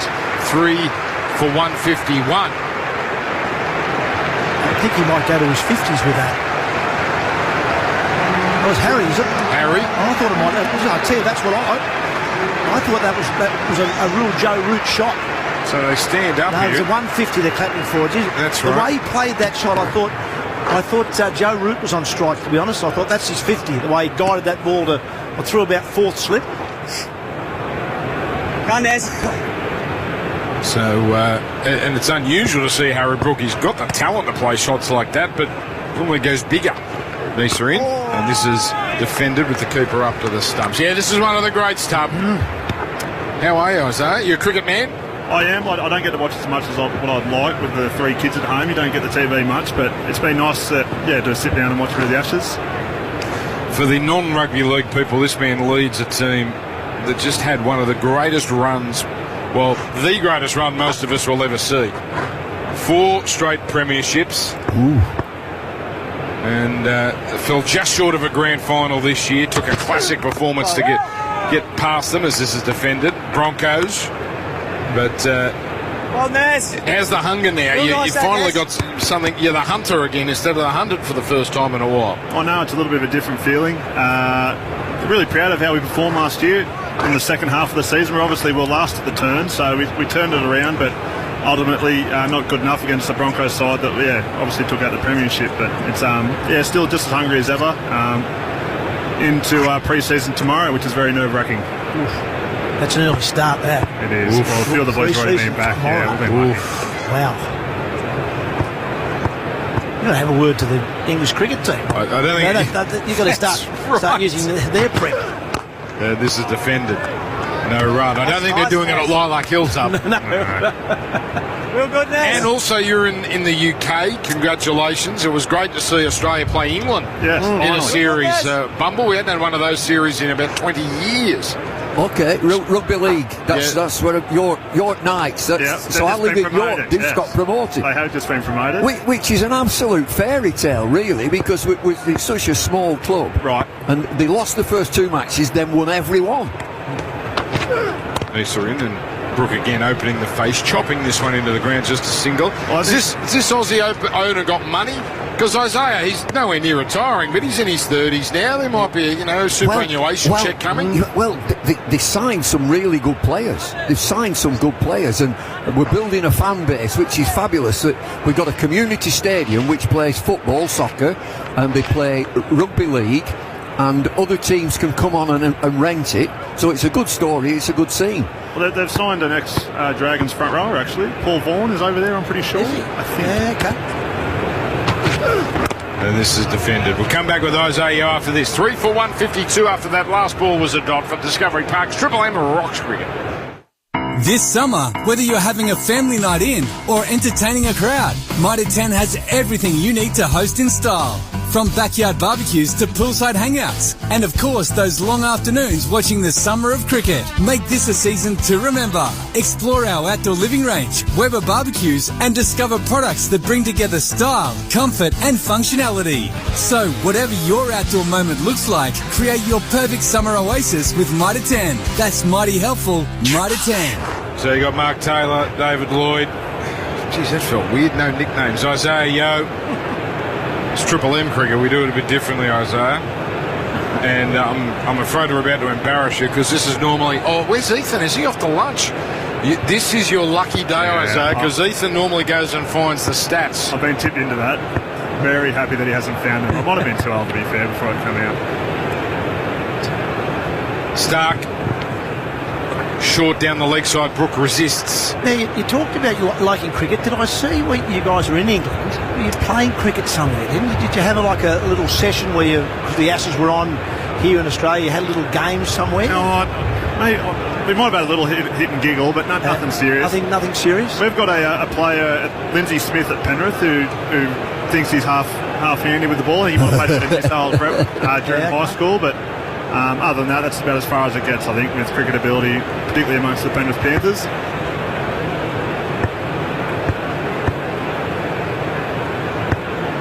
No slips now, Brook. Plenty on the boundary. Stark, again short. Pull just away from Stark. He can't help himself. Harry gets a single. 3 for 153. Just leave it. Just let it go. He's expending so much energy. Soften the ball. It would come a lot easier when he's out the attack. You're doing exactly what he wants you to do. I can imagine you, Isaiah, being a tall fella. You would have hit the pitch good, medium, quick, hit the pitch hard in Dubbo. But that's when you know I was a bad cricketer, because I've got all the height, but I'd skid him along. So obviously not fast enough. Slow to medium, and I couldn't hit a ball off my leg. So I was very happy when Santa bought me a thigh pad for Christmas one year. But very, very poor cricketer. So now we've got an interesting field here for Root with the two men in the covers in catching positions here. Stark around the wicket. Full ball, trying to tempt that shot out of him. He does, but Root's too good and hits it straight to the ground. We had a game many years ago playing for New South Wales up in Newcastle, and we got the Johns boys to come along. Yes. Andrew and Matty Johns, and they both fancied themselves. Oh. Yeah, they thought they were both pretty good. And Andrew went on to actually play for New South Wales. I reckon I've seen a clip of that, Yeah, in a T20 match at Newcastle Sport Ground. It had a little bit to do with getting him along to that game, which was in those days T20 cricket was a gimmick. It was something that sort of started off, and but I tell you, when they came to training, didn't they love it? Diving around, carrying on. Well, I don't think confidence wouldn't be an issue with the pair of them, to be fair. I'm told, Tub, that some of the opposition players didn't take too kindly to it, as this is fed down to third man for a single for Root.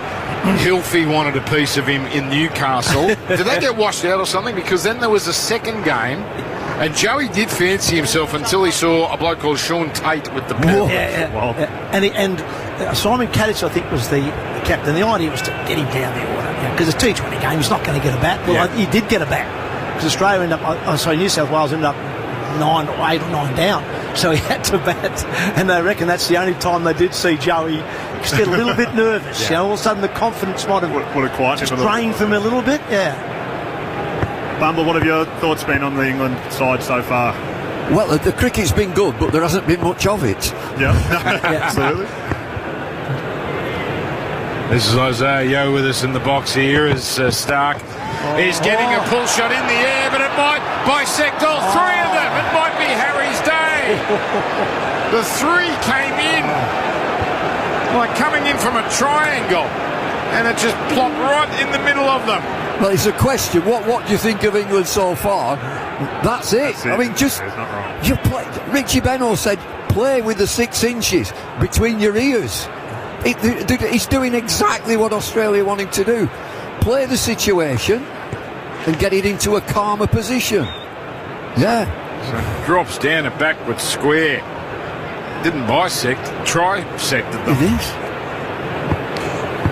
Now, I've got bad news for you, Isaiah. It's been found. Can we ditch the ad? Please, thank you, because Ethan's turned up, and Ethan always delivers. No, not on Isaiah Yeo. Oh, jeez. Full ball, punched down the ground, but straight into Stark. End of the over, 3 for 155. What do you got, Ethan? No, I was going to point out that Andrew Johns has an official batting average of 9 in 2020 cricket. Played the same game as David Warner, Simon Kadich, Ed Cowan, and stacks of other New South Welsh. Yeah. Not bad, 9 average. 9 more than his ability, I reckon. Yeah. Has Tubb got a T20 average? Oh, I reckon he predates T20. Yeah, exactly right. You just missed it? Yeah, you would have too, late 90s. Starts about 5, 4, something around there. Isaiah, what do you got for the rest of the day? I think I'm doing something at the tea break with Channel 7, but other than that, it'd be pretty quiet. I'm up in the shade in the Victor Trumper stand over there, so that's been really nice. So it'll be pretty quiet, I think, up until then. Beautiful. You're behaving yourself. Thank you very much for joining us. Good luck for the season. Thanks for having me, John. Good luck for the season, Isaiah. Yeah. Yo. Thank you. Go well in most of the games, mate. One of the great fellas. Come to York. He's on the way to York. I've signed him. Top to see it. All right, Bo Webster. Nice to see him back in the test team. He's been waiting patiently. And his first ball, little doubler outside the off stump, and it's worked down to third man for a single. Brook to 47, Root 49, 3 for 156. We'll bring the spinner on shortly. That's right, yeah. Wow.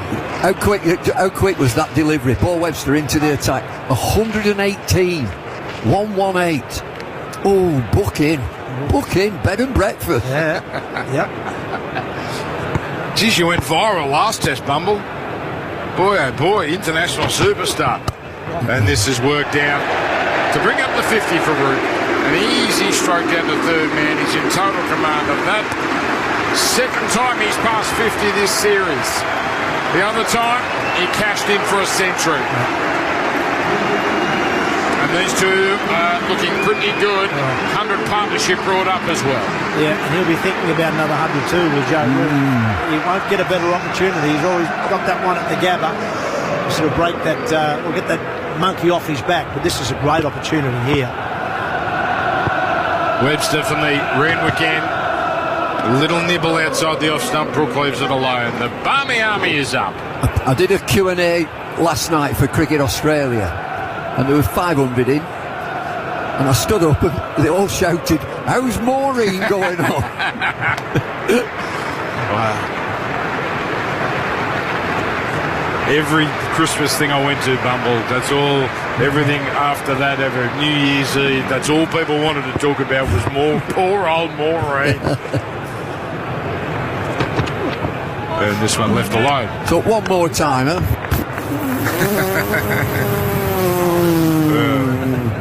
Is that you, Maureen?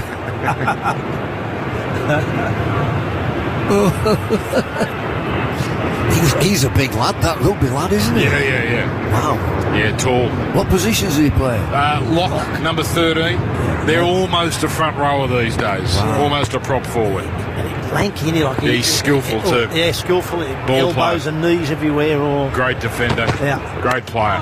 Punched straight to cover where there's two men there protecting. Every time he gets the ball, he seems to make a bit more metres than most, doesn't he? Like you think, you've got him covered. He's got a little step. He's got a bit of ball movement. Then he's got these limbs. He would be an awkward bloke to tackle. Oh yeah, world's biggest halfback because he's such a good ball player too. Our rugby league is just in the north, really. I know we've got London Broncos, but it's a corridor from Lancashire to Yorkshire. And you play some great teams. Full ball slashed. Square of the wicket. There is vacancy out there, and that boundary brings up Harry Brooks' 50. So both 50s brought up in this first over for Bo Webster. That one done with a boundary. And the crowd rises again. 3 for 161 for Discovery Park's Triple M Rocks cricket. Harvey Norman half-yearly clearance. TVs, fridges, vacuums on sale. Higher 433-litre bottom-mount fridge now just $794. Laptops, mobiles, all the latest tech priced are clear. Motorola G55 5G now just $148. That's less than half price. Get 10% off already low prices on selected big brand mattresses and adjustable bases. Plus hot deals on lounges, dining, outdoor and more. Gasmate Quasar 4-burner barbecue just $492. Best brands, best range, best prices. Harvey Norman half-yearly clearance on now. Conditions apply. Cub 34 overs in. Are you more convinced now than ever that Australia made a mistake not playing a spinner? Yep. Yes, I was very convinced before the first ball. Was it 1888 last time Australia didn't pick a spinner in a test match at the SCG? It's something like that. And you can see why. And this is where you need to change the pace of the game. Try something different. Set a defensive field if need be. Start continuing. And this worked down, this time cut off. Root trying to get it to third man again where he's profited so much, but Gully takes it on the bounce. And the other thing is about the Todd Murphy non-selection is that I think he's played 6 tests or 7 tests for Australia. None of them been in Australia. None. Here was an opportunity at the SCG, where you nearly always play a spinner, to play him. I know it's not a dead rubber. It's a live test match. It's part of the Ashes series. But Australia have got the Ashes. Here's a chance to play him, see how he goes. You've already got 4 seamers. If Cameron Green's your 4 seamer, why do we need a 5th one?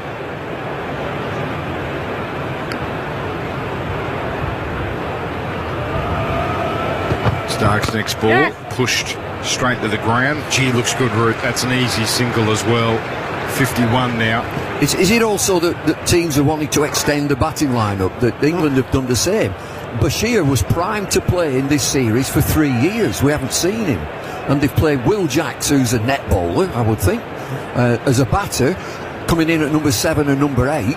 So teams are obsessed with we're going to extend that batting lineup when you need to change the pace of the game. Change the pace of the game completely with spin.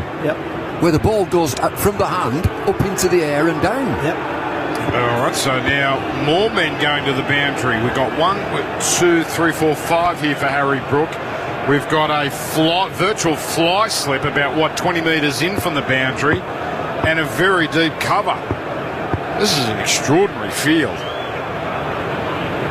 Stark back over the wicket. Oh, he was backing away. Brook looking to slash through that vacant offside area, but leaves it alone. I also think that it's the game of today. The players are playing so much to the shorter form of the game. Obviously, they're more aggressive with the bat, but they're also seeing pitches for T20 cricket which are just roads. They are hard, rolled, not much grass on them, batting surfaces. So they're now seeing a test match pitch like Melbourne and like Sydney here, got a bit of grass on it.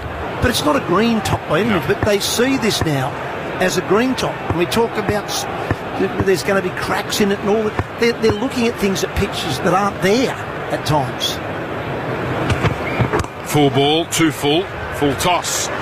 Punch down the ground for a single. Well, it used to be that your 1, 2, 3 would get rid of the shine and you get used to the pace of the ball, the light, the juiciness in the pitch. 1, 2, 3. 4 and 5 are your stroke players who try and change gear and push on. Number 6 is your all-rounder who will play either way. If you've lost wickets, he'll drop anchor or push on. Now it's certainly the way that England play, or they have been playing, and I think there's evidence, apart from Brook, against this short ball, that they're trying to play a situation. You've got to play the situation of the game. And therefore, when you're picking a side, you've got to pick a side for various situations in the game, not just one. Last ball was confirmed as a no ball. This ball is defended. Still 2 left in the over. 3 for 164. I'm going to go back years and years and to a time before the war, really, round about the war time in World War II. Alec Bedser, who you may or not remember, they bowled 22 overs an hour, and it was a standard, two opening bowlers, a medium pace for Trevor Bailey, Locke and Laker. But no matter what pitch, that's it. Uncovered pitches, of course. You bowl at 22 an hour. We're lucky to get 22 a session these days now. Yeah. So the offside field here is quite forward, but the leg side field, deep square with Root on strike. Right on the boundary, deep backward square, fine leg, and the only man up anywhere near the action is mid-off. Here comes Stark around the wicket, and Root thinks about pulling and then pulls out of the way. Stark consistently in the 140s on the Aussie broadband speaker. Don't get me wrong, I like aggressive cricket. I think Australia, when they had great sides, and this is a decent side, when they had great sides, played aggressive cricket to get your runs on the board quickly. I like that.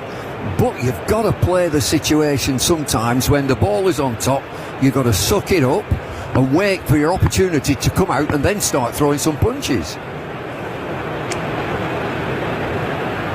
One wicket here for Mitchell Stark.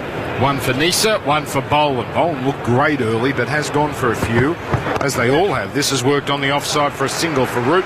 Just milking an easy one run there to end another pretty good over for England. 4 off at 3 for 165 on the Mitre 10 scoreboard as Triple M rocks cricket. Speaking of Mitre 10, this summer when you're having a family night in or entertaining a crowd, just look no further, because Mitre 10 has everything you need to host in style. From a backyard barbie to poolside hangouts, and of course those long afternoons watching the summer of cricket. Make it a summer to remember. Explore Mitre 10's outdoor living range and Weber barbecues in-store or online to create your perfect outdoor oasis. Plus their mighty helpful team is there to help get any job done right. Importantly, get it done right first time. That's mighty helpful Mitre 10. Root and Brook in the 50s here. One of England's best partnerships of the summer, 108. Webster, second over, went for 6 in his first, pushed and away from cover, despairing dive, single. I got one of them Webbers. Oh yes, you've been talking that up. Once a year we use it. We get it used once a year, that's about it. So when it's not raining. That one magical summer day. Shall we have a barbecue? Yeah, what is it? You haven't changed the gas in about 6 years. That's exactly it, yeah. Exactly.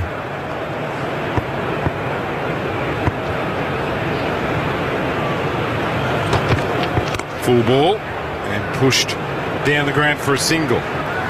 Just a hush around this ground here, just waiting for something to happen. Yeah. Well, the other thing that I thought Bo Webster might do, obviously he's bowling at the moment, he might bowl some offers just to change the pace. So I know he bowls some offers. He's more known as a seam-up bowler, which is what he's doing now. He's in the speeds of 120, so he's not overly quick, but being a tall man, he gets the ball to bounce a bit. But he does bowl some handy offies at times also.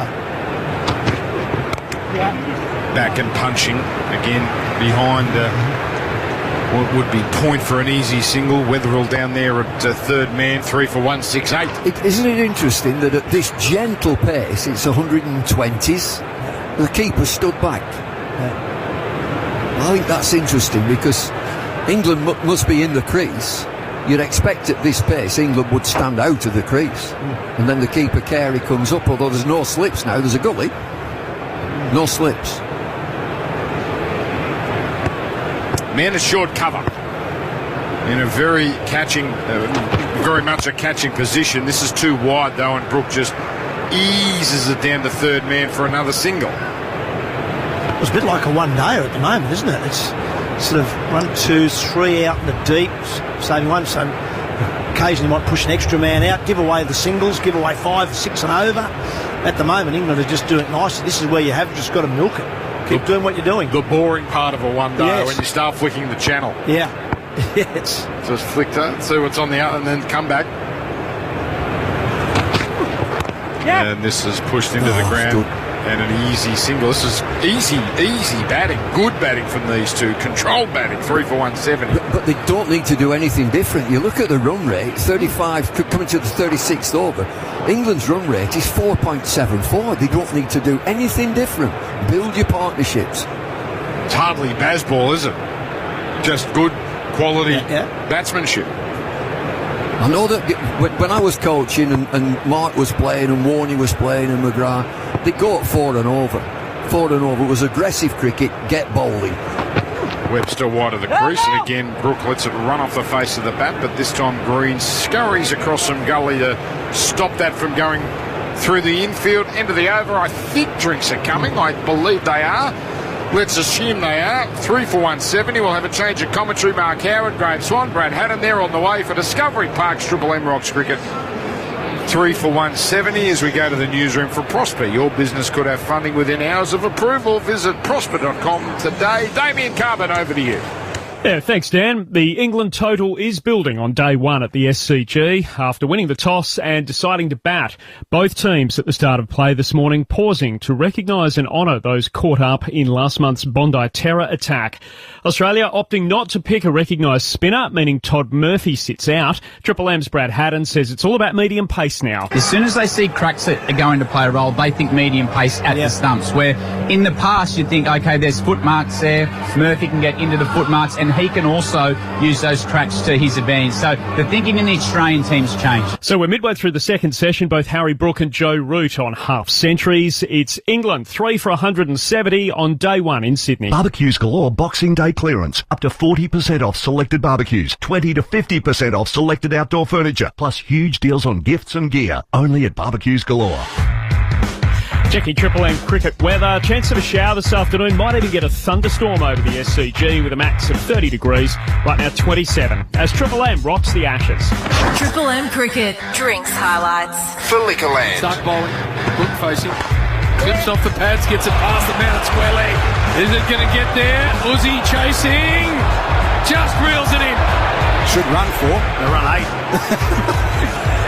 They are going to run 4. Into Joe Root. Root driving beautifully. Holland in. And the cut shot comes out. And it get past the man at point. Joe Root ticking along nicely. He's going to size Nisa up here, I reckon, Brook. Round weekend. And clipped away for a boundary. Poor ball. Too easy for Harry Brook. Nisa starts a new over. Beautiful open face from Brook. Just running it down to third man. That's a controlled shot. He goes into the 40s here as Stark is getting a pull shot in the air, but it might bisect all 3 of them. It might be Harry's day. The 3 came in like coming in from a triangle, and it just plopped right in the middle of them. And this is worked out to bring up the 50 for Root.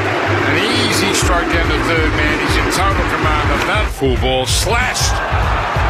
Square of the wicket. There is vacancy out there, and that boundary brings up Harry Brook's 50. Score more this summer with Liquorland. Shop in store or online at liquorland.com.au. 18 plus only. Choose to drink wise. England on top here. They were 3 for 57 before Root and Brook joined each other, both on 0 since then. A nervous moment first ball for Joe Root. When he played and missed, Harry Brook has skied one and got away with it. They put on 113, only the third 100-plus stand for England in the series, and one of those involved Archer. So they are 3 for 170. Brook's 54, Root is 55. Sun's shining, although cloud is starting to surround the Sydney Cricket Ground, and it's a happy new year to Bradley Haddon, Graham Swan. Nice to see both you fellas. A real test match cricket, boys. Yeah, happy new year, both of you guys. I tell you what I found really interesting. We've heard a lot about Harry Brook since he's arrived on our shores. He's batted differently today. We haven't seen that charge down the wicket, try to put his presence on the game. We've seen one false shot with a hook shot, but that could happen because we're all scared of the short ball. But what we haven't seen is anyone running down the wicket. He looks like, I had a look at this surface. This is my time to get a big 100. What I've seen, and Happy New Year, Harry. You too, Swanee.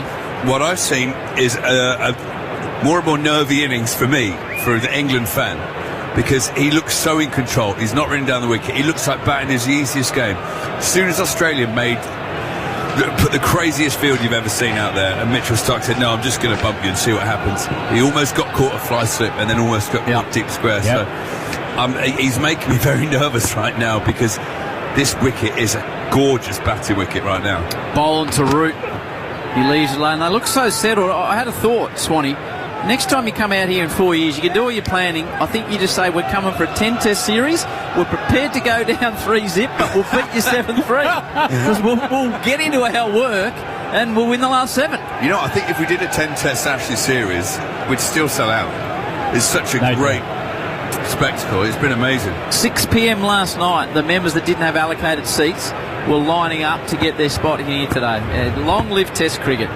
Boland, who's knocked over Root a few times outside off stump, 2 slips, and again it's that magnificent little late cut that's made him so many runs, Joe Root. Just a single, 56, 3 for 171.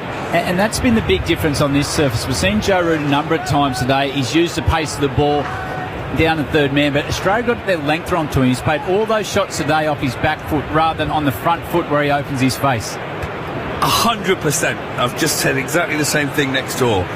That if you're feeling it slip, if you're not going to have a backward point, you have to bowl full. You have to try and get him to drive it, open the face drive to bring in the 2 slips. Because otherwise, it's just the easiest guide in the world. So those clouds over the Clive Churchill stand. They are building, is that the south down there, Hadge, or the local one? Yeah, it is. It doesn't rain much here, though, Howie, so we should be safe. Here in Manchester, it doesn't ever rain. Boland to Brook. Advance charges for the first time, and in the end decides just to guide it down to third man. He moves to 56, 3 for 173. And we had a heart rate monitor on the one. He just peaked up about 50 beats. Well, I remember at Nottinghamshire we used to bat, and there was Samit Patel, who's a brilliant county batsman. But one year our captain Chris Reed, he said, I'm not batting behind him again. He's honestly, my heart rate's through the roof. He does the most stupid things. You're batting 6, I'm batting 7 this year. It changes round. He went famous for that run out. The run out, yeah. Where he lost his feet. Whoop. Boland to Root. As soon as you said his name, I thought YouTube viral run out. But he was a great player, but he would do a lot of stupid. He would regularly get the most beautiful 70 you've ever seen it caught mid off. We've all done that, Swanee. Yeah, but that was your game, wasn't it? So I asked Junior earlier what the Ravens can do. He went straight to an out, but you as a local, you look straight to the skies. I think we're going to be okay for the day's play. Okay, because that cloud that seems to be sucking against the wind is making me nervous. On full to Root, he just eases the bat out of the way, and it's through to Carey, 3 for 172. The other thing, I played against you quite a lot in Ashes campaigns, and all of a sudden there's a partnership going, you're in slips, and this is the moment you get bored. This is where you start. I hear you talking from behind. You're going at your slip. You're going abroad. You're telling Pryor he's not trying hard enough. No. I try and tell jokes at this, but I wouldn't moan. I only ever moaned when I was bowling at my field for not being in the right place. Not for drop catches. Never. But I'd just try and make people laugh. You'd be bored now. I'd be bored stupid right now. Final ball, the Boland over to Root. It's full. He walks across to the offside, just tucks it round the corner to fine leg for a single. Just had a look at the radar. There is rain building in the west. That is the end of the 37th over. Root's 57, Brooks 55. The partnership's 116, 3 for 173. You know the rest of this story for Discovery Park's Triple M Rocks Cricket. Jacko. Yeah, you've had a few, and the overconfident you is thinking, I'll drive home. Easy, just around the corner. But Jack, say hello to your Terry godmother. A 6'5" friendly reminder that just a few is a few too many. And those sweet somethings Terry's whispering. Booze-induced poor judgment. Get a taxi. Good idea. And it was your good idea, Jack. If you're drinking, don't drive. What's your plan B? A message from the New South Wales Government. The Discovery Park's Triple M Rocks Cricket. Triple M Mitre 10 scoreboard. 3 for 173 England. I'm just going to say here, I love the way you're doing cricket over here.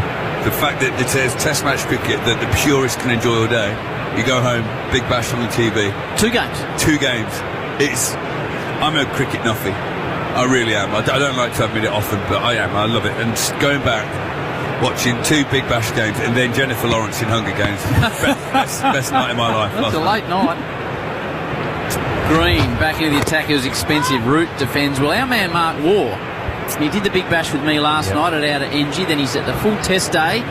And then he is doing the second game of Big Bash tonight, which starts at 9:15 in Western Australia. We'll finish about 1 a.m. and he'll be back in here as the most grumpy man at the SCG. Is he coming back here tomorrow? He will be. Yep. He will be. You've done a few of those ads. Yeah, I've done a few of them. But That's I good, could proper get through double it. dipping. Yeah, that is. That's brilliant. Well done. But Mark Waugh will be a different man tomorrow. Yeah. You would not want to miss a cover drive. No. Green to root. Spread field. Takes on the short ball. There's two men back. Good piece of fielding down there by Marnus. Oh, hang on. He just sent Harry back. Didn't want a third. 3 for 1, 7-4. Route to 58. Well, I spilled coffee all over Junior's leg this morning, so he took it really well. He hasn't spoke to you since. No, he's fine. He's been good. He was good. I mean, it was his fault. I admitted that. But he'd do that tomorrow and I'm dead. That's what he said. No. Okay. That'll come back to bite you tomorrow. Yeah. Now have a look at this field for Brook. There's Carey and then Doggett is on the ground. He's a tight third man. There's a floating fly slip and there's a backward point, a deepish wide cover, a deepish mid-wicket, and three men out on the leg side. It's extraordinary. When Harry just taps it on the head, they can't see it out there and they'll just get a single. Well, Steve Smith at square leg. This wasn't that far from him, I don't think, but didn't see it at all. No. Okay, I'm going to say that this is the kind of field now, if you get out playing an attacking waft, caught by one of the 5 men on the boundary who were there just for that purpose, I think you walk off the other way. I think you'd sit in front of Yabba's Hill by that Gatorade box, facing the crowd.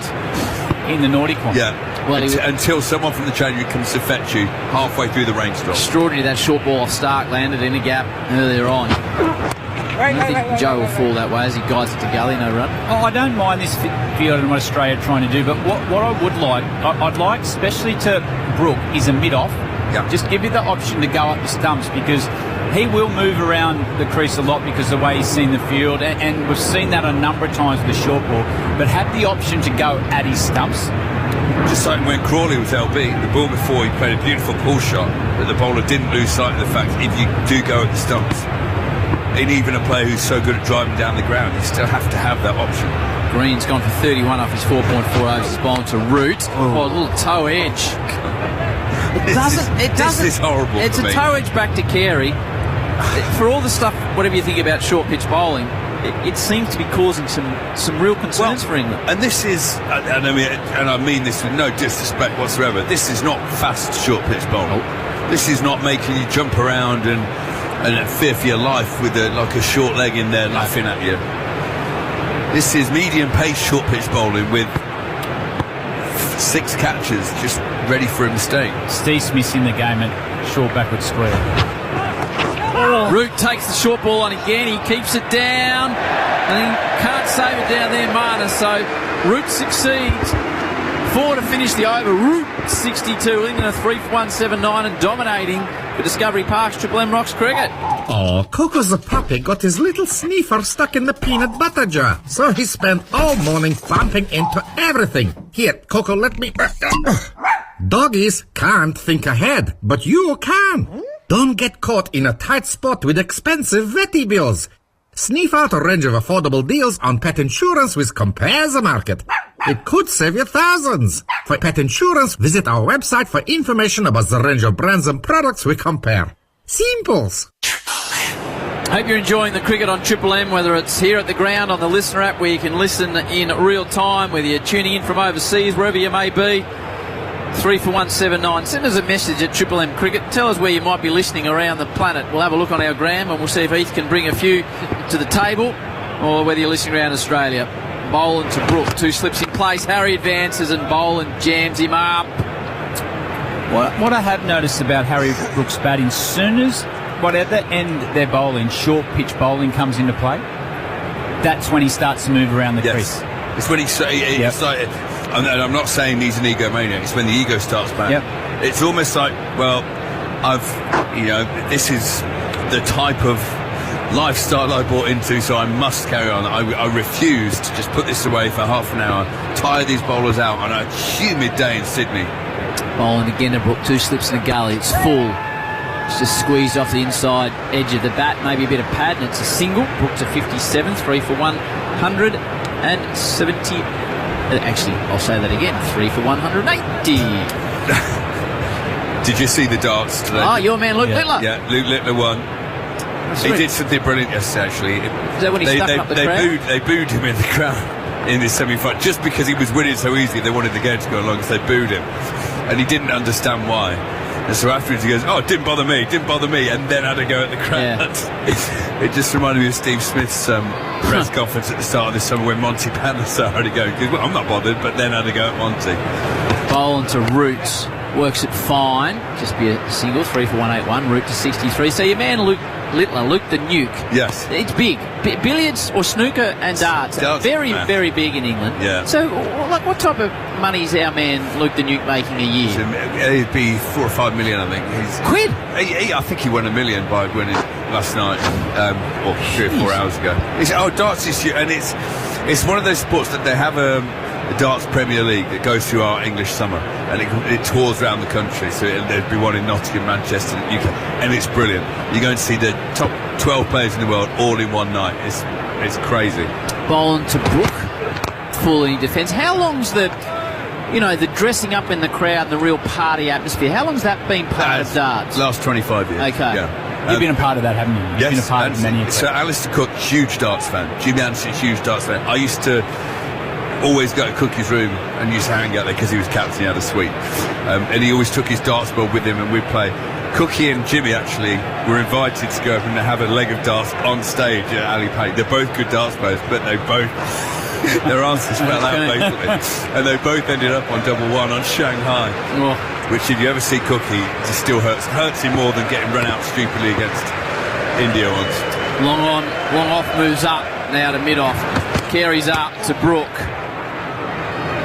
But what it is with the darts, it's a big sort of Christmas tradition now, the World Championship, because there's a week before Christmas that either school's coming to an end or it's silly season at work. And then there's a few days in between Christmas and New Year, and then it finishes just in the New Year. It's brilliant. You go to Alexandra Palace in London, you sing football songs, you dance, you get fancy dress. There's nothing the English like more than getting drunk in fancy dress. You like fancy dress, don't you? We do, we really do.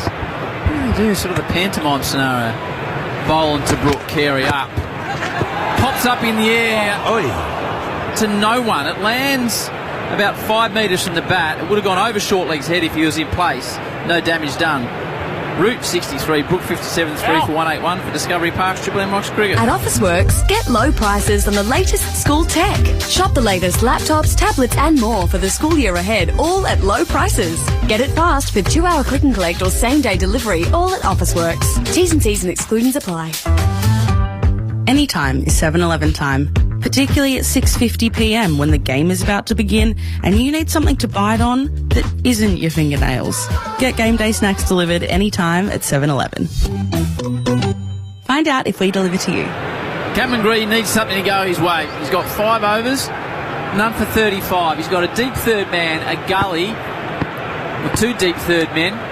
He's got 5 out on the leg side, and he's bowling to Root, who defends around the grounds for our good friends at Best Sheds Around the Grounds. Smash your old shed for 6. Treat yourself to a brand new Aussie-made shed with 20-year manufacturer's warranty at bestsheds.com.au. I mentioned, gents, you can listen to Triple M Cricket on the Listener app anywhere around the world. Give us a shout out on DMs and Insta. Have we got any love? What's happening here? Geez, the messages have well and truly vindicated you, Howie. Everyone is listening to Triple M at the moment by the looks of it. Canada, Philippines, Tokyo, Bali, Brazil, Trinidad and Tobago. That's all messages, all in our DMs at the moment. My little boy's listening in Nottingham as well. Is he? Great. Yeah. What's his name? Wilfred. Hey, Wilf. Mate. Hello, Wilf. Wilf, you nearly lost your man, Joe Root. Yeah. He went over gully for a single, 3 for 182. He moves to 64. What do we hear from Brazil? Where are they tuning in from in Brazil? Magnificent part of the world, Heath. Is it Sao Paulo or Rio or Manaus? Shout out to No Soul Campground, whichever city that's in Brazil. Right. Ryan from Adelaide is listening in from there. G'day, Rhino. Hope you're enjoying things in Brazil. If you're not enjoying things in Brazil... Rhino as in Ryan Harris? No, that's just a general Australian name. If you're not enjoying life in Brazil, you can't really enjoy it anywhere. That's just opened up a world in my head where I think we need to get to our fans. Oh, we've got to do a tour, Triple M tour. 100%. Brook takes on the short ball, shouts him, catch it, it lands short again. Put it away! Put it away, Harry. Well, that's a really interesting shot there from Harry Brook. We've seen Joe Root go from high to low and keep the ball on the ground. Joe Root's gone from low to high and tried to hit that ball, Brook, for 6. Very, very lucky there, Brook. It's a good job it was quick on him. It's hit right at near the shoulder. If it's anything like a bat on this, it's going to be out. God, I'm nervous now. I can't watch. So my son said he's at home shadow batting. He's copying the guys he sees on TV. I said, please copy Rooty more than Harry right now. Good on you, Wilf.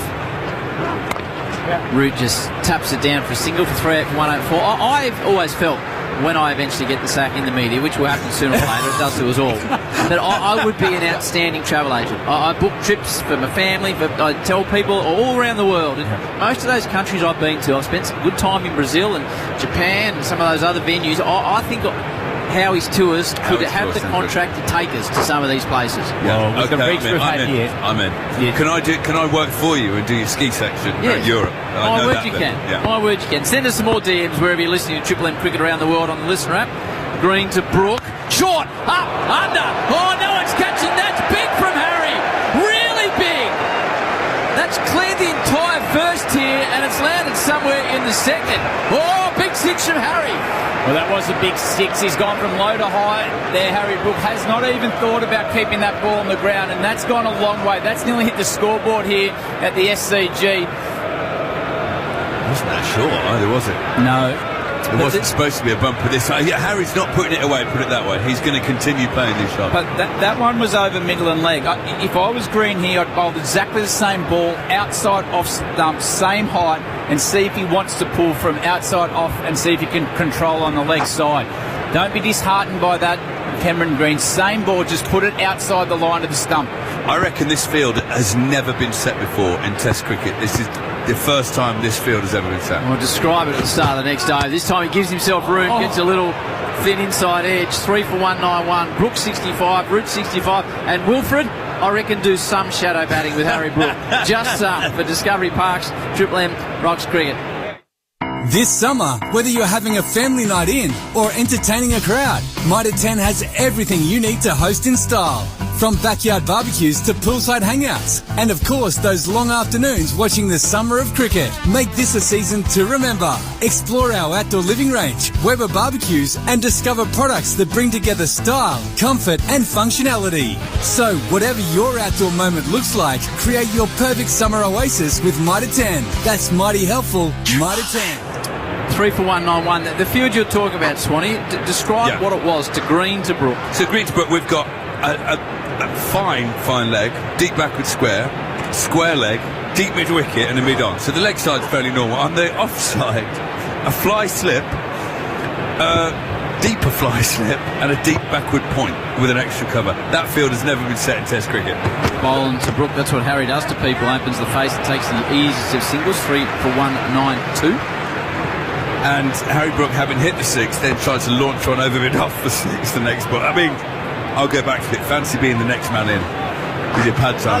You'd be you'd have nervous breakdowns in the change room. But I tell you what, yes, we've spoken all about the field, the way he's playing. You cannot tell me you're not enjoying this. I love the way he's playing, because what it has done, the way he plays and wants to drive the game, it gets a reaction out of the opposition. I'd be enjoying it more if I was neutral, put it that way. Root's on 65, he's facing Boland. Punches it down the ground, can't beat mid on. So Joe Root is now up to the second most. But you'll listen to this as an English supporter and you'll say, what if? Joe Root's now scored the second most runs in the series with 299. Harry Brook's third most runs with 298. Alex Carey is fourth with 291. I tell you, this 10-test series theory of mine, you'll smoke us every time. I'm all for it. Midway through, we'll have a mid-season break like in the Formula 1. Yep. 5 tests, then we all go skiing with Howie's tours. Yep. To Lavinia. I can sort that out, no problem. Great little Italian there. Well, that sounds and good. then we'll all come back. Root off the inside portion of the bat. It'll be at least one down the ground as the People's Champ Kawaja gets in behind it. They come back for 2. Root 68, 3 for 194. So I don't know how much you Aussies like a skiing holiday midsummer. Well, a lot of Australians at this time of year go to Japan. Yes. Skiing. A lot. If you've never skied, all the lights come on, by the way. Yes. I've just seen the floodlights come on, so The sun's gone in. The storm is approaching from the west. Well, I'm not a biased New South Welsh person. I think within the next hour, Hads, we could get rain. What do you think, Guru? It's got cooler as well. I think we'll be okay. It's got cooler, all right. Root defends. Do you know, straight back down the ground. Another way to look at your 10 Test match series: play 2 tour games or 3 tour games by the time you start. Yes. Now there's a revolutionary approach. 2010, we had 3 first-class games before. Did we send you to Cairns? No, we played South Australia, Western Australia, and then England, Australia A in Hobart. But David Sake was our bowling coach. He goes, they've done it on purpose, so the temperature's really bad. All the bowlers are going to Brisbane. So we went and had a 4-day bucks do as a bowling unit in Brisbane. Thank you to whoever helped me down that staircase that night. I still don't know your name. Bowling to Root.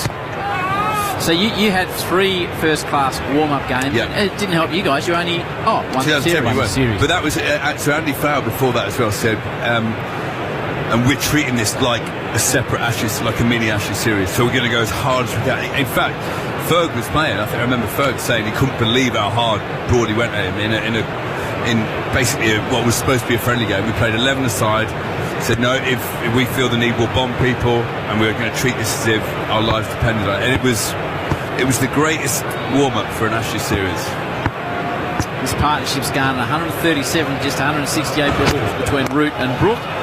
Bowl and straight as always. Root defends to Webster at mid-wicket. Joe Root 67, Harry Brooks 66. The score is 3 for 194 under cooling and darkening clouds here for Discovery Park. Triple M Rocks Cricket. Hey Merv, did you know England has the record for the highest score in an Ashes match? A mere 903 for 7. Beefy, you're in Australia now, mate. I think you mean 7 for 903. Anyway, we've won 30 more Ashes tests than you lot. Are we going to argue about everything this summer? We agreed on where to go to lunch, didn't we? Welcome to Macca's. It's got to be Mackie D's in the lunch break. It's Macca's, mate. Ba-da-ba-ba-ba. Lights taking effect here, 3 for 194. Shout out to some of our listeners on the listener app. Dubai, Singapore, Okinawa, Japan, Bay 244 just down to our right. Well done to you listening live in real time here on the listener app. Cobden in Victoria, Penang, and in my neck of the woods in Ocean Grove. Shout out to everyone in Ocean Grove listening on the listener app. You can definitely start that tour in Dubai and go from there, Howard. Oh, yeah. Brook facing green. And he defends. I spent some time in Singapore probably 2 months ago. Went to the Singapore Grand Prix with my wife. I love the Formula One, Swanee. Isn't it great? I loved it. I'm obsessed by it. And I haven't been to a friendlier, safer city. Now, things have been a bit off track in Melbourne, where I'm from, with crime in the last 2 years. And I noticed the signs that if you were involved in any form of public violence or infraction, it was 10 years jail and a public caning. There was no violence. There was no infraction. Brook defends, and you would leave the track, and after the Grand Prix they had the Foo Fighters one night, they had Crowder House, they had Elton John. You'd have dinner at 11 p.m. You'd walk around the city without a care in the world. I tell you what, that would be a good day for me. F1, then Foo Fighters. Bit of Elton John in the car on the way home, singing, Tiny Dancer, just pulling up to your house. He put on a good show, Elton. It was a million degrees, and he had the big long coat on. We're hardy as English. Yes, you are. This partnership, 137. Australians look almost out of answers. Green to Brook, who works elegantly through mid-wicket. And there'll be 2 more to the total, 3 for 197. One answer I would have a look at is to bowl Bo Webster his off spin. Okay. One, because of his height, and England haven't seen Bo Webster at all this series. No. And the way Harry Brook's batting at the moment, he wants to feel bat on ball the whole time. It could just change the way he looks at it with different eye line. Could bring a wicket. He's likely to take him on as well. Yeah, he is. Bash him. Think you can't bowl that to me. Yep. Having the outfields. The Barmy Army having a good time. Binger's band played last night at the Barmy Army Bash. Yeah. So they're in good form because of that. Brook punches it through the offside. Once a second. It's an aggressive piece of running. Out to Weatherall. 66 on his back. 66 on Root's back. 3 for 198. It's the last show ever tonight at the Paddington RSL 6 and out. Is that it? Yeah. Well, they did their penultimate show at Bungalow 8 They last good? night. I couldn't actually stay for it because I spoke on stage. I had to get back to the hotel to double dip and have something. Oh, there was a cashy on, was there? No. The cashy was for me at the Bungalow 8, but there was a breakfast one in England. Oh. I had to get online for. Brook works to the onside. It's hit and run. Another single. Brook to 71. 3 for 199. England they're dominating with the bat like they haven't throughout the whole series. Well, they've looked in total control. That's exactly what they've done. Australia have gone after them with a few different plans. They've used a short ball. Cameron Green now has gone back to more conventional field, but they have both done. He's looked in total control. Even Harry Brook, he's had moments of madness, as you said, Monty, but he's looked the majority of the time in control of his game, which we haven't always seen this series. Hev, Merv and the Lord to join you next on Triple M Cricket. Route 67, 3 for 199. Oh, it was going straight down the ground. It hits the stumps. He takes a run anyway, and the 200 is up for England off just 42 overs. 3 down, Route 68, Brook 71. The Army are on their feet. And Australia, well, they're not on their knees, but they're up against it. 3 for 200, time for a break. For Discovery Parks, Triple M rocks cricket. Tell the sun to get I'm trying to sleep if you don't mind. Tell the sun to get and block out the light. Screen away blinds. Screen away blinds. Trevor said here, it can't be that hard. Just go get them, like I did in the first test. Tell the sun to get and block out the light. Screen away blinds. Screen away blinds. Well, this has been a good session for England, and it's been a pretty good day for them. 3 for 200 after 42 overs, scoring at a decent run rate by playing genuine cricket shots and playing genuine test cricket. 4.7 and over. They're going at us. Joe Root has just passed 300 runs in this Ashes series. He's on strike. He's 68. Scott Boland with the keeper standing up to the stumps. The first ball is a dot ball. Murph Hughes and the Lord, Sir Ian, both. Just let me introduce you first, and then you can go your hardest. Murph, hello to you. G'day, Jackie boy. How are you? Great to be on. The lights are on at the G. It's all happening. England have finally shown up. It's the 5th Test match, and they've shown up. How happy are you, Beef? Well, I'd have been a lot happier if they'd gotten an earlier bus.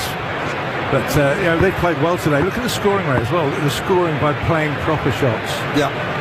And this is what they can do. But that stuff in the first couple was beyond me. They haven't looked like getting out so far. You are trying everything. Absolutely. Absolutely. Yeah, no, this has been a fantastic partnership, hasn't it? At 3 for, when these two came together, you thought, hello, Australia are a couple of wickets away from being in a great position, and these two have just snuffed that out. So Root 68, Brook 71.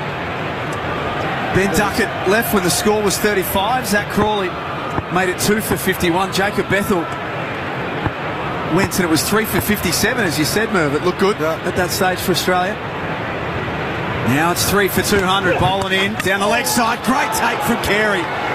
Brilliant wicket keeping. Scott Boland at 135 kilometres fired that down the leg side, and Carey gloved it cleanly. It's good work. He's been in great form, Carey, hasn't he? Both with bat, with the gloves, and particularly up to the stumps. He's been very good. Triple M Aussie Broadband speed gun. Summer's better with legendary speed and support thanks to Aussie Broadband. That is world-class wicket keeping. Oh, he's right up there. He's as good as anyone, if not the best in the world now. Joe Root waits for Boland. Fires it in the leg stump and squirts that through for a single on the leg side.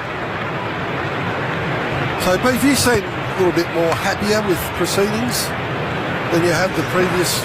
Well, it'd be quite nice to see more than 2 days, wouldn't it? Oh, there's rain coming. No, this has been, as you said before, good, sensible batting. Well, you look at the scoring rate, you think they have to be going hammer and tongs, but they're not. They're just playing good cricket shots. The occasional brain fade, but most of the time it's just good cricket shots. Oh, 200 off 42 overs is good batting. As Merv mentioned, the lights are on. Rain on the way. It's always on the rain. The boys that live up here, I don't know how they put up with it. You could be living in Manchester and be drier. Have a think about what you just said. You can. There's more rain days, more time is lost at Sydney than any other ground. I'm looking around and Brad Haddon's come storming in from the back of the box as Beefy's talking about Sydney's weather, and Hads has become very offended very quickly. There's obviously something going on. Last ball of the over. Yeah. And just a single. England just continue on their merry way. 3 for 202 for Discovery Park's Triple M Rocks cricket. Suburban four-wheel drives.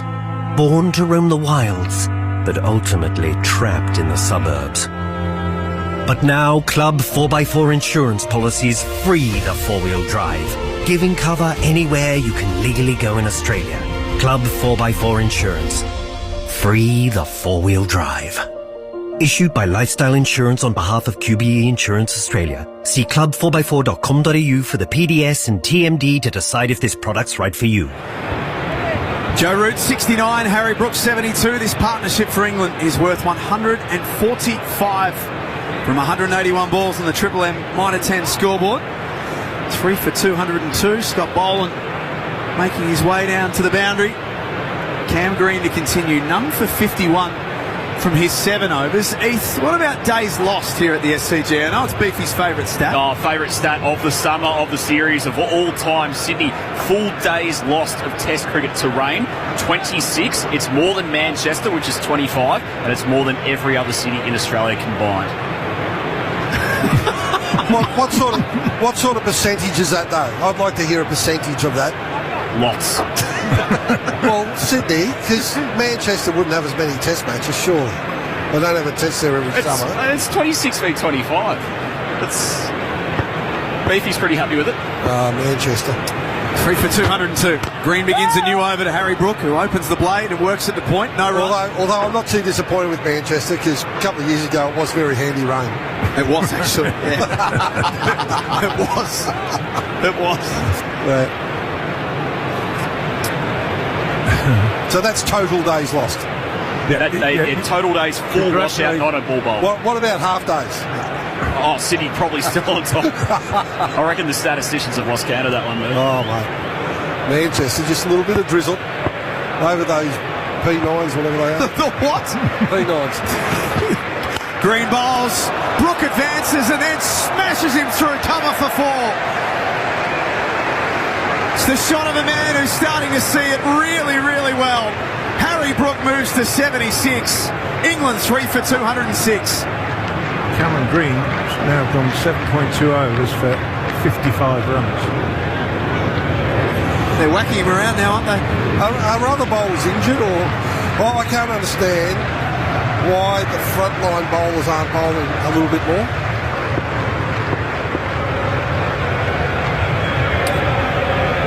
In response, Green to Brooks, strays onto his hip, and that's an easy single down the fine leg. Michael Nees has only bowled 9 overs, Merv. He opened the bowling. Bo Webster's bowled 2. As the 150 partnership comes up for Harry Brook and Joe Root. They've played very well, haven't they? A couple of false shots, but you can expect that. But, we're talking on air earlier. Brad Haddon was just talking about the way that Root opens up the face and hits down to third man. He's done that comfortably. Just shows that there's not a lot of pace in the wicket. 3 for 207. Nice shot by Root. Works it off leg stump for a single to mid-on. And the thing that I really like about it, they're rotating the strike. It's not as though they're looking for a boundary every ball. They're rotating the strike really well, and then they're picking off that bad ball. This spell for Cam Green, Beefy, Ethan tells me, 3.4 overs, none for 28 in this spell. So I wonder whether, is this bad bowling, or is this a plan to go after him perhaps? I think it might be bowling to get him out of the team. Barmy Army in full voice. Brook advances, and the Australian cordon think that they've they've heard a noise. Steve Smith goes straight up. Alex Carey didn't hear anything. Looked like Cameron Green appealed because everyone else appealed. Yeah, exactly. So I can't understand why there's a confident appeal like that and they don't take it upstairs. Let's have a look. Triple M Harvey Norman replay. Oh, he's missed it only by 4 or 5 inches.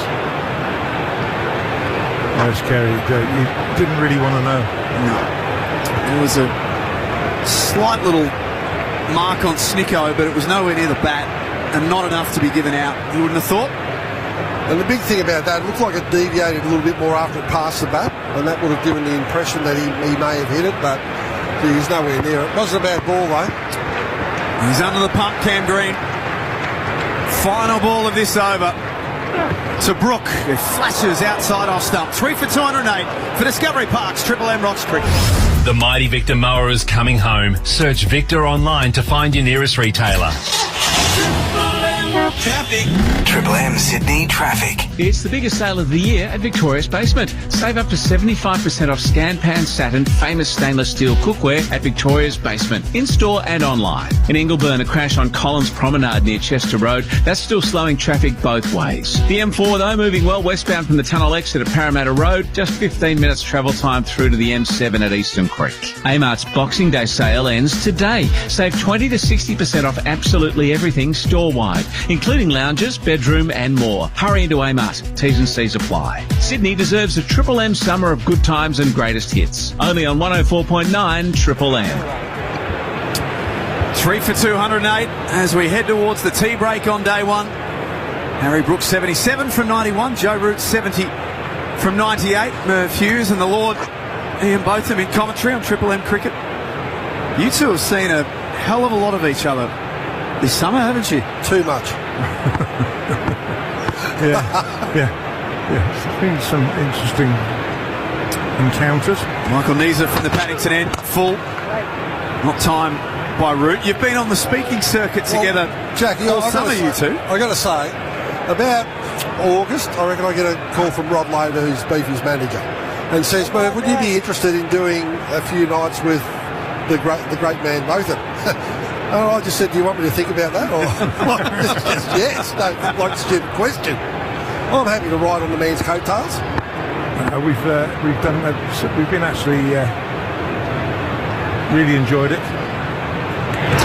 These are in, no run, and we've done quite a few for like the surf club I did up in the Gold Coast, raising money for them. It's been good. We've had such great response from the public. When we were in Adelaide, that was quite amazing. Where I lost Merv that night. Where'd he go? Bit of a haze. Into a barrel of VB. bit of a green haze there was. It just got lost in the mist. 3 for 208. Knees are full. Worked off leg stump by Root for another single. He goes to 71. What's he like to travel with, Merv? Beef?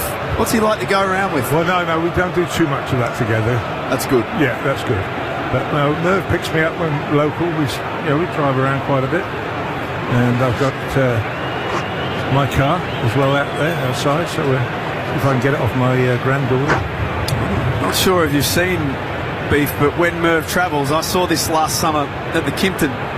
The day that we were checking out, and the morning we were checking out, we were all pretty rough, I've got to say. Mm-hmm. And I saw this giant hulking figure with a Kookaburra cricket bag checking out.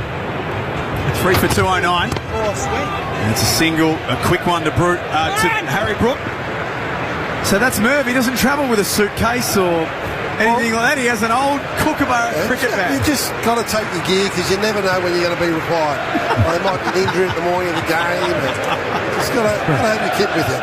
Well, you do the pitch report, so when you get out that's there, right. you think, well, I'll go here. Oh, yeah. It'll do a bit here. Have you thought about updating that cricket bag at all, though? Because it does look like it's starting to get a bit tired. Yeah, it's lasted a while. Yeah, it has. No, it's all right. 3 for 210, 2 balls left in the over. No run as Root picks out mid-wicket. The thing I like about it's got wheels on it, so you don't have to carry it. How good's that? Very handy. Yep. Very handy. Just seeing on the Triple M Harvey Norman replay screen, Andrew McDonald, the Australian coach, sitting next to Pat Cummins, not playing in this test. Looking rather concerned, aren't they? At what stage do you think they're thinking we should have played a spinner? About an hour ago. Yeah, I was going to say, yeah. And a dot ball, in fact a single to finish off the over. Good positive batting by Joe Root as he takes on mid-on. 3 for 211 on day one for Discovery Park's Triple M Rocks Cricket. Take my new car, take my old car, take my home and office too. Simply phone us, instant tinting, and we'll keep them cool for you. What's the number? You know the number. Yeah, you've heard this one before. It's the same number, the instant tinting. 132-444.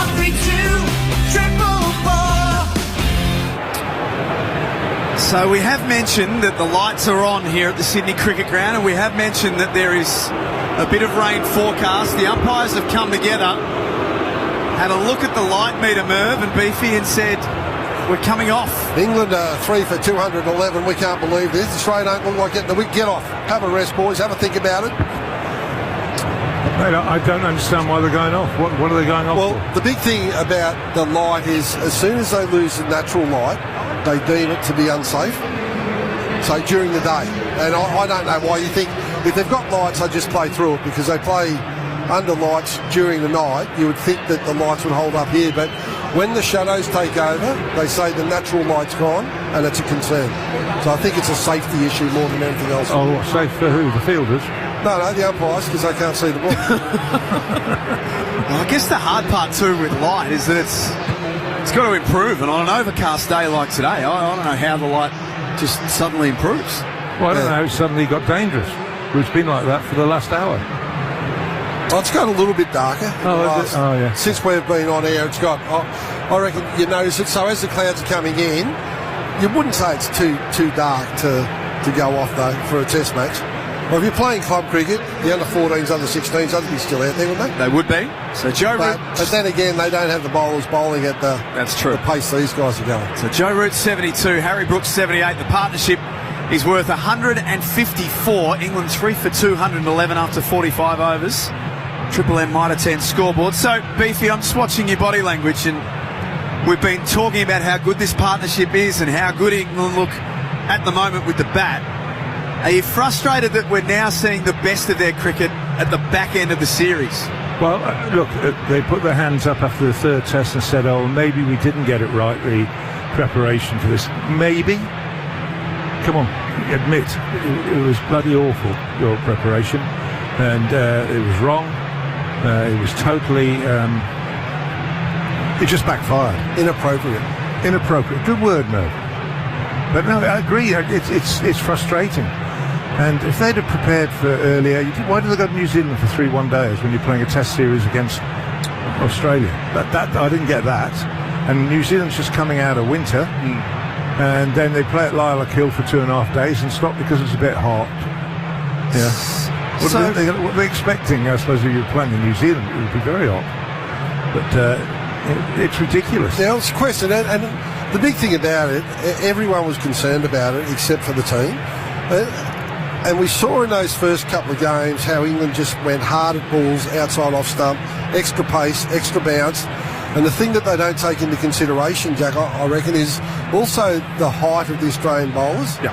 Is that because they're tall, they do get a little bit of extra bounce. And in Australia, and I don't think this is such a case in England, but the pace combined with that extra bounce creates a real problem for the batsmen. So with that in mind, you two, and the fact that England won the last test and they're in a really good spot here,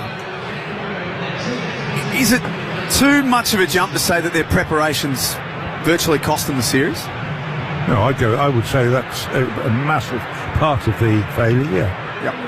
And you go to Perth, for instance, the ball always appears quicker there at you because of the air and the brightness of the sun, and there's so many things you've got to command. But playing around at Primrose Hill, or it was called Lilac Hill, just playing around with that and just knocking the ball about, that's just a nonsense.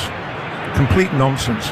They should have played at least 3 warm-up games, and I don't buy into all this, we've got too much cricket. You haven't got too much cricket at all. And that's been proven by the bowlers. The bowlers aren't match fit. Well, the big one too is that they play at Lilac Hill, not against the WACA. They play against Englishmen, so not a West Australian team. So you can't judge the length that the Australian bowler's going to bowl, and you can't judge the footwork that's being used because you're playing against your own. And then after the Perth test, they go to Brisbane. They've got an opportunity to go to Canberra, albeit it's a different week.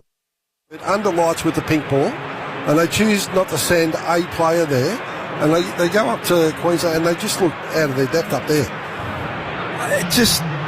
The Perth one's such an interesting one. I heard this on a podcast with a couple of English journalists, and it's a good point that somehow the Barmy Army managed to get a game on the WACA as a bit of a fun game, and yet England couldn't play on the WACA in the lead. Well, first and foremost, they shouldn't have been even thinking about it. It should have been done 12 months ago. Yeah. And you've got it, 12 months ago, we'll play against whether it's Western Australia or Western Australian second team. Yeah. Whatever Australian side you would have put out for that game, without doubt, you'd have got a competition, because the Australian, all those younger players in the second team want to prove how good they are. And it's a situation that could have been avoided. So unfortunately for all of us, there's no play at the moment. Just gone 3 o'clock local time here at the SCG on day one, a sellout.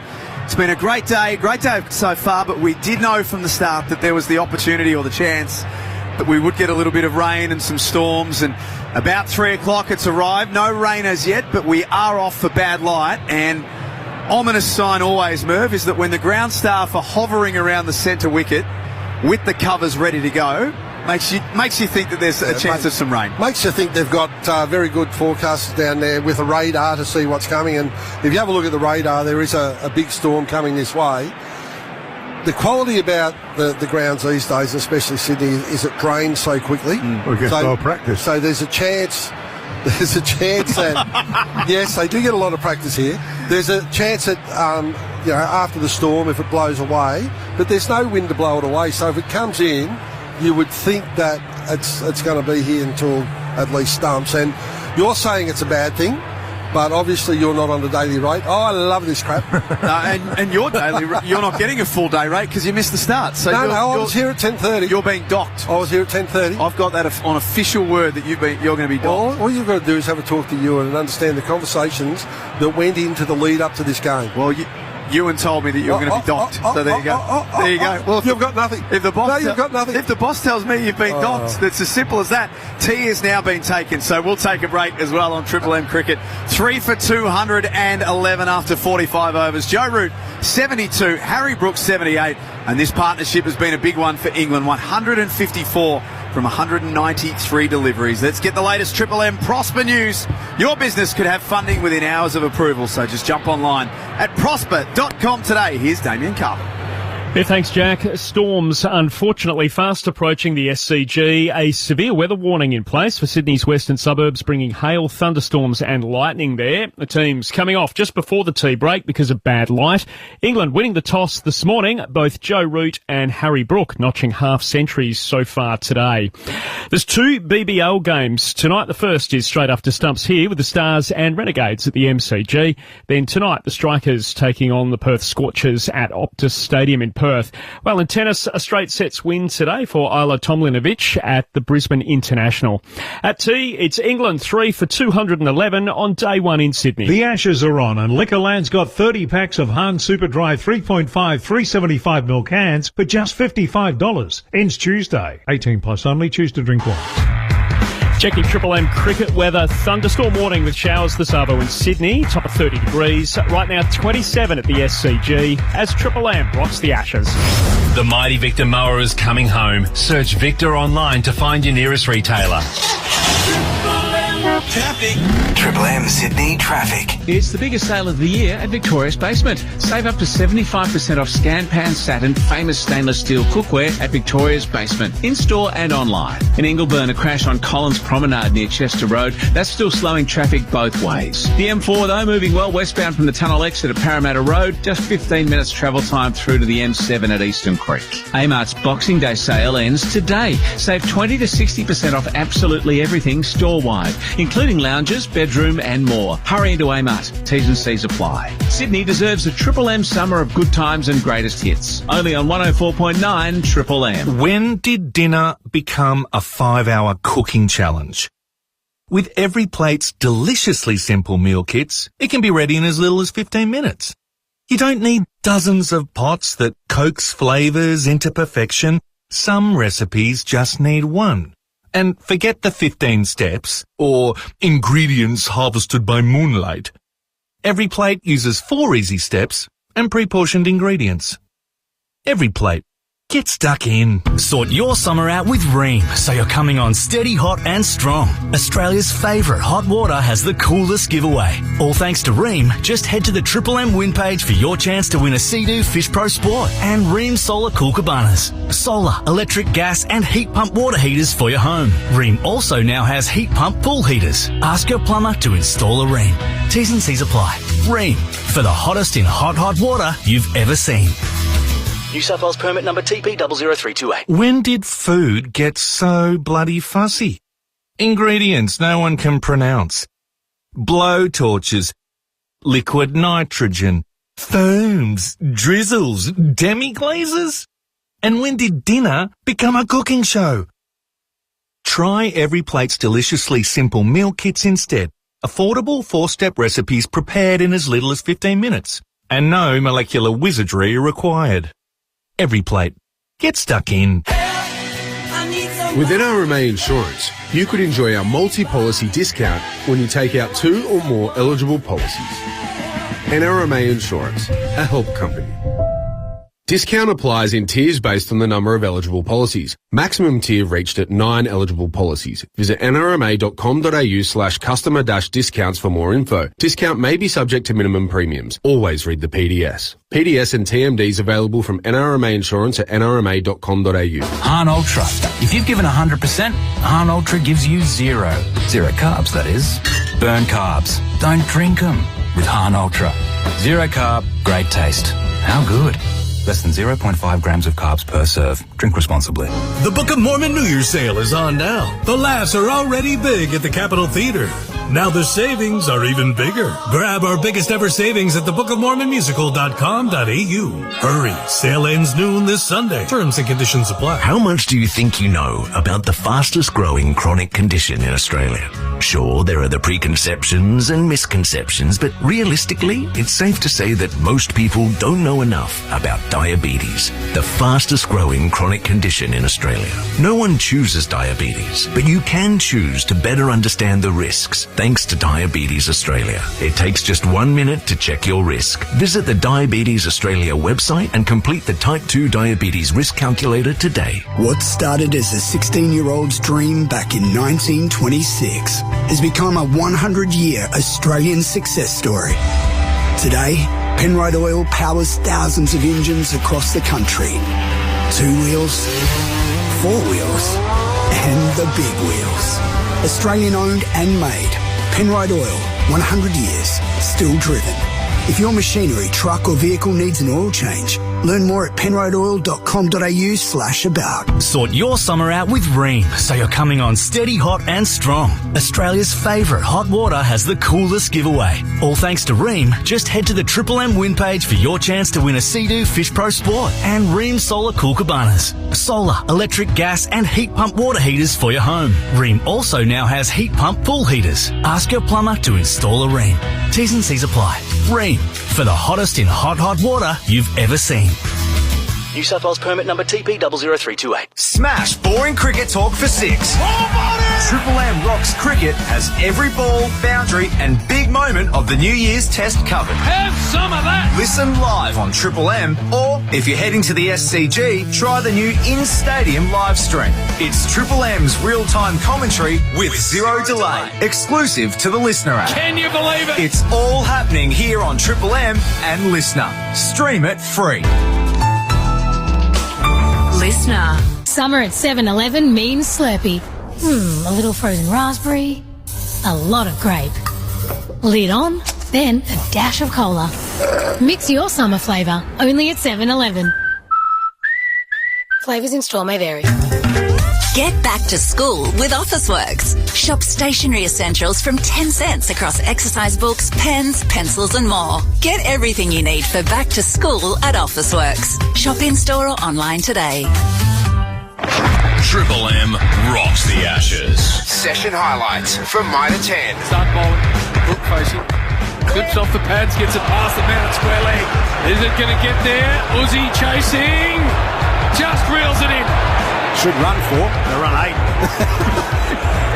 They are going to run 4. That's what Boland in. And the cut shot comes out. And it get past the man at point. Joe Root ticking along nicely. Going to size Nisa up here, I reckon, Brook. Round weekend. Clipped away for a boundary. Poor ball. Too easy for Harry Brooks. Here is Stark. He's getting a pull shot in the air, but it might bisect all three of them. It might be Harry's day. The three came in like coming in from a triangle, and it just plopped right in the middle of them. And this has worked out to bring up the 50 for Root. An easy stroke down to third man. He's in total command of that. Full ball slashed square of the wicket. There is vacancy out there, and that boundary brings up Harry Brooks 50. Root takes the short ball on again. He keeps it down, and he can't save it down there, Marta. So Root succeeds. Brook takes on the short ball, shouts him, catch it, it lands short again. Put it away. Put it away, Harry. Green to Brook. Short. Up. Under. Oh, no one's catching. That's big from Harry. Really big. That's cleared the entire first tier, and it's landed somewhere in the second. Oh, big six from Harry. Green bowls. Brook advances and then smashes him through. Cover for 4. It's the shot of a man who's starting to see it really, really well. Get the job done right the first time with Mighty Helpful Mitre 10. All right, welcome back. Welcome back. Umpire's just coming out here. But this has got actually gloomy. We're all a bit perplexed why they went off so early, Lord. But, look, the hard stuff is coming, but it certainly has got gloomy in the last few minutes. So it is probably for the best that they are off. Doesn't help that Australia don't have a spinner. So... North England. That's right. Dangerous conditions. And we've been looking at the radar, and this is it, by the way. Today should be it. So whatever we cop today should be our only delay. There's some severe stuff around the place. We're not sure it's going to hit here. If it does, that's the end of the day. And that's we're looking at a cloud off in the distance behind the ladies' pavilion. That's sort of southwest. That looks like a damn tornado looking in the distance. Well, there's lightning as well there, Dan. That's it. So... we've had severe thunderstorm warnings for the last couple of hours. So if it does hit, it's curtains, and that's a shame. Geez, England have been good today, Beef. These two have batted properly. They've milked singles, Brook and Root. Brook has contained himself enough. Brook 78, Root 72. Too little, too late, but it's been good from your mob. Yeah, and I think that the Barmy Army and all the other England supporters that have travelled will be enjoying this, but the one question they'll be asking themselves is why do we have to wait? Why do we have to wait this long? You know, the last 2 tests, we've been at the MCG, we're in a position here, getting ourselves into position. I mean, for me, I think I wasn't very happy when they first went off, but then as the light got darker, the one good thing is they're ready to go if any rain does come. Yeah. Which is important. And they're pretty good here with the radars, and they got a lot of practice. That's right, Beef. Yeah, couldn't let that go, could you? You're right. No, they know, so that's why they're there. The covers are ready to go. The stumps are still in, but won't take long to get the the pitch covered here. But as I said, day 2, 3, 4, 5, pretty good forecast. So this whatever we get here should be it. Why don't you have the hover covers over here? You know what? I've asked that for years, Beef. I don't know why. It's so much easier and quicker. Well, it gets out there quick, and it doesn't. The covers don't sweat. It just makes it.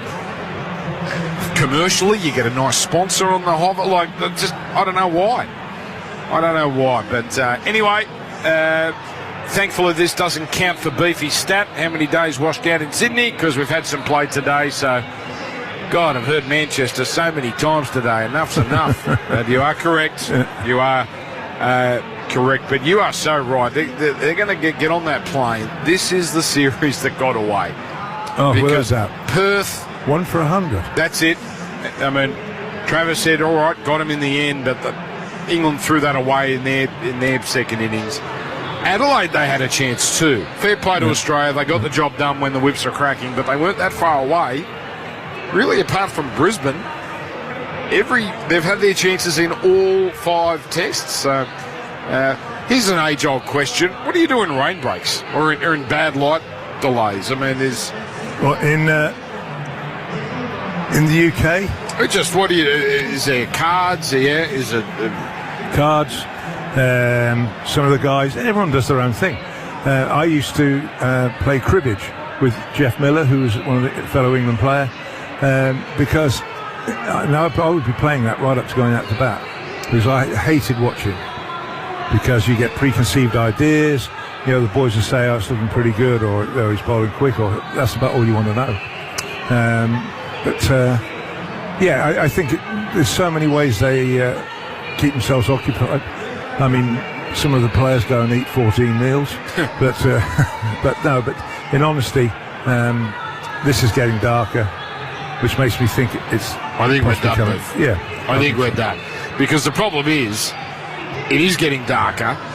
There's the heavy stuff coming. By the time the heavy stuff hits us, it's going to be no way. They were explaining to me, I think, if we don't get back on by 5 o'clock, that's it. And it's, 3:15 now, which is obviously 5 o'clock's a long time away, but if this weather hits, we're probably in trouble. You know what makes the light look worse? The big LED signage, because it shines so brightly, and it's all pink, obviously, for the McGrath test. It is bad light anyway, but it's not helped by that LED. It just makes it seem so much more gloomy. Well, and also the floodlights. I mean, I know you can't take them off once you put them on, and you've got to play with them, they've got to stay on. And it takes a lot if you turn them off a long time before you can turn them back on, if that makes any sense, because at home you just flick a switch. But it's a bit bigger, these lights. These, because they're the original lights, 1978. They have changed them over. I think they're LEDs now, but they do take a little while to warm up. Well, we played the first one-day game, one of the first one-day games when they were in. And the English authorities decided that cricket ball, night-time cricket ball cricket, they said you can't wear colour clothing. You've got to wear white.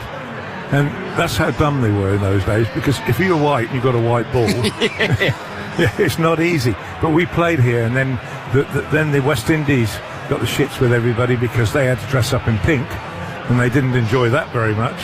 And the Aussies kept their green and gold. So we thought, we got blue in the end. You were the baby blue, if I remember. Yeah, baby blue. That's it. Do you enjoy playing under lights? Yeah, it was a novelty then. I don't like Test cricket under lights. No. I think that's wrong, because I think it's too big an advantage.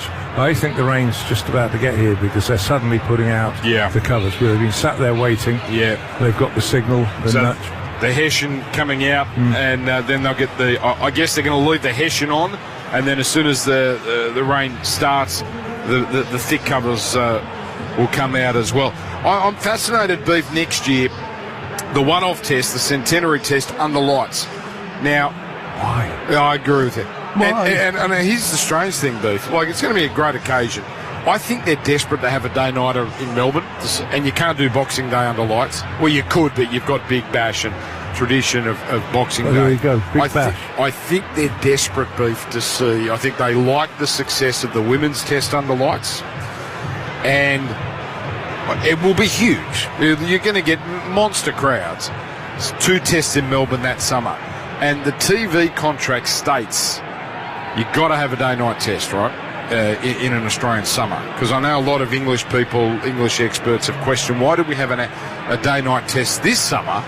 Because you're getting full houses anyway. It's a TV contract.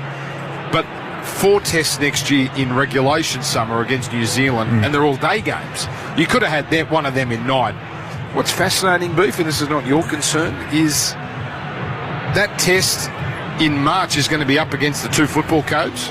So it's not the... It'll be a big television event, but it's still going to go up against AFL and Rugby League. So I assume AFL would be starting by then. Rugby League certainly they'll be 3 or 4 rounds in. So anyway, it's a one-off. It'll be different.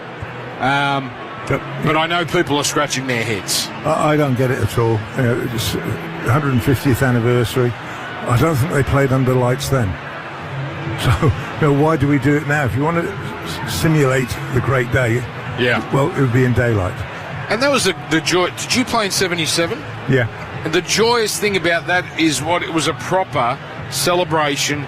The result was the same with the runs, and you had the Queen. It felt like a proper honouring of 1877. 2027 is going to feel weird because it's going to be nothing like 1977. In the 77 one, I was actually the runner in the dressing room for the England team. I was over on scholarship. And, I played in that same year, but later on in the UK. Right, okay. So against my debut against Australia when they came over. So, but no, I always remember it because Derek Randall played the innings of his life. Who got John Lever broke Rick McCosker's jaw. So there's a lot going on there. And I think it was David Hooks the 5-4s or something in a row. Tony Greig. Wasn't there a mad panic because it's like 138 versus 95, and the Queen was coming out? Was it day 4, day 5, and everyone was in a panic that hang on, this thing's going to be over before the Queen gets to. We introduce the Queen to the players. Anyway, thank goodness for Derek Randall. He played magnificently. Tea break for Mitsubishi Heavy Industries. Keep your cool while the Aussies bring the heat. I guess we are officially in the tea interval, and we've just seen lightning here. That is a thumping shower that is getting a bit closer here. I don't think it's going to miss. And the radar shows we're going to get hit with something. Mightn't be the full force of it, but we're going to get hit with something, and that's going to be enough to keep us from playing. 3 for 211. England looked great. Brook 78, Root 72. To Stark, Nisa and Boland. Run rate excellent. Well over 4 runs per over. And this partnership 154. It's got to be close to one of England's best for the summer. Let's take a break and we'll come back and we'll have some more here from the Sydney Cricket Ground. I wish we could bring you some action, but not to be. England 3 for 211 for Discovery Park's Triple M Rocks Cricket. Mitsubishi Heavy Industries. Keep your cool while the Aussies bring the heat with Mitsubishi Heavy Industries. Triple M rocks the Ashes. Oh, I'm just told we're changing location, Beef. I think you'll find it favourable where we're heading in a few moments' time. Anyway, match day at Harvey Norman and the half-yearly clearance is in full swing. Big savings flying to the boundary store-wide. You can score runs on TVs, fridges, vacuums, kitchen, laundry. Smash deals on laptops, mobiles, headphones, cameras, the latest tech, all priced to clear as usual at Harvey Norman. Refresh your place with mattresses or bedroom furniture, lounges or dining, outdoor barbecues. They're all on sale.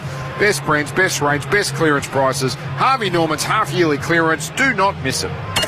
We said from day one, if Triple M repeats a song, there'll be repercussions. Hello. Hi. There you go. Is this Colin? Oh, man, I'm very anxious. I think, Colin, you might have just won $50,000!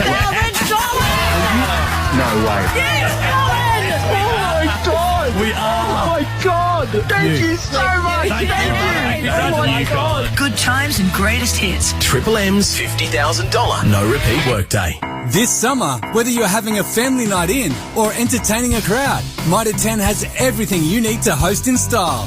From backyard barbecues to poolside hangouts. And of course, those long afternoons watching the summer of cricket. Make this a season to remember. Explore our outdoor living range, Weber barbecues, and discover products that bring together style, comfort, and functionality. So, whatever your outdoor moment looks like, create your perfect summer oasis with Mitre 10. That's mighty helpful, Mitre 10. With NRMA Insurance, you could enjoy our multi-policy discount when you take out 2 or more eligible policies. NRMA Insurance, a help company. Discount applies in tiers based on the number of eligible policies. Maximum tier reached at 9 eligible policies. Visit nrma.com.au/customer-discounts for more info. Discount may be subject to minimum premiums. Always read the PDS. PDS and TMDs available from NRMA Insurance at nrma.com.au. A family legacy that began in 1926. 100 years on, Penrite Oil is only getting started. Penrite's Convoy range of heavy-duty engine oils, gear oils and transmission fluids keeps trucks and fleets running efficiently. Convoy protects and extends engine life, keeping you on the road for the long haul. 100 years Aussie-owned and made. Penrite Oil, still driven. If your truck needs an oil change, learn more at penriteoil.com.au/convoy. At Officeworks, get back to school essentials from 10 cents. Shop everything you need for the school year ahead like rulers, exercise books, pencils and more. And get it fast with 2-hour click and collect or same-day delivery all at Officeworks. T's and C's and exclusions apply. Moving home? We know it can feel overwhelming. That's why AGL makes connecting your electricity and internet quick and simple in just a few minutes online. Move with AGL, trusted by Australians for over 185 years. Join the change. Stumped over where to store all that new stuff? The new bodyboards, the Christmas decorations, the kids' new bikes, the trestle tables. Well, smash your old shed for $6 and treat yourself to a brand new Aussie-made shed with a 20-year manufacturer's warranty at bestsheds.com.au. No shed like a best shed. Sort your summer out with Ream, so you're coming on steady, hot and strong. Australia's favourite hot water has the coolest giveaway. All thanks to Ream, just head to the Triple M win page for your chance to win a Sea-Doo Fish Pro Sport and Ream Solar Cool Cabanas. Solar, electric, gas and heat pump water heaters for your home. Ream also now has heat pump pool heaters. Ask your plumber to install a Ream.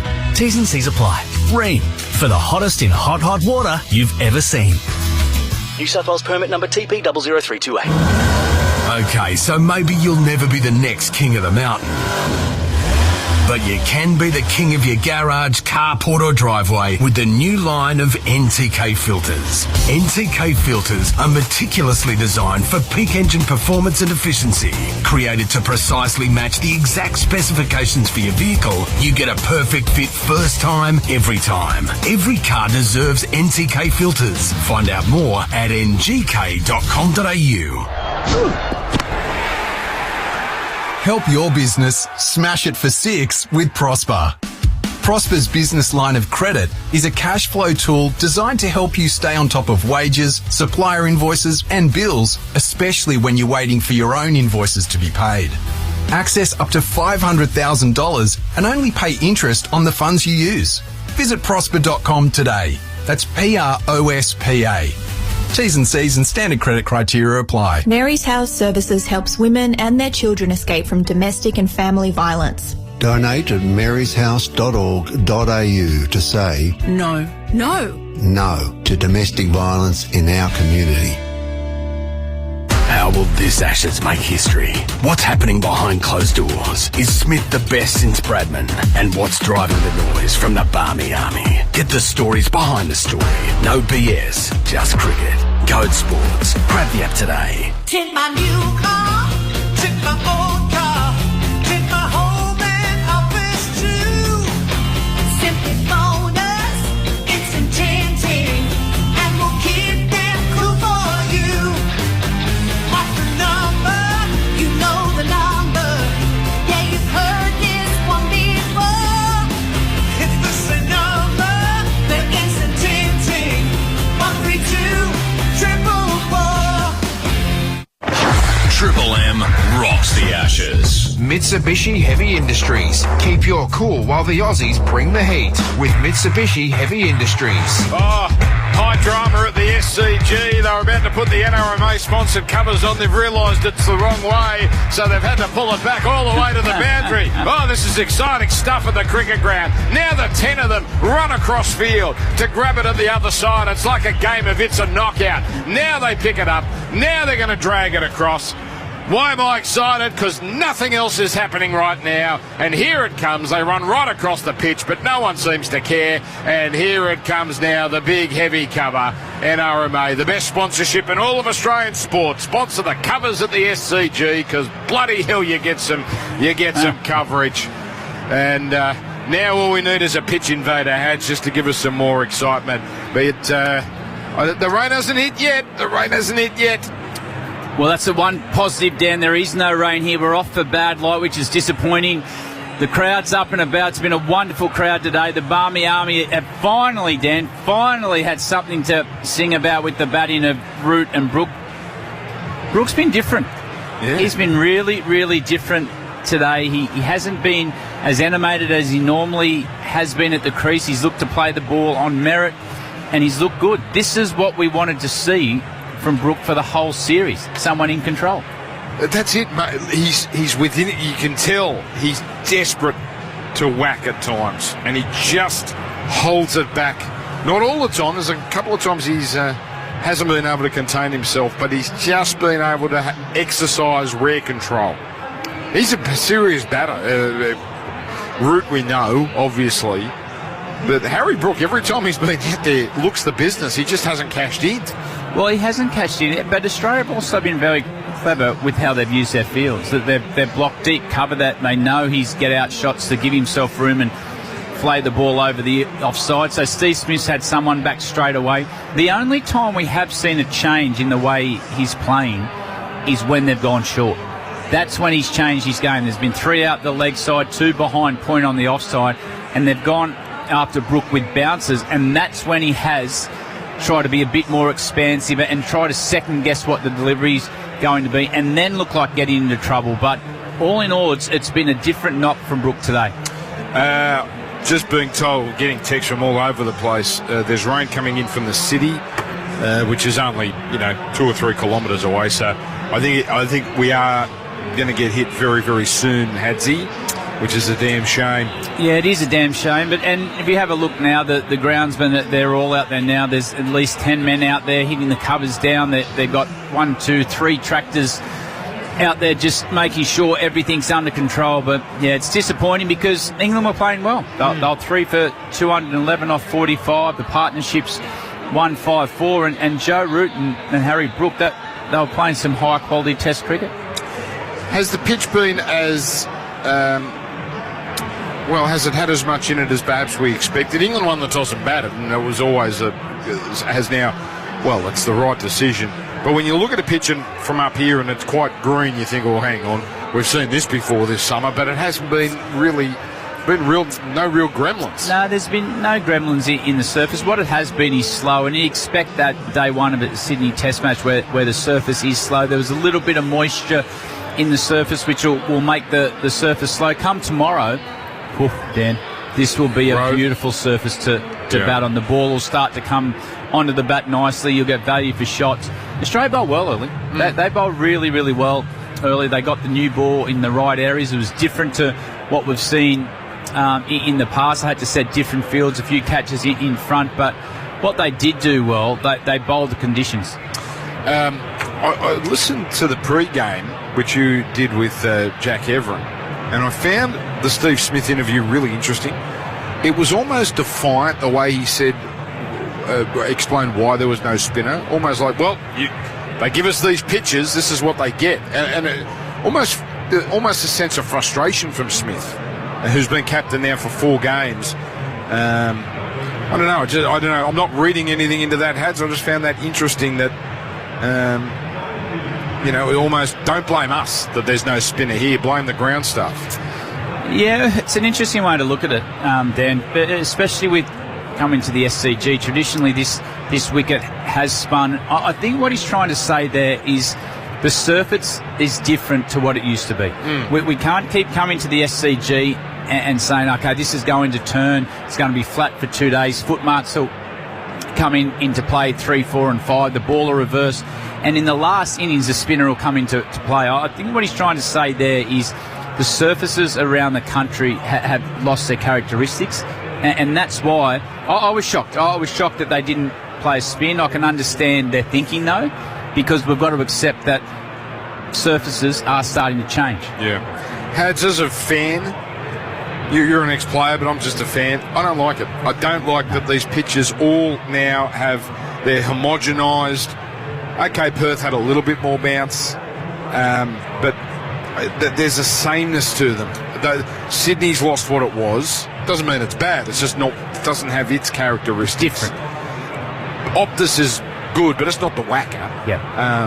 And we're not even a drop in here in Sydney. Adelaide was a fantastic surface, and obviously Melbourne was a one-off. That was just a disaster, and hopefully that never happens again. But we can't lose what made Test cricket in Australia great, is that you knew at each venue what you're in for. And what you're trying to say there is that you don't want to lose the characteristics and the history of what Test cricket looked like in this country. And Steve Smith alluded to that actually before the start of the game. He said, what do you want from this surface? Because let's be honest, the wicket was hot topic after what happened at the MCG, and he said, what I would like, I'd like the ball to swing it around in the first session here at the SCG, be tough work. The wickets start to flatten out. Reverse swings start to play a big role in the game. And then the wicket becomes slow, low, and really hard to score in the four day and the fifth day, and start to turn out of the footmarks. And I think that's something for everyone. Yeah, exactly what he's trying to say. Yeah. All right. Well, we're done from here from the box. We'll be coming from a new location. I think much more amenable to the Triple M staff. You'll hear that on the other side of this. But England 3 for 211. Officially, bad light has stopped play, but the rain, we keep getting told, is getting closer. So we're a bit sceptical about when and if we'll see play again today. But more on the other side of this. Triple M rocks cricket for Discovery Parks. Mitsubishi Heavy Industries. Keep your cool while the Aussies bring the heat with Mitsubishi Heavy Industries. Triple M rocks the Ashes. You know it's in form right now, not paying commission. And with IG share trading, you can trade all Aussie shares for zero commission and zero commission on international shares too, with just a 0.7% FX fee. If you're paying fees elsewhere, probably time to look at your options. Download the IG trading app today. That is, let me get this right, the IG trading app. Season and other fees may apply. IG Australia Publicity Limited, AFSL 515106. Triple M breakfast. Bo, Cat and Woodsy. I'm going to say the main reason that couples will break up, maybe because you're a dud in the bedroom. Yeah, not listening to what the other person wants or needs. Stop putting the mirror where you can only see you. Yes. Yep, stop flexing in the mirror. Yep. Stop talking to yourself in the mirror. There's plenty of reasons why best sheds are the best sheds. Find out at bestsheds.com.au. Bo, Cat and Woodsy. 6 to 9 a.m. weekdays on Triple M. Thanks for joining us for the Discovery Parks Parents versus Kids cricket match. Absolute whitewash for the parents team who are batting here today due to some very clever play. Someone had the smart idea to wear the kids out this morning on the bouncing pillows, then the water park and a walk to the beach. With the kids tired, the parents have got this one in the bag. Do it all at Discovery Parks. Book online at discoveryparks.com.au. Suburban four-wheel drives.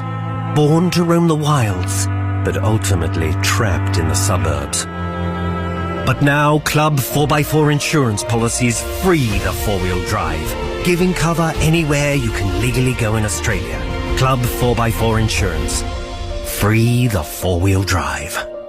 Issued by Lifestyle Insurance on behalf of QBE Insurance Australia. See club4x4.com.au for the PDS and TMD to decide if this product's right for you. When the Aussies take on England, the rivalry is legendary. But struggling with your telco is not. Thankfully, when you switch to Aussie Broadband, you can put that rivalry to bed. Your internet will be streaming as fast as a Mitch Stark Yorker on a network that's purpose-built to handle high demand. So this summer, leave the rivalries to the ashes and get legendary speed from Aussie Broadband. Make the switch at aussiebroadband.com.au. That's the actual Aussie way. Cricket's better at the pub. No glare on their big screens, AC's non-existent in the stands, and the lines to get a drink. It's just not cricket. But your local Pub Plus pub? Better screens, shorter lines, so you'll never miss a wicket queuing for a bevy. Cold drinks, cool AC, no trumpets allowed. And with the Pub Plus app, you'll get even more from your local. Cricket at the pub? That's a plus. And summer sorted at your local. G'day, it's Justin Langer here. As a batsman, I was always focused on my sight, but I learned the hard way the importance of hearing health. That's why I'm teaming up with the not-for-profit Lions Hearing Clinics to encourage you to check 1, 2. 1. Book a hearing assessment with the Lions Hearing Clinic. And 2. Receive an analysis from experts, not salespeople, so you get the care you deserve. Lions Hearing Clinics, part of Ear Science Institute Australia. Search Lions Hearing. We all love it when the Aussies win, right? Well, unfortunately, we're the undefeated champs for one very unwanted title. Yep, Australia has the highest rate of skin cancer in the world. In fact, 2 in 3 Australians will be diagnosed with skin cancer in their lifetime. Let's change that together. When you're outdoors, don't forget to cover up and remind your mates to do the same. Slip, slop, slap, seek and slide. Be sun smart. Save your skin. Hi, Mark Taylor here. We may not be able to control everything, but with Fujitsu's Anywhere Ducted Smart Climate Control, you can control the temperature in your home and easily isolate and vary airflow from room to room. Both smart and efficient, this means you can keep any zone in your home at the right temperature. So, for year-round comfort and control, and keeping Australians comfortable for over 50 years, just get a Fujitsu.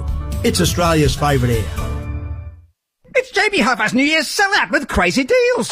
Like a Falcon 65-inch smart TV tossed out for $599. Madness. And a Dyson V7 Advanced Origin crunched to $329. That's nuts. JB, you've done it again. Club Marine is the insurance Aussie boaties trust. Proudly awarded Australia's top-rated boat insurance for 2025 by Product Review. Join the club today. Get a quote at clubmarine.com.au. Before buying, check the PDS and TMD at clubmarine.com.au. Tell the sun to get.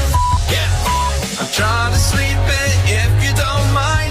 Tell the sun to get. And block out the light. Screen away blinds. Screen away blinds. Trevor said here, it can't be that hard. Just go get them, like I did in the first test. Tell the sun to get.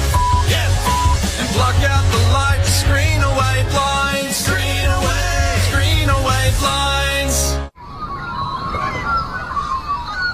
Oi, tosser! Your drink bottle lid strangled my mate. You think no one is watching when you litter, but nature is watching and, oh, we're angry. Even small amounts of litter, like a bottle lid, can have a big impact on wildlife and waterways. Nature hates a tosser, so bin it or bring it. A New South Wales government initiative.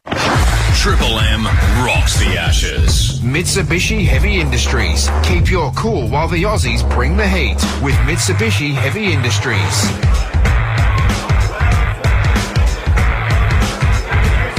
Unfortunately, the news has not got any better in the last 5 minutes or so, and that is that now the rain is coming down very, very heavily. All of the big covers are on here at the SCG, and at 3 for 211, it seems pretty unlikely at this stage now with rain and light. And it doesn't look like we'll be getting back on at any point today. We'll stay here in the meantime, and what we've done is basically just moved our operation from upstairs in the central commentary position to down here in the pocket bar in the Bradman stand. I've got Mark Taylor and Bumble Lloyd alongside me for Discovery Parks, because this is what we do on Triple M, Bumble. If there's nothing going on, we actually just go to the bar. This is the first time, and I've got myself a Guinness as well. We got props, so that is absolutely fabulous. I'm not sure about this Guinness, whether this Guinness has travelled well.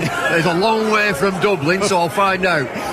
Tubby, you missed the little production meeting that we had with Bumble. where you and our boss said, all right, guys, you're off down to the Pocket Bar. And Bumble's like, what, you're actually allowed to go down to a bar on air and do the show?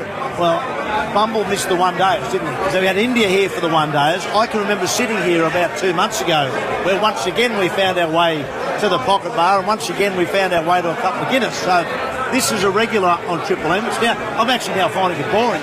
Drinking beer for cricket, terrible thing. I've just had a sample of this Guinness. It's absolutely fine. Oh, there you go. Nothing wrong with that. Hey, question for both of you, because we are in a rain delay at the moment. What actually happens? Help our listeners understand. When there's a rain delay and there's no cricket, and you get a day like today where you can't leave yet, but it's pretty likely that you're not getting back on. What happens inside the change rooms? Well, when I played, we used to play cards, play all sorts of things. We played a very poor standard of bridge. We played whist. We played something in Lancashire called Sweaty Betty. And I can't remember, but it was something to do with the Queen of Hearts. And when you got your hand, there were 13 cards each, you pass 4 on to the next person. And it was a super game. And the club themselves tried to stop us playing, because spectators were grumbling, well, they're all upstairs playing cards, why aren't they playing cricket? What about you, Tup? What goes on? Very similar. First thing that happens is that the bowlers in this situation, the England bowlers in particular, are loving it because they're not actually out in the middle, so they haven't got to worry about potentially batting. They know they've got the afternoon off. So first and foremost, they're celebrating the fact that their team is batting, and now they know they're not going to bat at all probably today themselves. So that's a great day for the England bowlers. The Australian team are probably thinking to themselves, well, the rain's come down, we may have to get ready. So they've got to keep themselves a little bit prepared. England at 3 for 211 are in a very nice position. So Root and Harry Brook are probably thinking, hey, life's pretty good also. Yes, we're both getting close to 100, but life's pretty good. So, yeah, England are very relaxed. Australia are probably thinking, well, let's hope it rains for the rest of the day, because I don't think they'll be that keen to go back out there because the ball's not doing much.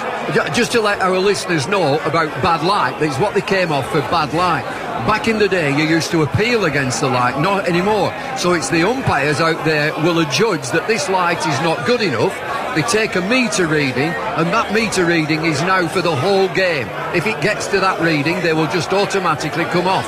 I would much rather have appeal against the light and then down to the umpires to say, no, we will carry on. And coming from Manchester, where I come from, this is a normal day. This would be a super day. We would play all through this. And you wonder, to that point, Bumble, I mean, that partnership was worth, what, 150 or just gone over? They probably would have liked to have kept batting, wouldn't they? They would have liked to have carried on, and they've played properly, haven't they? Yeah. Except for one little session where the field was set back for the hook shot, and Harry Brook obliged, just leave it, just let them tire out, let the ball get soft, and then enter the next phase of the game. Other than that, I think they've learnt to play the situation, get your team into a really good 450 you want out here, 450 minimum, it looks a super pitch, and then get to work with the bowlers. We're all, I'm sure that we're all disappointed that we're not seeing a spinner. There's no spinner. And that goes back to the pitch. It's interesting that I think the last 2 games, I think both sides are guilty of trying to overread the pitch. Yeah. I think they've got really used to the fact now that something's got a bit of grass on it.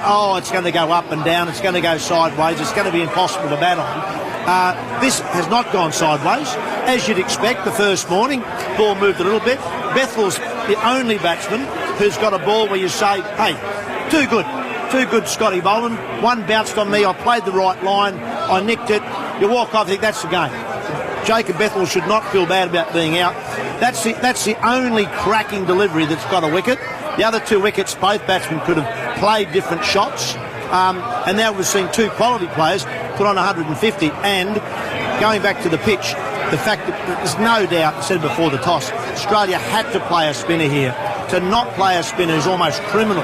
But I think, in a way, Australia's followed the English lead. That just got to keep banging away, and wickets will come. Well, it doesn't always come, because eventually 2 guys work it out, think, you keep banging away, we'll just work the ball around and we'll make 5 runs and over without a risk. So the last couple of hours have belonged to England, but only because Australia have got, I think, the wrong side out there. You get three seamers and an all-rounder, and there's an opportunity to play an off-spinner or a spinner, because it's a different phase in the game. When a partnership gets going like this, you change the tempo of the game, bring a spinner into the attack with the potential of either spinning the ball, which he probably wouldn't spin first day here, but it brings slip into play as well, brings the inside and outside edge into play, and the ball goes up into the air from a bowler's hand rather than banged into the pitch. So it's a different phase of the game that comes in, and it's a much better game, in my opinion, for the spectator. Do you think if Australia had Nathan Lyon available, do you think he would have played in this game? I'd like to think he definitely would have played, but I think Australia have missed a real opportunity to play Todd Murphy. He's never played in Australia, and he's been the number 2 behind Warne now for 3, 4, 5 years. Missed an opportunity to play him here. I remember the great Richie Benno, the late Richie Benno, and Ian Chappell. When I first joined the 9 commentary team, he used to always talk about the pitch here at the SCG, even if it's real grassy days. And there was apparently, not my time, but before my time, there was a lot more grass on this pitch. They said it always spun because of the soil here. It's the bulleye soil from south to here, and it's a bit of a loose soil. I don't know if it's got more clay or less clay in it, but it breaks up and it spins. And I used to always say it would spin here on day one also, even if it had grass on it. And that has not changed. And I think our selection policy has changed, and I can't for the life of me work out why. And the other thing from England, exactly the same, Bashir, which is, it's a real interesting topic, that Bashir was ready for this 3 years ago. They were playing Bashir 3 years ago to play in the Ashes, and we haven't seen him. And they've extended it, something that teams all around the world want to extend the batting lineup, get it as long as possible. So the days when you remember when Alan Mullally and Angus Fraser and Philip Tufnell, they've gone. They extend that batting lineup. 3 for 211. There's a rain delay at the moment. Harry Brook is 76. Joe Root is 72, and England firmly in control on day one. But if you have just joined us, you're listening on the Listener app or right around the Triple M network. Unfortunately, heavy rain at the SCG now.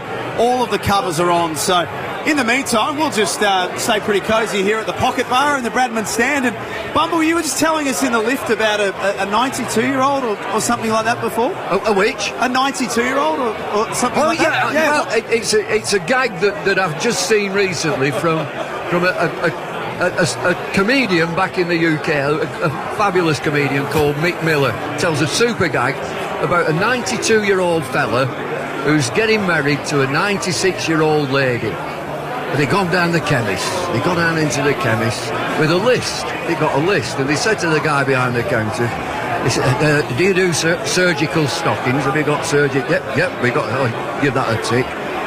Do you do suppositories? Yep, we got. Yeah, we sell. Do you sell corn plasters?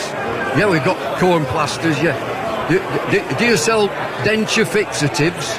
Yeah, we've got that. Do you sell hearing aid cleaner? Yeah, we've got that as well. Can I get you them, sir? He said, no. He said, we're getting married, and this is our wedding present list for guests who want to buy us something. Oh, beautiful. Oh, lovely. Just walked us into that one beautifully, Tubman. Well, actually, my son's getting married in about a month's time, so which one of that list do I get? Corn plasters. Get some corn plasters. Stick with us. Still plenty more to come. The rain's here at the SCG, but we'll keep you company in the meantime. England 3 for 211 on day one. For Discovery Parks, who have got more than 90 iconic destinations, so you can do it all at Discovery Parks. Triple M Box Cricket. Mitsubishi Heavy Industries. Keep your cool while the Aussies bring the heat with Mitsubishi Heavy Industries. Triple M rocks the Ashes. Triple M breakfast. Bo, Cat and Woodsy. I'm going to say the main reason that couples will break up, maybe because you're a dud in the bedroom. Yeah, not listening to what the other person wants or needs. Stop putting the mirror where you can only see you. Yes. Yep, stop flexing in the mirror. Yep. Stop talking to yourself in the mirror. There's plenty of reasons why best sheds are the best sheds. Find out at bestsheds.com.au. Bo, Cat and Woodsy. 6 to 9 a.m. weekdays on Triple M. Imagine not having clean clothes to wear, or even someone to talk to on a daily basis. For thousands of Australians, that's the reality they wake up to every day. Orange Sky is there for people doing it tough or experiencing homelessness by offering free laundry, warm showers and a genuine moment of connection. You can help bring hope, connection and care to someone who needs it. Donate or volunteer today at orangesky.org.au. Every little bit truly helps. This summer, whether you're having a family night in or entertaining a crowd, Mitre 10 has everything you need to host in style. From backyard barbecues to poolside hangouts. And of course, those long afternoons watching the summer of cricket. Make this a season to remember. Explore our outdoor living range, Weber barbecues, and discover products that bring together style, comfort, and functionality. So, whatever your outdoor moment looks like, create your perfect summer oasis with Mitre 10. That's mighty helpful, Mitre 10. Don't let your cash flow reserves run out. Visit prosper.com today. Prosper have been helping Aussie small businesses thrive for over a decade with funding solutions for cash flow management and growth opportunities. The online application is easy with fast approvals and funding possible in hours. So what are you waiting for? Visit prosper.com today. That's PROSPA. T's and C's and standard credit criteria apply. The Book of Mormon New Year's sale is on now. The laughs are already big at the Capitol Theater. Now the savings are even bigger. Grab our biggest ever savings at thebookofmormonmusical.com.au. Hurry, sale ends noon this Sunday. Terms and conditions apply. Catch the Hungry Jacks NBL tomorrow night as the Sydney Kings take on Southeast Melbourne Phoenix. Live on ESPN, 7:30pm. Hungry Jacks NBL. Play it loud. Breathe in and relax. Because the Kogan.com Boxing Day sale has up to 70% off awesome TVs, appliances, furniture and more, so you can get a great deal worth shouting about. Like a Kogan 65-inch QLED Smart Google TV for just $669. Shop deals worth shouting about at the Kogan.com Boxing Day sale. Kogan.com, clickin' awesome. T's and C's apply. For someone doing it tough, something as simple as clean clothes, a warm shower, or a friendly chat can mean more than we'll ever know. At Orange Sky, we're there with free laundry, warm showers, and genuine connection for people experiencing homelessness and hardship across Australia. And you can help make that moment of care possible by just being there and being part of Orange Sky. Volunteer your time or donate today. Every little bit truly helps. Visit orangesky.org.au. Smash boring cricket talk for 6. Triple M Rocks Cricket has every ball, boundary and big moment of the New Year's Test covered. Have some of that. Listen live on Triple M, or if you're heading to the SCG, try the new in-stadium live stream. It's Triple M's real-time commentary with zero delay, exclusive to the Listener app. Can you believe it? It's all happening here on Triple M and Listener. Stream it free. Listener. Stumped over where to store all that new stuff? The new bodyboards, the Christmas decorations, the kids' new bikes, the trestle tables. Well, smash your old shed for 6 and treat yourself to a brand new Aussie-made shed with a 20-year manufacturer's warranty at bestsheds.com.au. No shed like a best shed. Sort your summer out with Rheem, so you're coming on steady, hot and strong. Australia's favourite hot water has the coolest giveaway. All thanks to Rheem, just head to the Triple M win page for your chance to win a Sea-Doo Fish Pro Sport and Rheem Solar Cool Cabanas. Solar, electric, gas and heat pump water heaters for your home. Rheem also now has heat pump pool heaters. Ask your plumber to install a Rheem. T's and C's apply. Rheem, for the hottest in hot water you've ever seen. New South Wales permit number TP00328. Suburban four-wheel drives. Born to roam the wilds, but ultimately trapped in the suburbs. But now Club 4x4 insurance policies free the four-wheel drive, giving cover anywhere you can legally go in Australia. Club 4x4 Insurance. Free the four-wheel drive. Issued by Lifestyle Insurance on behalf of QBE Insurance Australia. See club4x4.com.au for the PDS and TMD to decide if this product's right for you. Triple M rocks the Ashes. Mitsubishi Heavy Industries. Keep your cool while the Aussies bring the heat with Mitsubishi Heavy Industries. So it's a combination of rain and bad light that have unfortunately punched a big hole in day one of the SCG test. England 3 for 211, 45 overs bowled on day one, but David Lloyd and Mark Taylor are here with me, and it doesn't look like at this stage, gentlemen, we'll be getting too much more play today, does it? Well, we've got a bit of breeze, which might help things, and the rain has stopped, but so you never really know. And now they can add half an hour here, half an hour there, so you never know. But at the moment, all the covers are off, so that's going to take at least half an hour to get all that off, which takes us to 4:30 local time. And they've got to get, I believe, they've got to be out there playing by 5:30, about an hour and a half from now. So we really need to start thinking about playing fairly shortly if we're going to get out there. Well, the skies look pretty angry as well. There is a breeze up, and it looks as if it's nearly stopped raining. There's no activity from the ground staff. The covers are on. There's no mopping up going on, so I think we just have to be patient. We're here with thanks to Discovery Parks. You can do it all at Discovery Parks this summer, from water parks to bouncing pillows, beachside glamping, to outback camping, and everything in between. You can do it all on holidays at Discovery Parks. Book online at discoveryparks.com.au. We've had everyone stopping past for a chat during the break, including Barbara. I think Barbara might be coming back again, and she's an official, is Barbara, and we've got a little table and a couple of drinks are on it, and I'm not sure she thinks this is right, and she's now talking to a supervisor. Watch this space. We could get evicted from here. We could be thrown out. Security, throw them out. I've got my life members pass. Of course, you've been telling me about that. You've been telling me about your life membership. Surely I can't get thrown out. Here he is. Here we are. He's coming. Here we go. We're going to do this live on air. We could be evicted live on air. This is Steve, who's got a cap on. Go, Steve. How are you, mate? Yeah, so this could get a little bit interesting. I think it's because we've got the glasses outside. That's fine. Yes. You're allowed to have a beer outside, but we've got the glasses out here. That could be the issue here. Technicality. Yeah. Steve's got his baggy green on. I don't know what cap number he was. He's talking to our producers and associate producers, directors.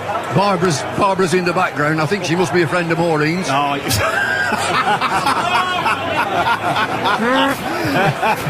Can't help but notice that there's a lot of people that have got their pods on as well who are listening to us on the listener app, and I think they want to know what's going on, Bumble. Well, I'm just looking again, and it looks as if it's going to touch darker. It started raining again, and that's probably why the ground staff out there, they'll know exactly. They'll have the radars. Has she gone? Where's Barbara?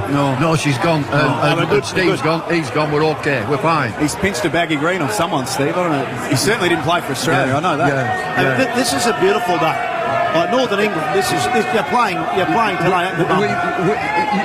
We would be playing league cricket, rain or shine, if it was pouring down. Absolutely. And you get puddles all over the place, and you still play on a sticky dog. Oh, yeah. You played in the north. I went over. I was just thinking in the break. In 1988, I went over to play league cricket. And like today, there's no way you're thinking about not playing. We played one day. Hosed down. Yeah. I took my girlfriend, now my wife, we went to the game thinking there's no way we're playing. They were out there with pitchforks and they were putting holes in the pitch to drain the water off. Yeah. Then we had a roller at Greenmount Cricket Club in the Bolton League, a place called Burra, as they said. And we had the roller, because we had a dip in the pitch because it was so wet all the time. And when it got really wet, it would only go one way. So you had to roll from the pavilion down because it went down the dip and then up the other side. If you then turned around and tried to go upwards towards the pavilion, it would get stuck up the hill and the wheels would spin, or the roller would spin. They'd have to back it out. So they roll one way, go round the square, back to the pavilion and back again. That's how they rolled the pitch.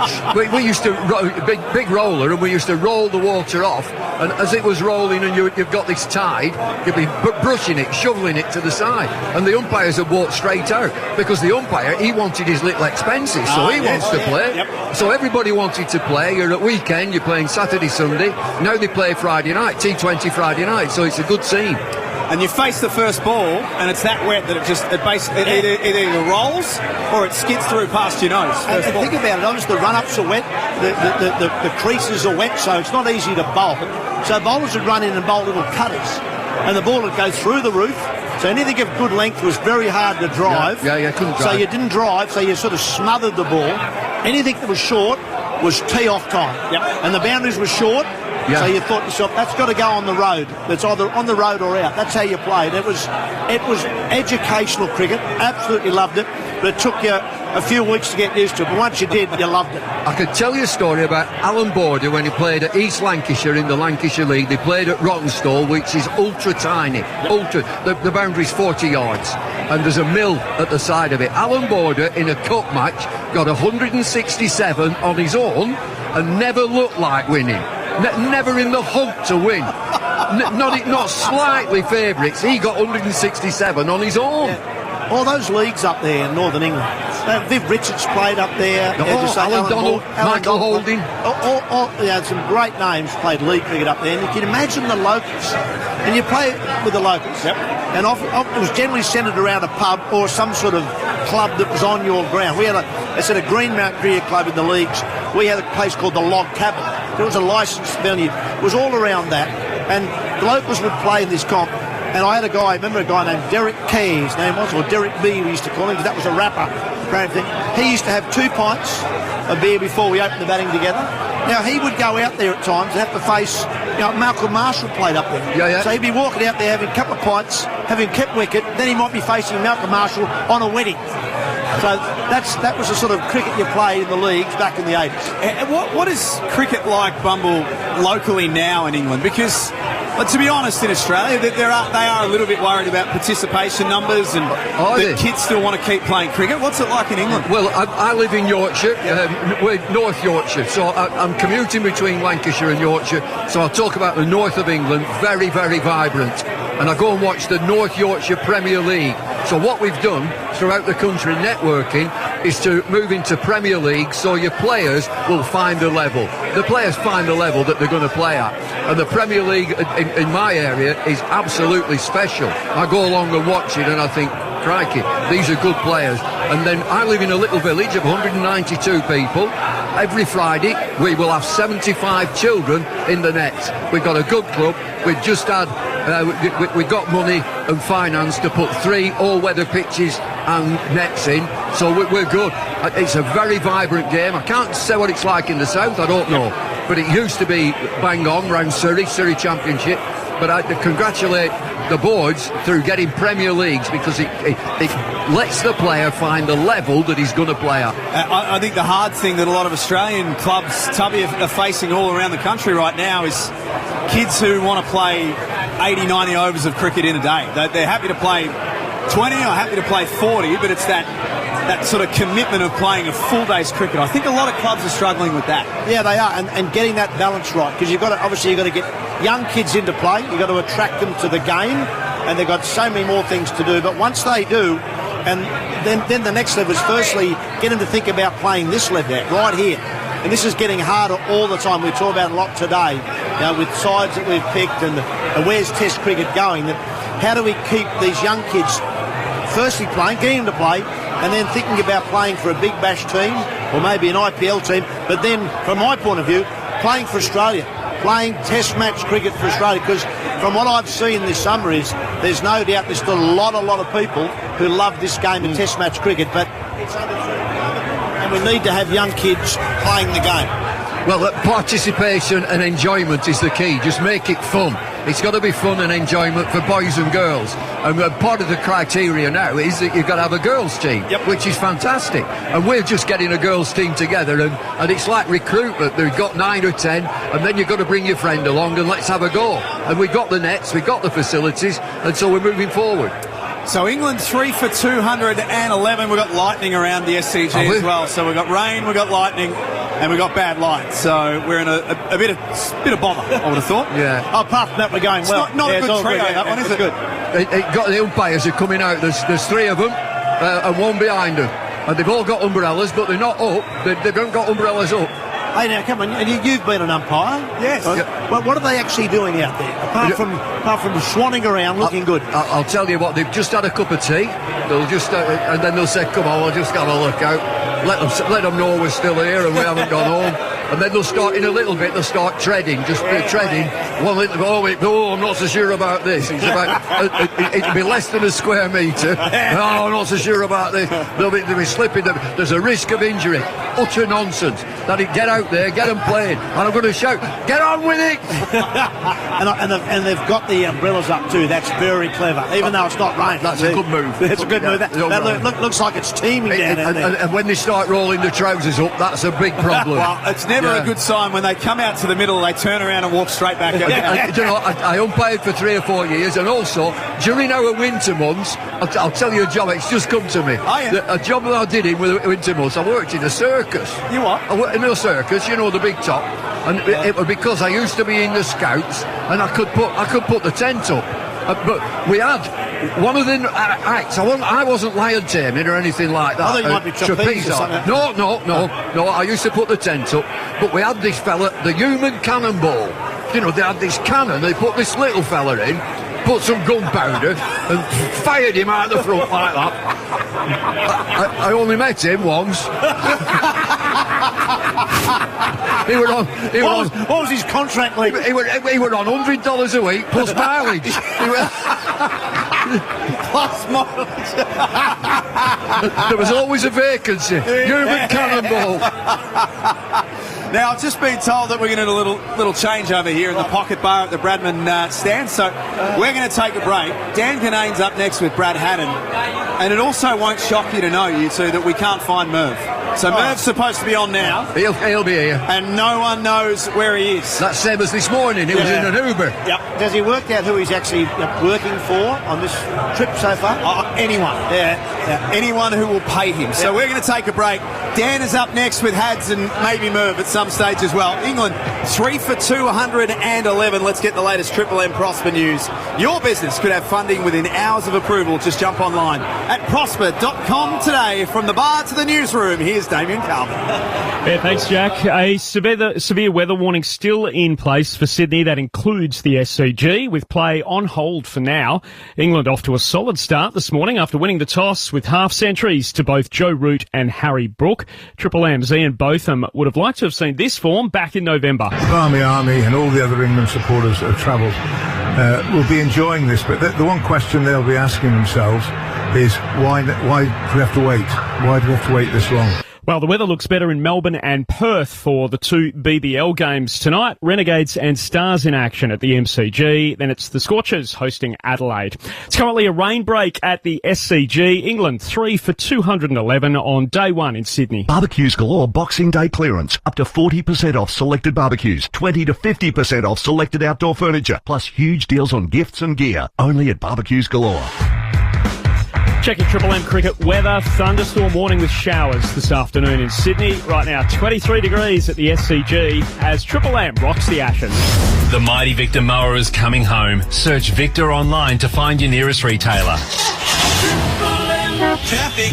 Triple M Sydney traffic. Head to Chemist Warehouse and save more money every year on your regular medication with discounted prescriptions in every store every day. Shop Chemist Warehouse in-store or online now. In Penrith, traffic lights still out on Jamison Road at Evans Street, affecting all directions. The M1 Pacific motorway still moving well this afternoon. No hold-ups southbound from the Hawkesbury River Bridge through to Wahroonga. Just 15 minutes travel time. The Ashes are on and Liquorland's got 30 packs of Hahn Super Dry, 3.5, 375ml cans for just $55. Ends Tuesday, 18 plus only. Choose to drink wise. Sydney deserves a Triple M summer of good times and greatest hits. Only on 104.9 Triple M. Dinosaur Valley at Scenic World, Australia's largest outdoor dinosaur experience. Catch the world's steepest train into the ancient Blue Mountains rainforest and meet over 50 dinosaurs. Dinosaur Valley. Book at dinosaurvalley.com.au. Kids under 3 free. The all-new MG ZS. It's a solid yes. Slick design and 125 kilowatts of power, yes. Available in hybrid, yes. A small SUV for around $30,000 with a 10-year warranty, yes. Test drive the new MG ZS. So much yes. T's and C's apply.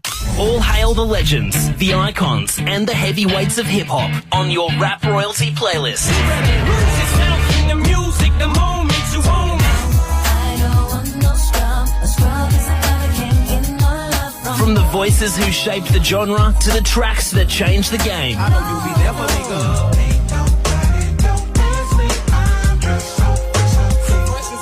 Music sorted with Listener. Search Rap Royalty and listen for free on Listener. Try being sad on a Sea-Doo. We'll wait.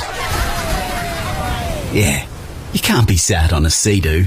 The Sea-Doo summer run-out is nearly over. Sea-Doo's starting under 10 grand with extra extended warranty for a limited time only. Why wouldn't you jump on that? It's the perfect time to get out on the water and feel the freedom of your own Sea-Doo. But these deals are for a limited time only and while stocks last. So don't wait. Visit your nearest Sea-Doo dealer now and grab a summer run-out deal while you still can. School drop-offs, emails, meetings, errands. You spin plates all day, and when you finally get home, you're expected to be a celebrity chef too? With zero energy and nothing in the fridge but 3 types of mustard? Try Every Plate's deliciously simple meal kits instead. With 4 easy steps and pre-portioned ingredients, they're for master mums and dads, not master chefs. Every Plate. Get stuck in. This was meant to be the backyard cricket game of the summer, but wow, this game is dragging on. We desperately need a boost of speed. Oh, what's this? Aussie Broadband has stepped up to the crease and oh, look at that! No time to react. Perfect line and length. Terry's out and that's the innings. Yep, it looks like Aussie Broadband's legendary speed has won the day. If you want high speeds like that at home, upgrade your internet to Aussie Broadband. That's the actual Aussie way. Your team's working hard to bring home the win. And if you're on Team Cbus, you've already won. Cbus Super, making hard work pay off. Read the PDS and TMD to decide if Cbus is right for you. At Officeworks, get low prices on the latest school tech. Shop the latest laptops, tablets and more for the school year ahead, all at low prices. Get it fast with 2-hour click and collect or same-day delivery, all at Officeworks. T's and C's and exclusions apply.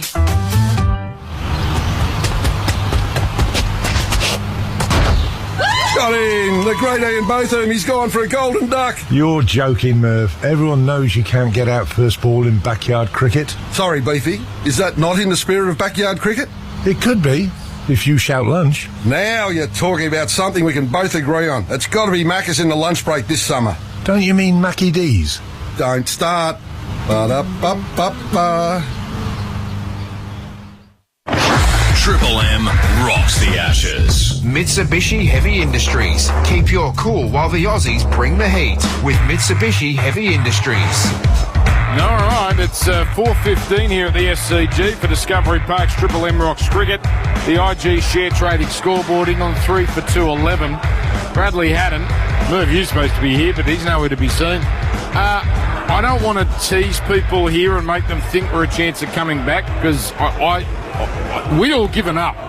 I've got to say, though, it's brightened up considerably in the last 5 minutes. There was lightning. That seems to have gone. We haven't had that much rain. I think we've actually got away with a fair bit here because there's some horrible stuff out there, but most of it has missed the SCG. I'm not sure we get back on, but we're a much better chance now than we were 5 minutes ago. Well, you're 100% correct, Danny. It's actually not the rain that I think at the moment is keeping us off. I think it's the clouds. We've seen a bit of lightning out the back, which we know if you see that, you've got to go off for at least 30 minutes. But it's more that the lights have taken over and the natural light's gone. So the big thing at the moment is not the weather, which every Victorian will think so, and that's why Merv's not here, but it's actually the light. I'm just looking here on the radar, and the real heavy stuff, the stuff that's red on the radar, that's gone out to sea both south and north of Sydney. So you never know. You never know. And I would imagine England, they've been terrific today. That's the last thing they want to do is come out here for a nasty little 45 minutes when they probably would have thought we were done for the day. But 3 for 211, as I said. And Brad, they tell me, if you're going to get stuck in a rain delay, the SCG dressing room is not the worst to be caught up in if you are forced to bide your time. Well, we've had to bide our time quite a few times here in this SCG change room. But Dan, I tell you what I think you're alluding to is at the end of a test match, because the end of a test series is normally at the SCG change rooms, and this is right in your ballpark. Yes. So Matthew Hayden's last Test match, we thought he'd lost his mind, Haydos. So he started banging on the floor. And we're all watching him thinking, what's going on here? He said, you young guys will understand in about 5 minutes. 15 minutes later, there was a knock back. Yeah. And Haydos said, you're on. So half the guys are still in their jock straps, some are in their Speedos, some are still in their whites. So we went down underneath, and underneath the change room, little beknown to me, is the cellar of the SCG.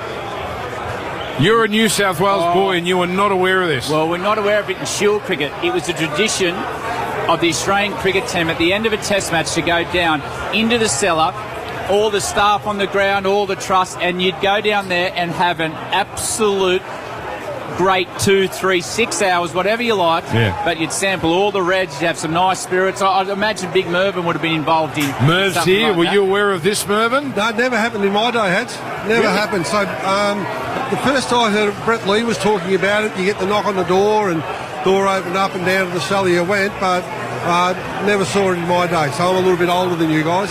The other one that we always made sure we did was to go out to the members bar. And that was a good tradition also. That was at the end of a Shield game or at the end of a Test match. We'd go out and spend some time in the members bar.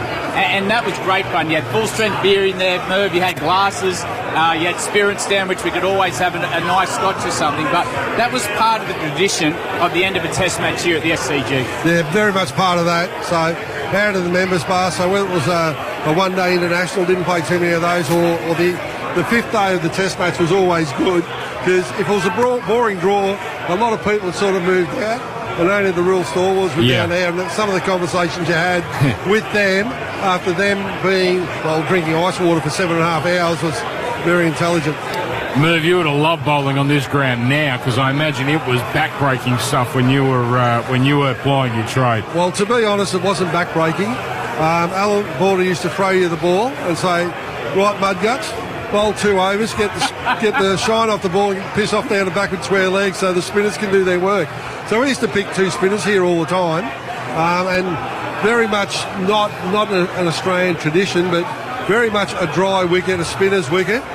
So we always had Tim May and Shane Warne or Greg Matthews and Peter Taylor. So Alan Border would bowl a fair bit too here. So if you played a Test match here, you didn't really, as a fast bowler, didn't mind it too much, because all you had to do was bowl about 5 overs and piss off the backward square leg. Talking about that though, Merv, the characteristics of grounds all around Australia, do we just have to accept now as fans that those characteristics are starting to change? Yeah, they're gone now, aren't they? They're very much gone because of the drop-in pitches. Because all the grounds now, AFL play footy on them. So a lot of them are drop-in pitches. The Gabba is still pretty similar. Sydney's changed characteristic. Melbourne's changed a hell of a lot. And even in Adelaide Oval and the new stadium at Perth, well, that's tennis ball bounce where the whacker, as you know, used to just zing through.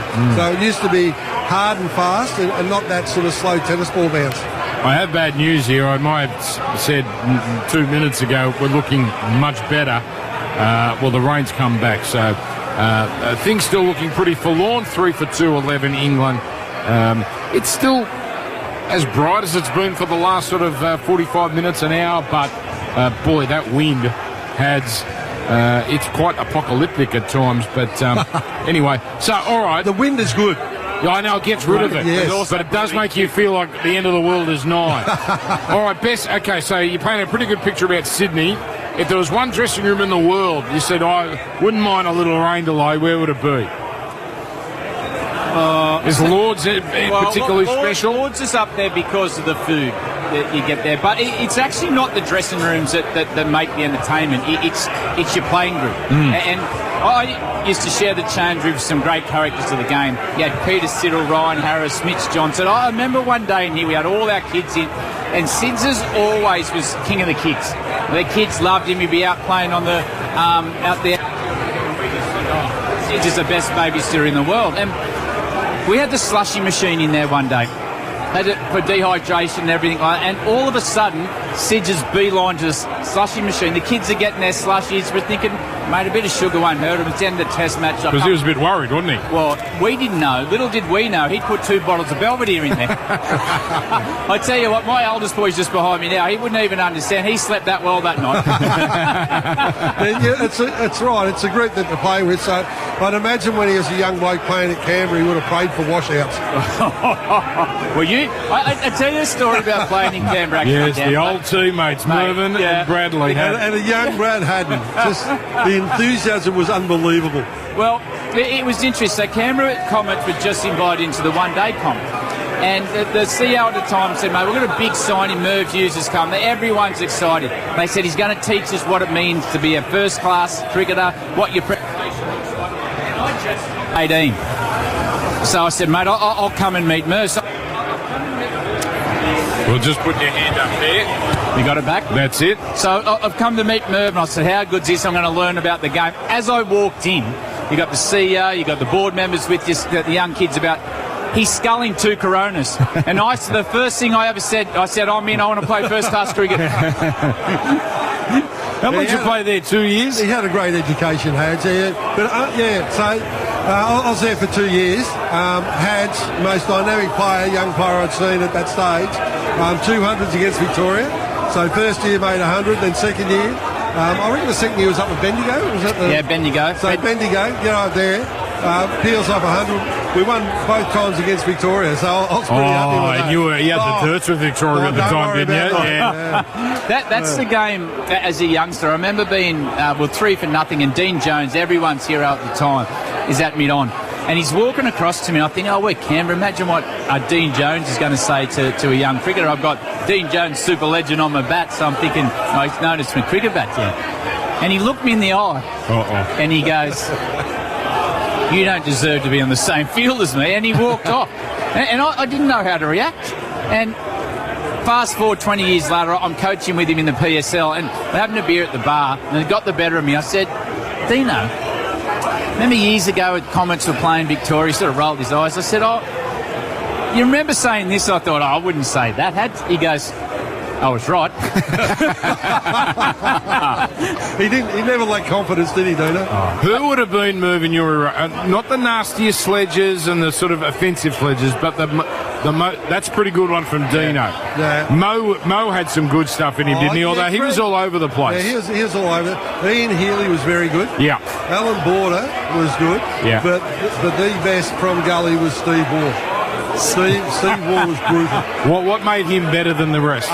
He was just very direct and very blunt. So I loved it as a bowler. You'd hear him chirping from Gully, and no one had to explain to him. You knew exactly what it meant. Where other guys used to sledge, like English guys used to sledge me. Yeah. And I'd be batting with Ian Healy saying, what do you mean by that? Well, saying you're a little bit fat and you're ugly and you don't deserve to be here. That sort of thing, but...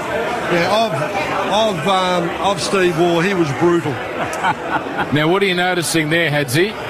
We're noticing here it's still raining. Yeah, it's still raining, and there's going to be a 9:30 start tomorrow morning. Okay, very good. I think, look, we're just waiting for the official call, but it looks like we're done for the day. But we're going to take a break, we're going to come back, and we're going to talk a bit more BS. That's what we love doing here at Triple M Cricket. BS at its best. This is where we come into our own for Discovery Park's Triple M Rocks Cricket.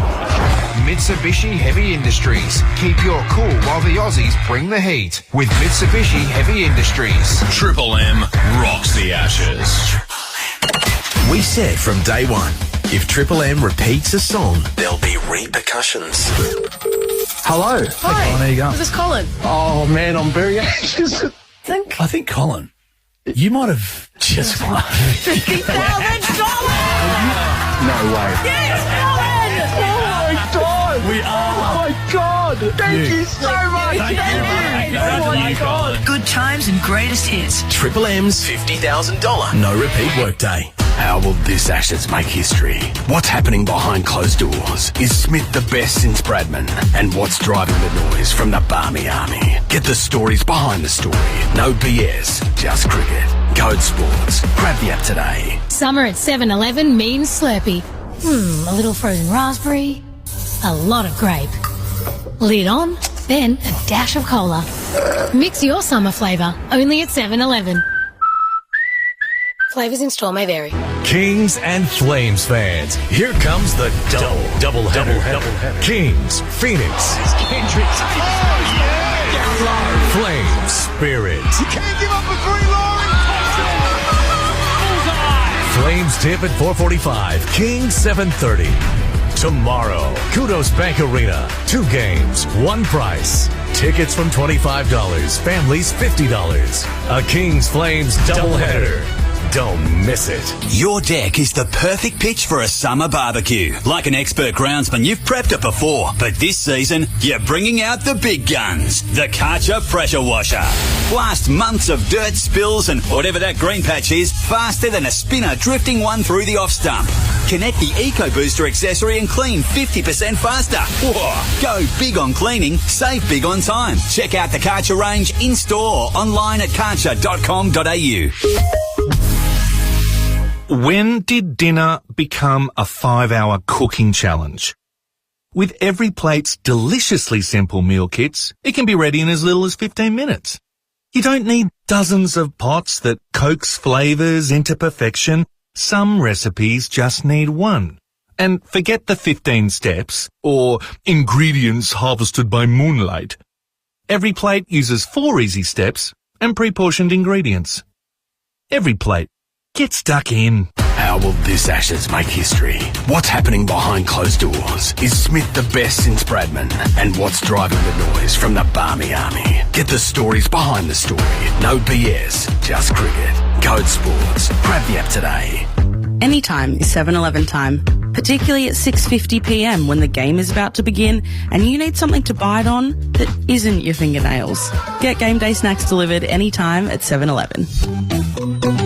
Find out if we deliver to you. All the BritRock essentials for when you're feeling a bit reckless, a bit charming, and a lot Oasis.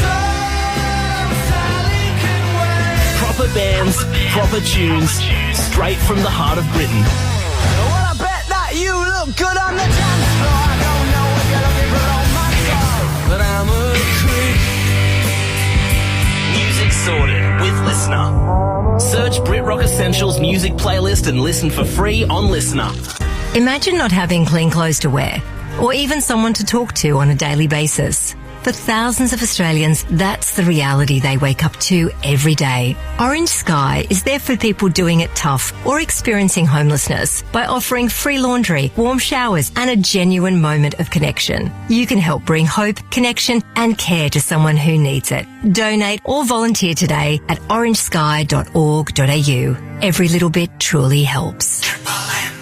Okay, I'm visiting the bank of Mum and Dad today. Oof, I'm asking for a loan of $6.95. Wait, what? KFC is also serving up 6 of their golden juicy tenders for $6.95? What a coincidence. Not everywhere and not forever. Pick up only. The Book of Mormon New Year sale is on now. The laughs are already big at the Capitol Theater.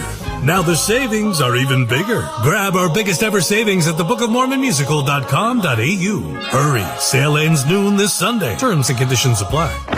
Triple M rocks the Ashes. Mitsubishi Heavy Industries. Keep your cool while the Aussies bring the heat with Mitsubishi Heavy Industries. Yeah, look, the light's not bad, but there's some annoying rain around, so we're just waiting for final word here. Orders at 4:30 now. If we're going to get back out there, it's going to have to turn pretty quickly. A lot of people here at the SCG giving up on the day. The bars are full, and that's where we are. I don't know if they're giving up on the day, Dan. Well, they've given up on the game for today. They haven't given up on the day. You're right. What is this place called? The Pocket Bar. Pocket Bar. Berv, I was here. You'll appreciate this. England through for 2-11, by the way. Is there a game of cricket on? There's, yeah. So this has changed a little here. This is part of the SCG members. This is part of the Noble and Bradman stand. Which, how old's this stand? About 10 years since they rebuilt it? 10, 12 years? Right. So this area used to be basically a TAB. Now they've made it this nice salubrious area. You've got these booths with these little TVs. It's a class. You'd say this is classy, right? Yes. You'd say this is classy. Without doubt. About 2 or 3 years ago. Upmarket. Upmarket, yeah. Eastern suburbs. Yes. Sydney eastern suburbs, You get right? full strength beer. Almost pretentious. Where, right, which is fine. 2 or 3 years ago, I was here to call an NRL final next door, but the Swans were playing Collingwood here in a prelim, a legendary prelim. I think the Swans won by a point. I don't know how this happened, Merv, but Collingwood members got access to this area. Oh, this exclusive area. These people have never, the SCG members have never heard words. They heard words they've never heard before. There's a dress code here. Didn't matter to Collingwood fans. Out the window. It was tattoos and sleeveless. That was the dress code on that particular day. And toothless. Exactly right. And they were banging the glass. They were banging the glass. No, that's a bit harsh to the Collingwood supporters. The one thing I will say about Collingwood supporters, thick or thin, they're always there. So winning or losing, they'll always turn up and watch the games. I liked it. I thought it's about time the regulars here got a little taste of reality about the working class, which we're part of here at Triple M Cricket, which we do for Discovery Parks. Can you tell the Jamie Sidden story before? We were talking about sledging before. Is that, you don't have to, but brutal. So get back to Steve Waugh, and he was brutal. He was very direct, and you know, he didn't leave too much to the imagination, did he? But New South Wales playing South Australia Adelaide Oval. South Australia won the toss. Jamie Sidden's playing, fantastic player for Victoria and South Australia. New South Wales in a little bit of trouble, 3 for 30. Steve Waugh gets to the crease, and it doesn't matter what level he plays, he's a nervous starter. So he goes out there, takes centre, and he's down the wicket, tapping the wicket, and all of a sudden, Jamie Sidden's at second slip, thinks he's taking a little bit too long. Come on, Tugger, get a move on. It's not a test match. With that, Steve Waugh stopped putting, looked back to second slip and said, I know that, Jamie, you're playing. He's got a point. Brutal. Point. Yeah, see, I love that sledging. That's good. It's not offensive. It's clever. But it's going to hurt. It gets right deep in your stomach. Were you good at that? Very you got good. a mouth on you. Very yappy. I was always helpful. Very helpful. To the opposition. Yeah. Well, sledging, it gets a bad rap. All you're trying to do is get a reaction out of the opposition. Dean Jones got a reaction out of me. I thought, I'm actually, you're right, Dan. I think I am on the wrong field. Yeah, and you got 100. Yeah, then you shove it up his cloak. Well, I did not look at him in the eye once on the way there. But what you're trying to do is get a reaction out of the opposition. It can be with humour. We've got Graham Swan in our commentary now. Graham Swan was always great for a one-liner. You could hear him just at the back of the slip. The game was just panning your way, and all of a sudden Graham Swan would just break out in a one-line. And what you had to do is be careful that you didn't react. The reaction didn't have to be in an aggressive way. It just had to be in a way to break your concentration. Could have been surprised. Yeah. Now, the big thing with that, everyone talks about sledging, chirping they call it in England. Within the Australian cricket team, for as long as I've been involved, it's just termed verbal intimidation. Is that you go verbally at the opposition, and all you're doing is exactly that, looking for a reaction. So if an opposition player is more worried about what you're saying than they're doing, you've had a win. It was like Jacques Kallis they tried to intimidate. Had you been part of this, where not necessarily verbally, I'm told, but you just try and break his rhythm. You throw balls back at the keeper, which is a little nasty, but if you you might even dust up his mark, centre mark and stuff like that. Well, there is also the other way, where there's players where in your team meeting you said, do not talk to him. Brian Lara, I remember years and years ago playing in Malaysia in a team meeting, do not engage Brian Lara because he will ruin the game. We had a young spinner at the time, Dan Cullen, and he went at Brian Lara. And I remember keeping up the stumps. He looked at me and I looked straight at my shoes. I said, I am not engaging in anything of this. And Lara just sort of looked at him. He said, I'm going to ruin the game. And the next thing, the ball just went flying to all parts of the ground. West Indies Brian Lara beat Australia. This was before the 2007 World Cup in practice. He was that good. Those players you just do not engage, Merv. No, you don't, because the guys, some guys love a bit of spur in the game. And if you wind them up, they'll take you apart. And they're the ones that are off limits. Like I had said, you talk about who do you go at.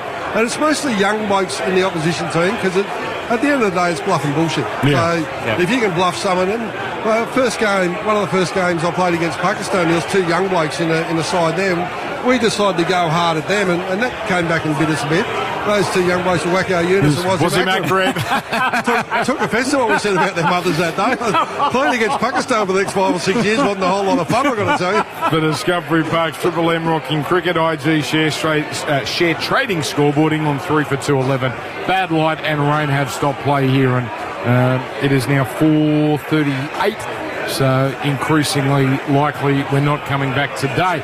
How's Big Bash going? Hads, you're doing a lot of it for Fox. I think Finchy's going to join us shortly as part of Channel 7's team. In terms of compared to recent years, is it in a nice position, Big Bash? Where are we at the moment? Well, I think first and foremost that the Stars, that they've been the shining light so far. They've been traditionally slow starters in this competition, but under Marcus Stoinis, they actually look really relaxed. They've got a really good bowling attack. They complement each other. I think Tom Curran's made a huge difference there because he can bowl in the 3 different phases of the tournament. But Scorchers, they've got a powerful batting lineup. And then you look at their bowlers, you think, oh, maybe they're a little bit underdone. Hurricanes. But also, Hurricanes as well. Then Jai Richardson comes back. Sydney Sixers. They're just there and thereabouts, but Steve Smith's about to lob. Mitchell Stark's about to lob. So the team you've got to watch out for, Melbourne Renegades. They've had 1 win from 4 games, but they're going to come hard. Is that your team? Yes. Were you selected there? No. No, bowling coach. Bowling coach. I was reading quotes from Todd Greenberg, Boss of Cricket Australia, about the possibility of overseas investment. Yes, well, basically Indian. Let's call it what it is. Indian investment. Whoa, hello, the sun's out. The sun has come out, ladies and gentlemen, here in Sydney. Still raining, but the crowd excited to have something to cheer for. It is seemingly more inevitable that we're going to get Indian investment. That's going to open up the players, the player availability of those players and some of the other stars, and maybe we can compete with the likes of the South African League and some of the other, not IPL, that's on its own plane, but it does seem an inevitability we're going to go down that path. I think at some stage we will go down that path, but it's not just as simple as to say, it's after the Indian market. It's got to be really strategic on the way you do this, Dan, because if all of a sudden all the teams are owned by Indian backers, will they care about the Boxing Day test? Will they care about the Sydney test? So we've got to be really careful and really strategic, and I think that's what Cricket Australia are walking through at the moment, is what all that looks like. Because if you get too many buyers from overseas, all of a sudden they might want a Paddy Cummins to play a Boxing Day game, and all of a sudden the money that they're throwing around, it might start taking away from our Test cricket and our international cricket. So yes, I think it's on the table, but there's a lot of discussion around at the moment on what it looks like. The big discussion is going to be strategic and financial. So obviously, as Had said, financial will be a massive input into Australian cricket, but at what cost? I'm fascinated what the effect of Melbourne losing all those days, Perth, 20 million plus, if that's going to have it. Anyway, we're not SEN, we're not ABC. What are we doing? Let's tell more bullshit. Let's do more of that. I'll tell you what, Hev's going to pick it up in the box on the other side of this, and I think Finchy's going to join him as well to preview tonight's Big Bash game. Thank you, gentlemen. Hopefully we have some action, but you never know. And you never know. For Discovery Park's Triple M rocks cricket. Mitsubishi Heavy Industries. Keep your cool while the Aussies bring the heat. With Mitsubishi Heavy Industries. Triple M rocks the Ashes. We said from day one, if Triple M repeats a song, there'll be repercussions. Hello. Hi. Hey, Colin, how you going? Is this Colin? Oh, man, I'm very anxious. I think, Colin, you might have just won $50,000! No way. Yes, Colin! Oh, my God. We are. Oh, my God. Thank you so much. Thank you. Oh, my God. Good times and greatest hits. Triple M's $50,000 no repeat workday. Tell the sun to get. I'm trying to sleep if you don't mind. Tell the sun to get. And block out the light. Screen away blinds. Screen away blinds. Trevor's head here. It can't be that hard. Just go get him, like I did in the first test. Tell the sun to get.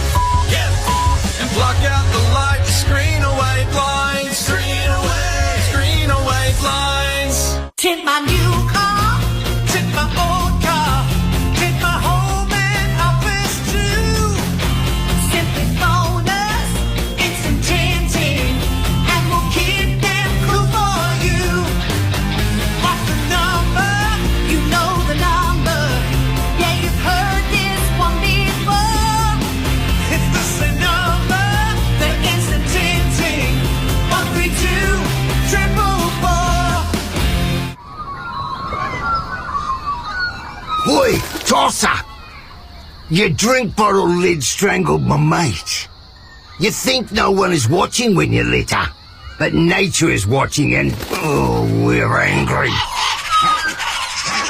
Even small amounts of litter, like a bottle lid, can have a big impact on wildlife and waterways.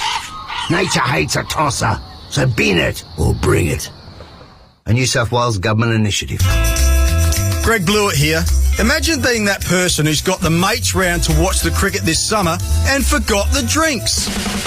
Lucky for you, Liquorland's batting for your team with free express delivery on orders over $99 dropped off in under 60 minutes. Whether it's a backyard barbecue feast, a picnic in the park or hosting mates to watch the cricket. Score more this summer with Liquorland, official gold partner of Cricket Australia. T's and C's apply. Choose to drink wise. All hail the legends, the icons, and the heavyweights of hip-hop on your Rap Royalty playlist.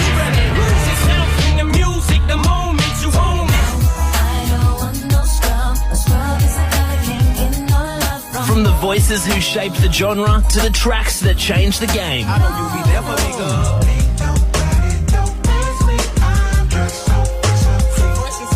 Music sorted with Listener. Search Rap Royalty and listen for free on Listener.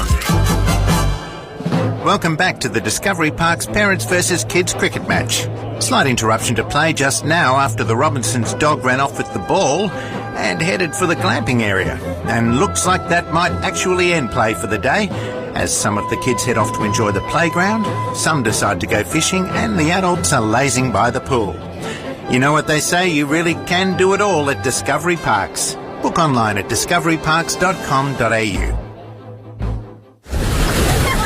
Try being sad on a Sea-Doo. We'll wait. Yeah, you can't be sad on a Sea-Doo. The Sea-Doo summer run-out is nearly over. Sea-Doo's starting under 10 grand with extra extended warranty for a limited time only. Why wouldn't you jump on that? It's the perfect time to get out on the water and feel the freedom of your own Sea-Doo. But these deals are for a limited time only and while stocks last. So don't wait. Visit your nearest Sea-Doo dealer now and grab a summer run-out deal while you still can. Triple M rocks the Ashes. Mitsubishi Heavy Industries. Keep your cool while the Aussies bring the heat with Mitsubishi Heavy Industries. Well, we had a lot of fun downstairs at the Pocket Bar in the Bradman stand. That was great, but Barbara got a hold of us and kicked us out. So we're back upstairs in the commentary position. Mark Taylor and Jack Everin for Discovery Parks. 3 for 211, Tubby, and as we look outside the window here, the rain stopped, the wind has kind of shifted it away. It's got lighter all of a sudden. It's 4:45 local time. Now, to my eye, we could clean this ground up pretty quickly and get back out there. Well, we haven't had a lot of rain, really, have we? It's been misty at worst. I don't think there's a lot of mopping up to do, but the big covers are down and the covers that cover the run-ups are also down. So that takes time to remove all that. But I would have thought 20 minutes to half an hour at tops to get it all off and get playing again. So that would take us to, let's say, 10 past, 5:15. Now, if they do that, you play the extra half hour because you're behind on the over rates, blah, blah, blah. So you still get another 45 minutes of play. So, but there doesn't seem to be the same urgency looking out the window that there is by some of the crowd who have now got the slow clap happening out there. So I'm not sure we're going to get any more play, but there's no doubt we could if everyone was urgent and keen to get on. See, this is where this great game of ours that we love, it can frustrate the bejesus out of you sometimes because, as we just said, you've got eyes, you can see that it's stopped raining and that it's pretty clear. So where are the umpires right now? Why don't we have umpires out on this ground having a look and going, yeah, I reckon we could play in this in 15 minutes. There's no one to be seen. No, as I said, I don't know what the actual playing conditions are these days around lightning or storms, but there seems to be all sorts of problems these days with people being out in the ground if there is lightning or storms imminent. So that might create a problem that I'm unaware of. But as you say, I think in the bad old days they would be at least trying to get things happening out there, and at least telling people, hey, we might be a chance of playing. And you know what? There's a part of all of this, Tubby. After the summer that we've had, it's been exciting, but we've had two-day tests. Yeah. And Brisbane, I feel like the entire both teams and the umpires, everyone involved in this game probably owe it to the fans a little bit to at least try and get back out there. Well, they're probably thinking it's doing us a favour because this is actually going to push the game into day 3. So, wow, it's almost a nosebleed situation that we might get a 3-day or at least probably a 4-day because this pitch has played very well. So all of a sudden, obviously, we're going to be playing tomorrow. The weather forecast for the rest of the week is very good. Yeah. So we may well get days 3 and maybe even day 4. So the patrons who have bought tickets for day 4, and I believe it's actually a sellout for days 2, 3 and 4. And 4 as well. Yeah, I think 4. So I heard that at the lunch today. So if that is the case, the people at day 4 are probably thinking, well, don't get back out there because I'm not here anyway. So save some of the play for day 4. Just want to pick up a conversation, by the way. 3 for 211 England are. Harry Brook is 78 from 92. Joe Root, 72 from 103. Yeah. That you and I were having with the Lord Ian Botham, who has pulled stumps on today. He's made a move already because there's a bar with Chardonnay somewhere that the Lord wants to get to. But we were talking about if you two were coming up in this era now about playing T20 cricket. And the Lord rightly pointed out to us that he would be worth a shitload at the IPL. Oh. And it's hard to argue with that. Yeah. But I wanted to ask you, I mean, So just the way you're angling this question, and don't be subtle about it. What you're saying is that I'd be worth nothing. No. That's what you're moving on. No, that were your words, That's where you're going. No, what I wanted to ask you, though, was a point that I thought was quite interesting. You said if you were an 18-year-old player coming in now... Yes. You would change your thinking about of course, white ball cricket. You said yourself that one day was still a bit of a novelty when you played and you hadn't quite cottoned onto it.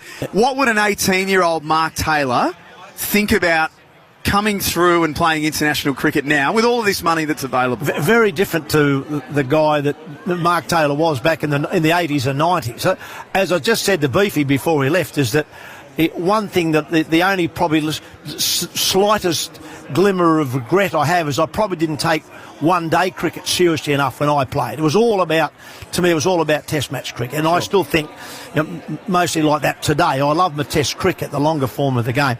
But if I was a young guy back in the 80s and all of a sudden there's the money and these tournaments around the world that are there now for the players, of course you're going to approach cricket differently. In my days as a boy in Wagga in the 70s, before I moved to Sydney in 1978, it was all about learning to play long formats of cricket. Not that I was thinking that. We were playing 30 overs or 40 overs in the morning, and I played a bit of third grade cricket as a 13-year-old in the afternoon, which was, I think, a 50 over a side, maybe a bit more. I wasn't thinking about obviously playing for Australia, but it taught me to bat long, to get through tough periods. And when I made my way to Sydney, ended up playing grade cricket, you had all day to bat. So you could spend a session surviving if you need to get to the next session and found things easier. So that's the way I approached the game then. Now, if someone had said to me, by the way, Mark, you could make $3 million in an IPL auction to play a 20-over game and you've got to face 25 balls, and if you can make 40 off 25 balls, and I'm going to pay you $3 million a year, I think I might have approached the game slightly differently than I approached it. I was listening to a podcast the other day with Nasser Hussain and Michael Atherton. Sky Sports. It's a very good podcast, actually. Yes. Not as good as Willow Talk, but a very good podcast all the same. They were talking about Jacob Bethel. Yes. And he is probably a similar situation to what you were talking about right now. Yeah. He's young. He's clearly got talent. He got a good one today, but he's clearly a really good cricketer. He's already got an IPL contract. So because of that, hardly plays red ball cricket on the county scene. Sorry, let me rephrase that. He plays red ball cricket for his county when there's nothing else to do, essentially. When there's no IPL, there's no other franchise cricket. Yeah. And they were saying that they think that's a real worry because this guy could be a generational number 3, but he's not playing enough red ball cricket to learn the craft. Yes. What do you think? I think that's that's happening right across the board. To cricketers, not just in England but here in Australia, that players of today have got these windows. Test cricket, which I know they still love the game of Test cricket, and so does the 50,000 people who are here today still love Test cricket, but these guys now today have got those big tournaments marked in. As I said, if you're getting paid $1, $2, $3 million for that 12-week window in the IPL. Of course, you're marking that in. Yes, you want to play for England in a Test match. Or it doesn't matter if you're Bethel or you're Cummins or you're Hazelwood or Stark. You've got them down as, I've got to play them as well. Mitchell Stark's an interesting one for me, looking at this summer. He's one guy who has said a couple of years ago, I am going to forgo some of that money and I want to concentrate on playing Test match cricket. And who's been the best player in this series? Yep. By a country mile? Mitchell Stark. Yep. That's not a fluke. That's choices he has made leading into this series.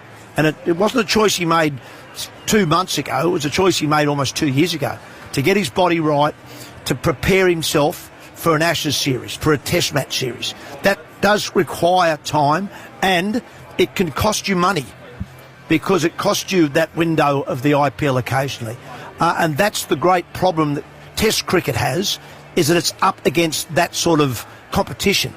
And then you look at someone like Cameron Green, who gets paid a fortune to play in the IPL, but then he gets out here playing Test cricket in a fierce examination of an Ashes series, and he looks conflicted and confused. Yes, I said before this series started in one of our chats, Jack, that it was a big series for me for Cameron Green.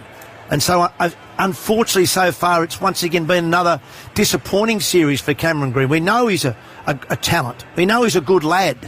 But because he's got so much on his plate already, that he is conflicted. Cameron Green, if you were just an absolute Test cricket lover and you were his manager, you'd say, Cameron, forgo the money at the IPL. It's a lot to forgo, though, isn't it? Oh, absolutely. $3 million. And Cameron Green's going to say, you think so? Oh, okay. No, you'll make it up at the end of your career. That's easy to say. Yep. All of a sudden he plays Test cricket, doesn't work out, and all of a sudden he's not worth $3 million at the IPL anymore. It's hard to forgo that when you're a 26-year-old lad with plenty of talent. Mitchell Stark's done it, and he's done it now for a number of years, and in a way he probably can afford to. But he's made some really tough choices financially to be the best player in this series. It's a relevant conversation because, Tubby, there'll be families and parents and kids in their cars or on the Listener app right now who are growing up in this new generation who, they go to under 14 cricket training and they don't want to practice their cover drive anymore. They don't want to play in the V like you spoke to us about in Melbourne. They get into the nets and they want to start ramping over their heads and playing reverses, and there'll be coaches everywhere going, just play bloody cricket shots. Well, you look at and I've studied the techniques of cricket, and I've done now for 30 years, that just about every player these days is playing far more leg side than we ever used to. Off middle stump. Yeah, off middle stump. Balls are going through square leg more than they used to. Once again, Zach Crawley was out, LBW today, trying to hit a ball through the leg side. Once again, he looked really good. But it's just that bottom hand, that right hand for a right-hander or a left hand for a left-hander that comes through, and I think that's because you're bored up thinking, got to get on with it, got to hit the ball, got to score runs. So instinctively your bottom hand comes in and you're looking to get power into the ball rather than play with the straightest bat through the straightest line through the ball that you can possibly play. And if you do that, you're less likely to get out, but you're also less likely to make as many runs as quick as a player who does use the bottom hand a lot more. Fascinating time in world cricket and where it all heads. On the other side of this, speaking of short form tonight, it's the Stars and the Renegades. You're going to see that game live and free on 7 and 7+. Aaron Finch is in Melbourne. Will join us on the other side of this. It's 3 for 211 after 45 overs. And the umpires are making their way out to have a little look. So we're not pronouncing day one dead just yet. 3 for 211. Stay tuned for Discovery Park's Triple M Rocks Cricket. Mitsubishi Heavy Industries. Keep your cool while the Aussies bring the heat. With Mitsubishi Heavy Industries. Triple M rocks the Ashes. The mighty Victor mower is coming home. Search Victor online to find your nearest retailer. Triple M Sydney traffic. Snooze Super Summer Sale is on now. Up to 40% off selected bed frames. Plus, for a limited time only, take an extra 10% off selected bed frames on already reduced prices. Into Penrith, traffic lights remain blacked out on Jamison Road at Evans Street. Ingleside has traffic lights blacked out on Monavale Road at Lane Cove Road, affecting all directions. Score more this summer at Liquorland. Get 10 times Flybuys points on selected summer faves, like a pack of 6 330ml cans of Summersby Pear Cider. Offer ends Tuesday. T's and C's apply. Choose to drink wise. Sydney deserves a Triple M summer of good times and greatest hits. Only on 104.9 Triple M. Suburban four-wheel drives. Born to roam the wilds, but ultimately trapped in the suburbs.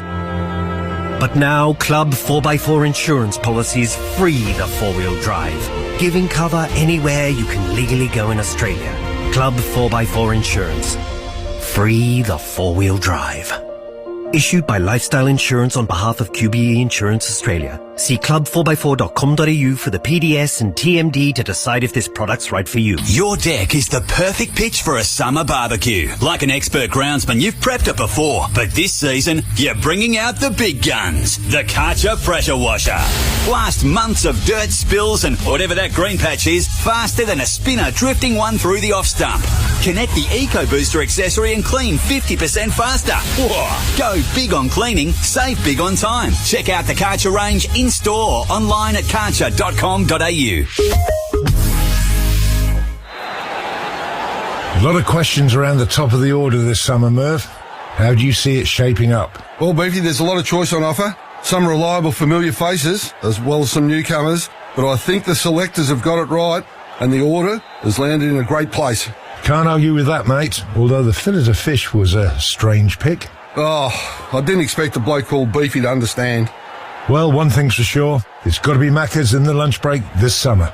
Harvey Norman half-yearly clearance. TVs, fridges, vacuums on sale. Higher 433-litre bottom-mount fridge now just $794. Laptops, mobiles, all the latest tech priced are clear. Motorola G55 5G now just $148. That's less than half price. Get 10% off already low prices on selected big brand mattresses and adjustable bases. Plus hot deals on lounges, dining, outdoor and more. Gasmate Quasar 4-burner barbecue just $492. Best brands, best range, best prices. Harvey Norman half-yearly clearance on now. Conditions apply.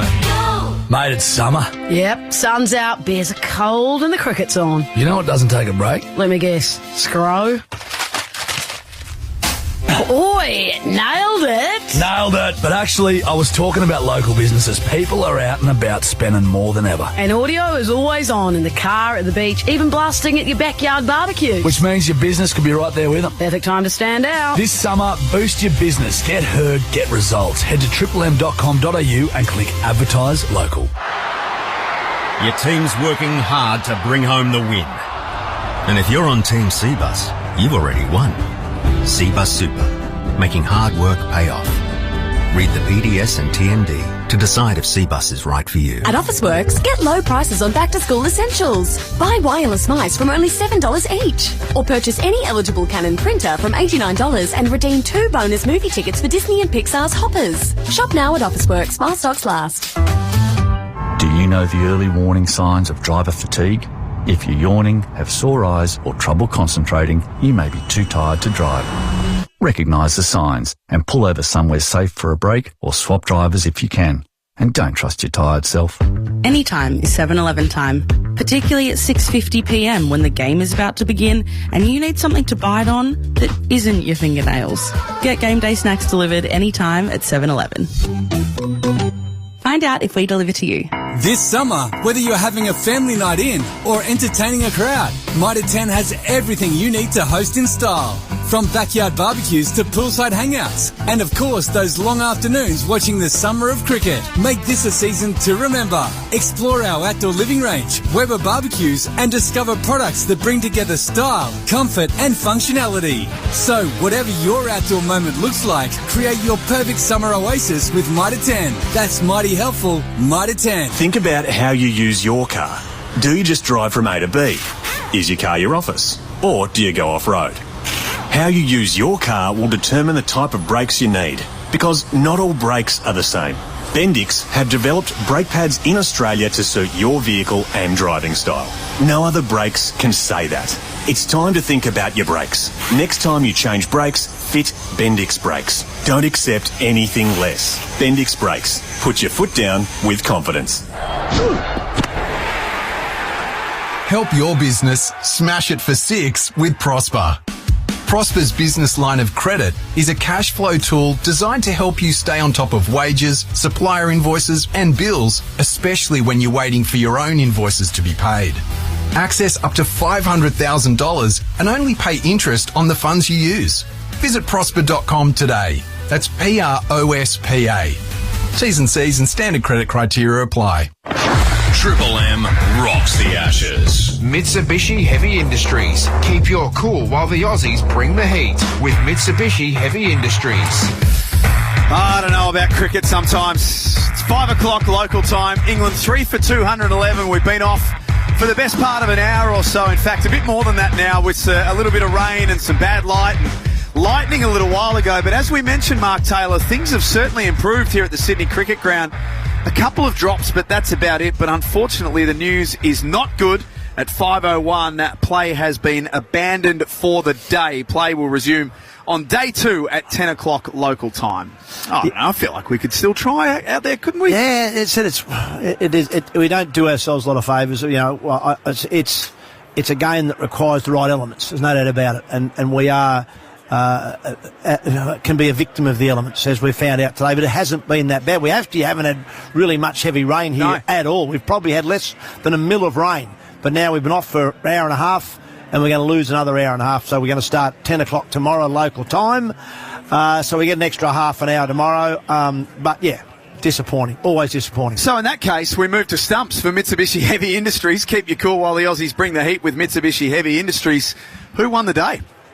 Oh, England have won the day quite comfortably. 3 for 211 at 3 for 57 at one stage. Yeah, Australia were right in the game, but Root and Harry Brook have both played very well on a very good pitch. I think what's happened is, as I've said a number of times in the last couple of hours, I think both sides have overread this pitch. It was going to do this, it was going to do that. And I think they've almost talked themselves into it after what happened in Melbourne last week. The pitch has played very well, as it often does here at the SCG on day 1. It went through, carried really well. There was a little bit of movement, not much. Got a couple of wickets early on. Jacob Bethel got a really good one. Apart from that, just some couple of not so good shots.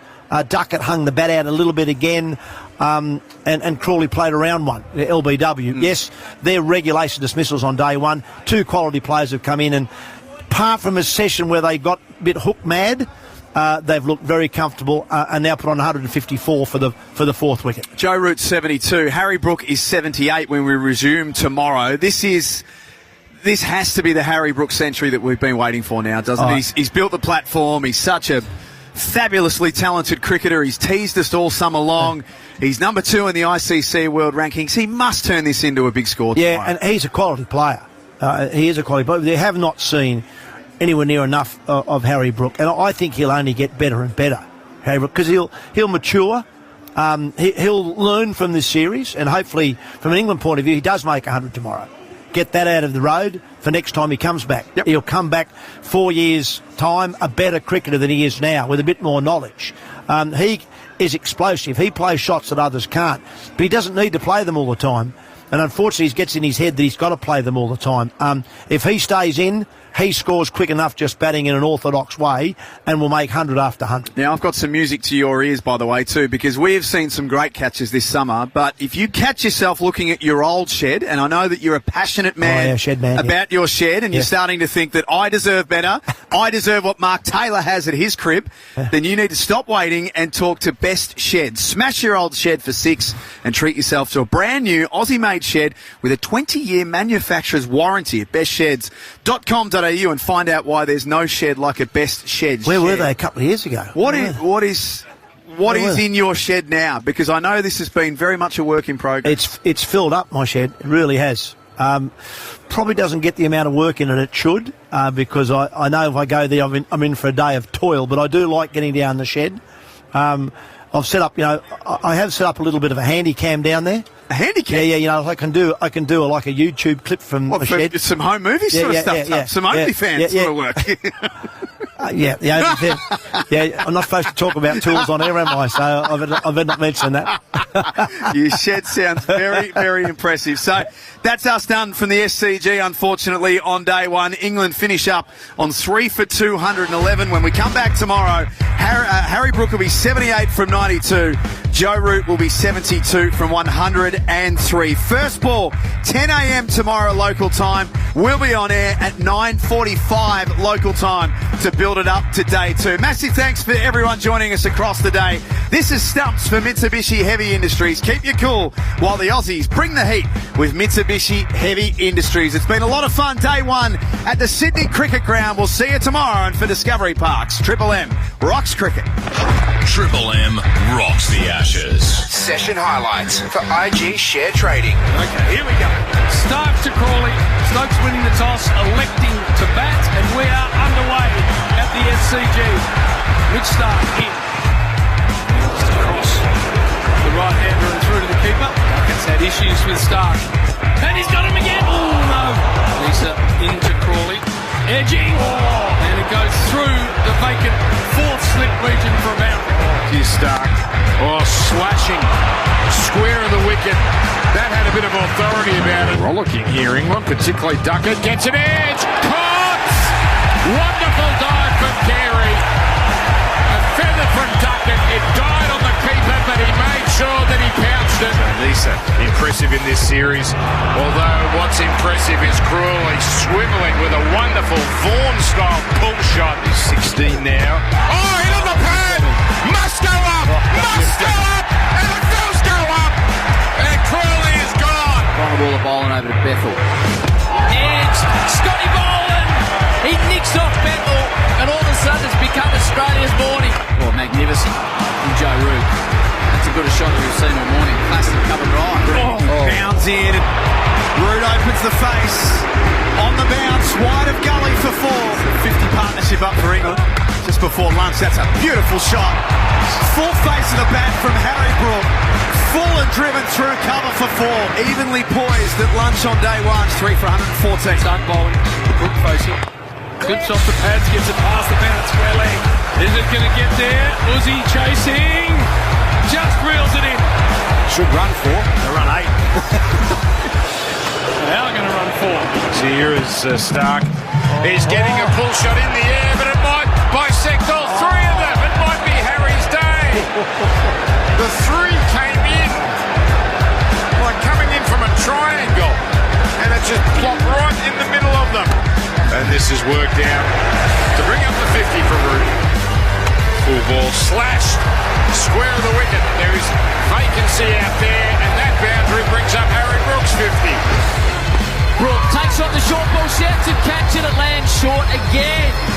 Put it away. Put it away, Harry. Green to Brook. Short, up, under. Oh no, it's catching. That's big from Harry. Really big. That's cleared the entire first tier and it's landed somewhere in the second. Oh, big six from Harry. Green bowls. Brook advances and then smashes him through cover for four. It's the shot of the man who's starting to see it really, really well. Harry Brook moves to 76. England 3 for 206. So we have mentioned that the lights are on here at the Sydney Cricket Ground, and we have mentioned that there is a bit of rain forecast. The umpires have come together, had a look at the light meter, Merv and Beefy, and said, we're coming off 3 for 211 after 45 overs. Joe Root 72, Harry Brook 78, and this partnership has been a big one for England, 154. Maidens bring zeros, and so does IG Share Trading, now with $0 commission on all Aussie shares. TCs and other fees may apply. Triple M rocks the Ashes.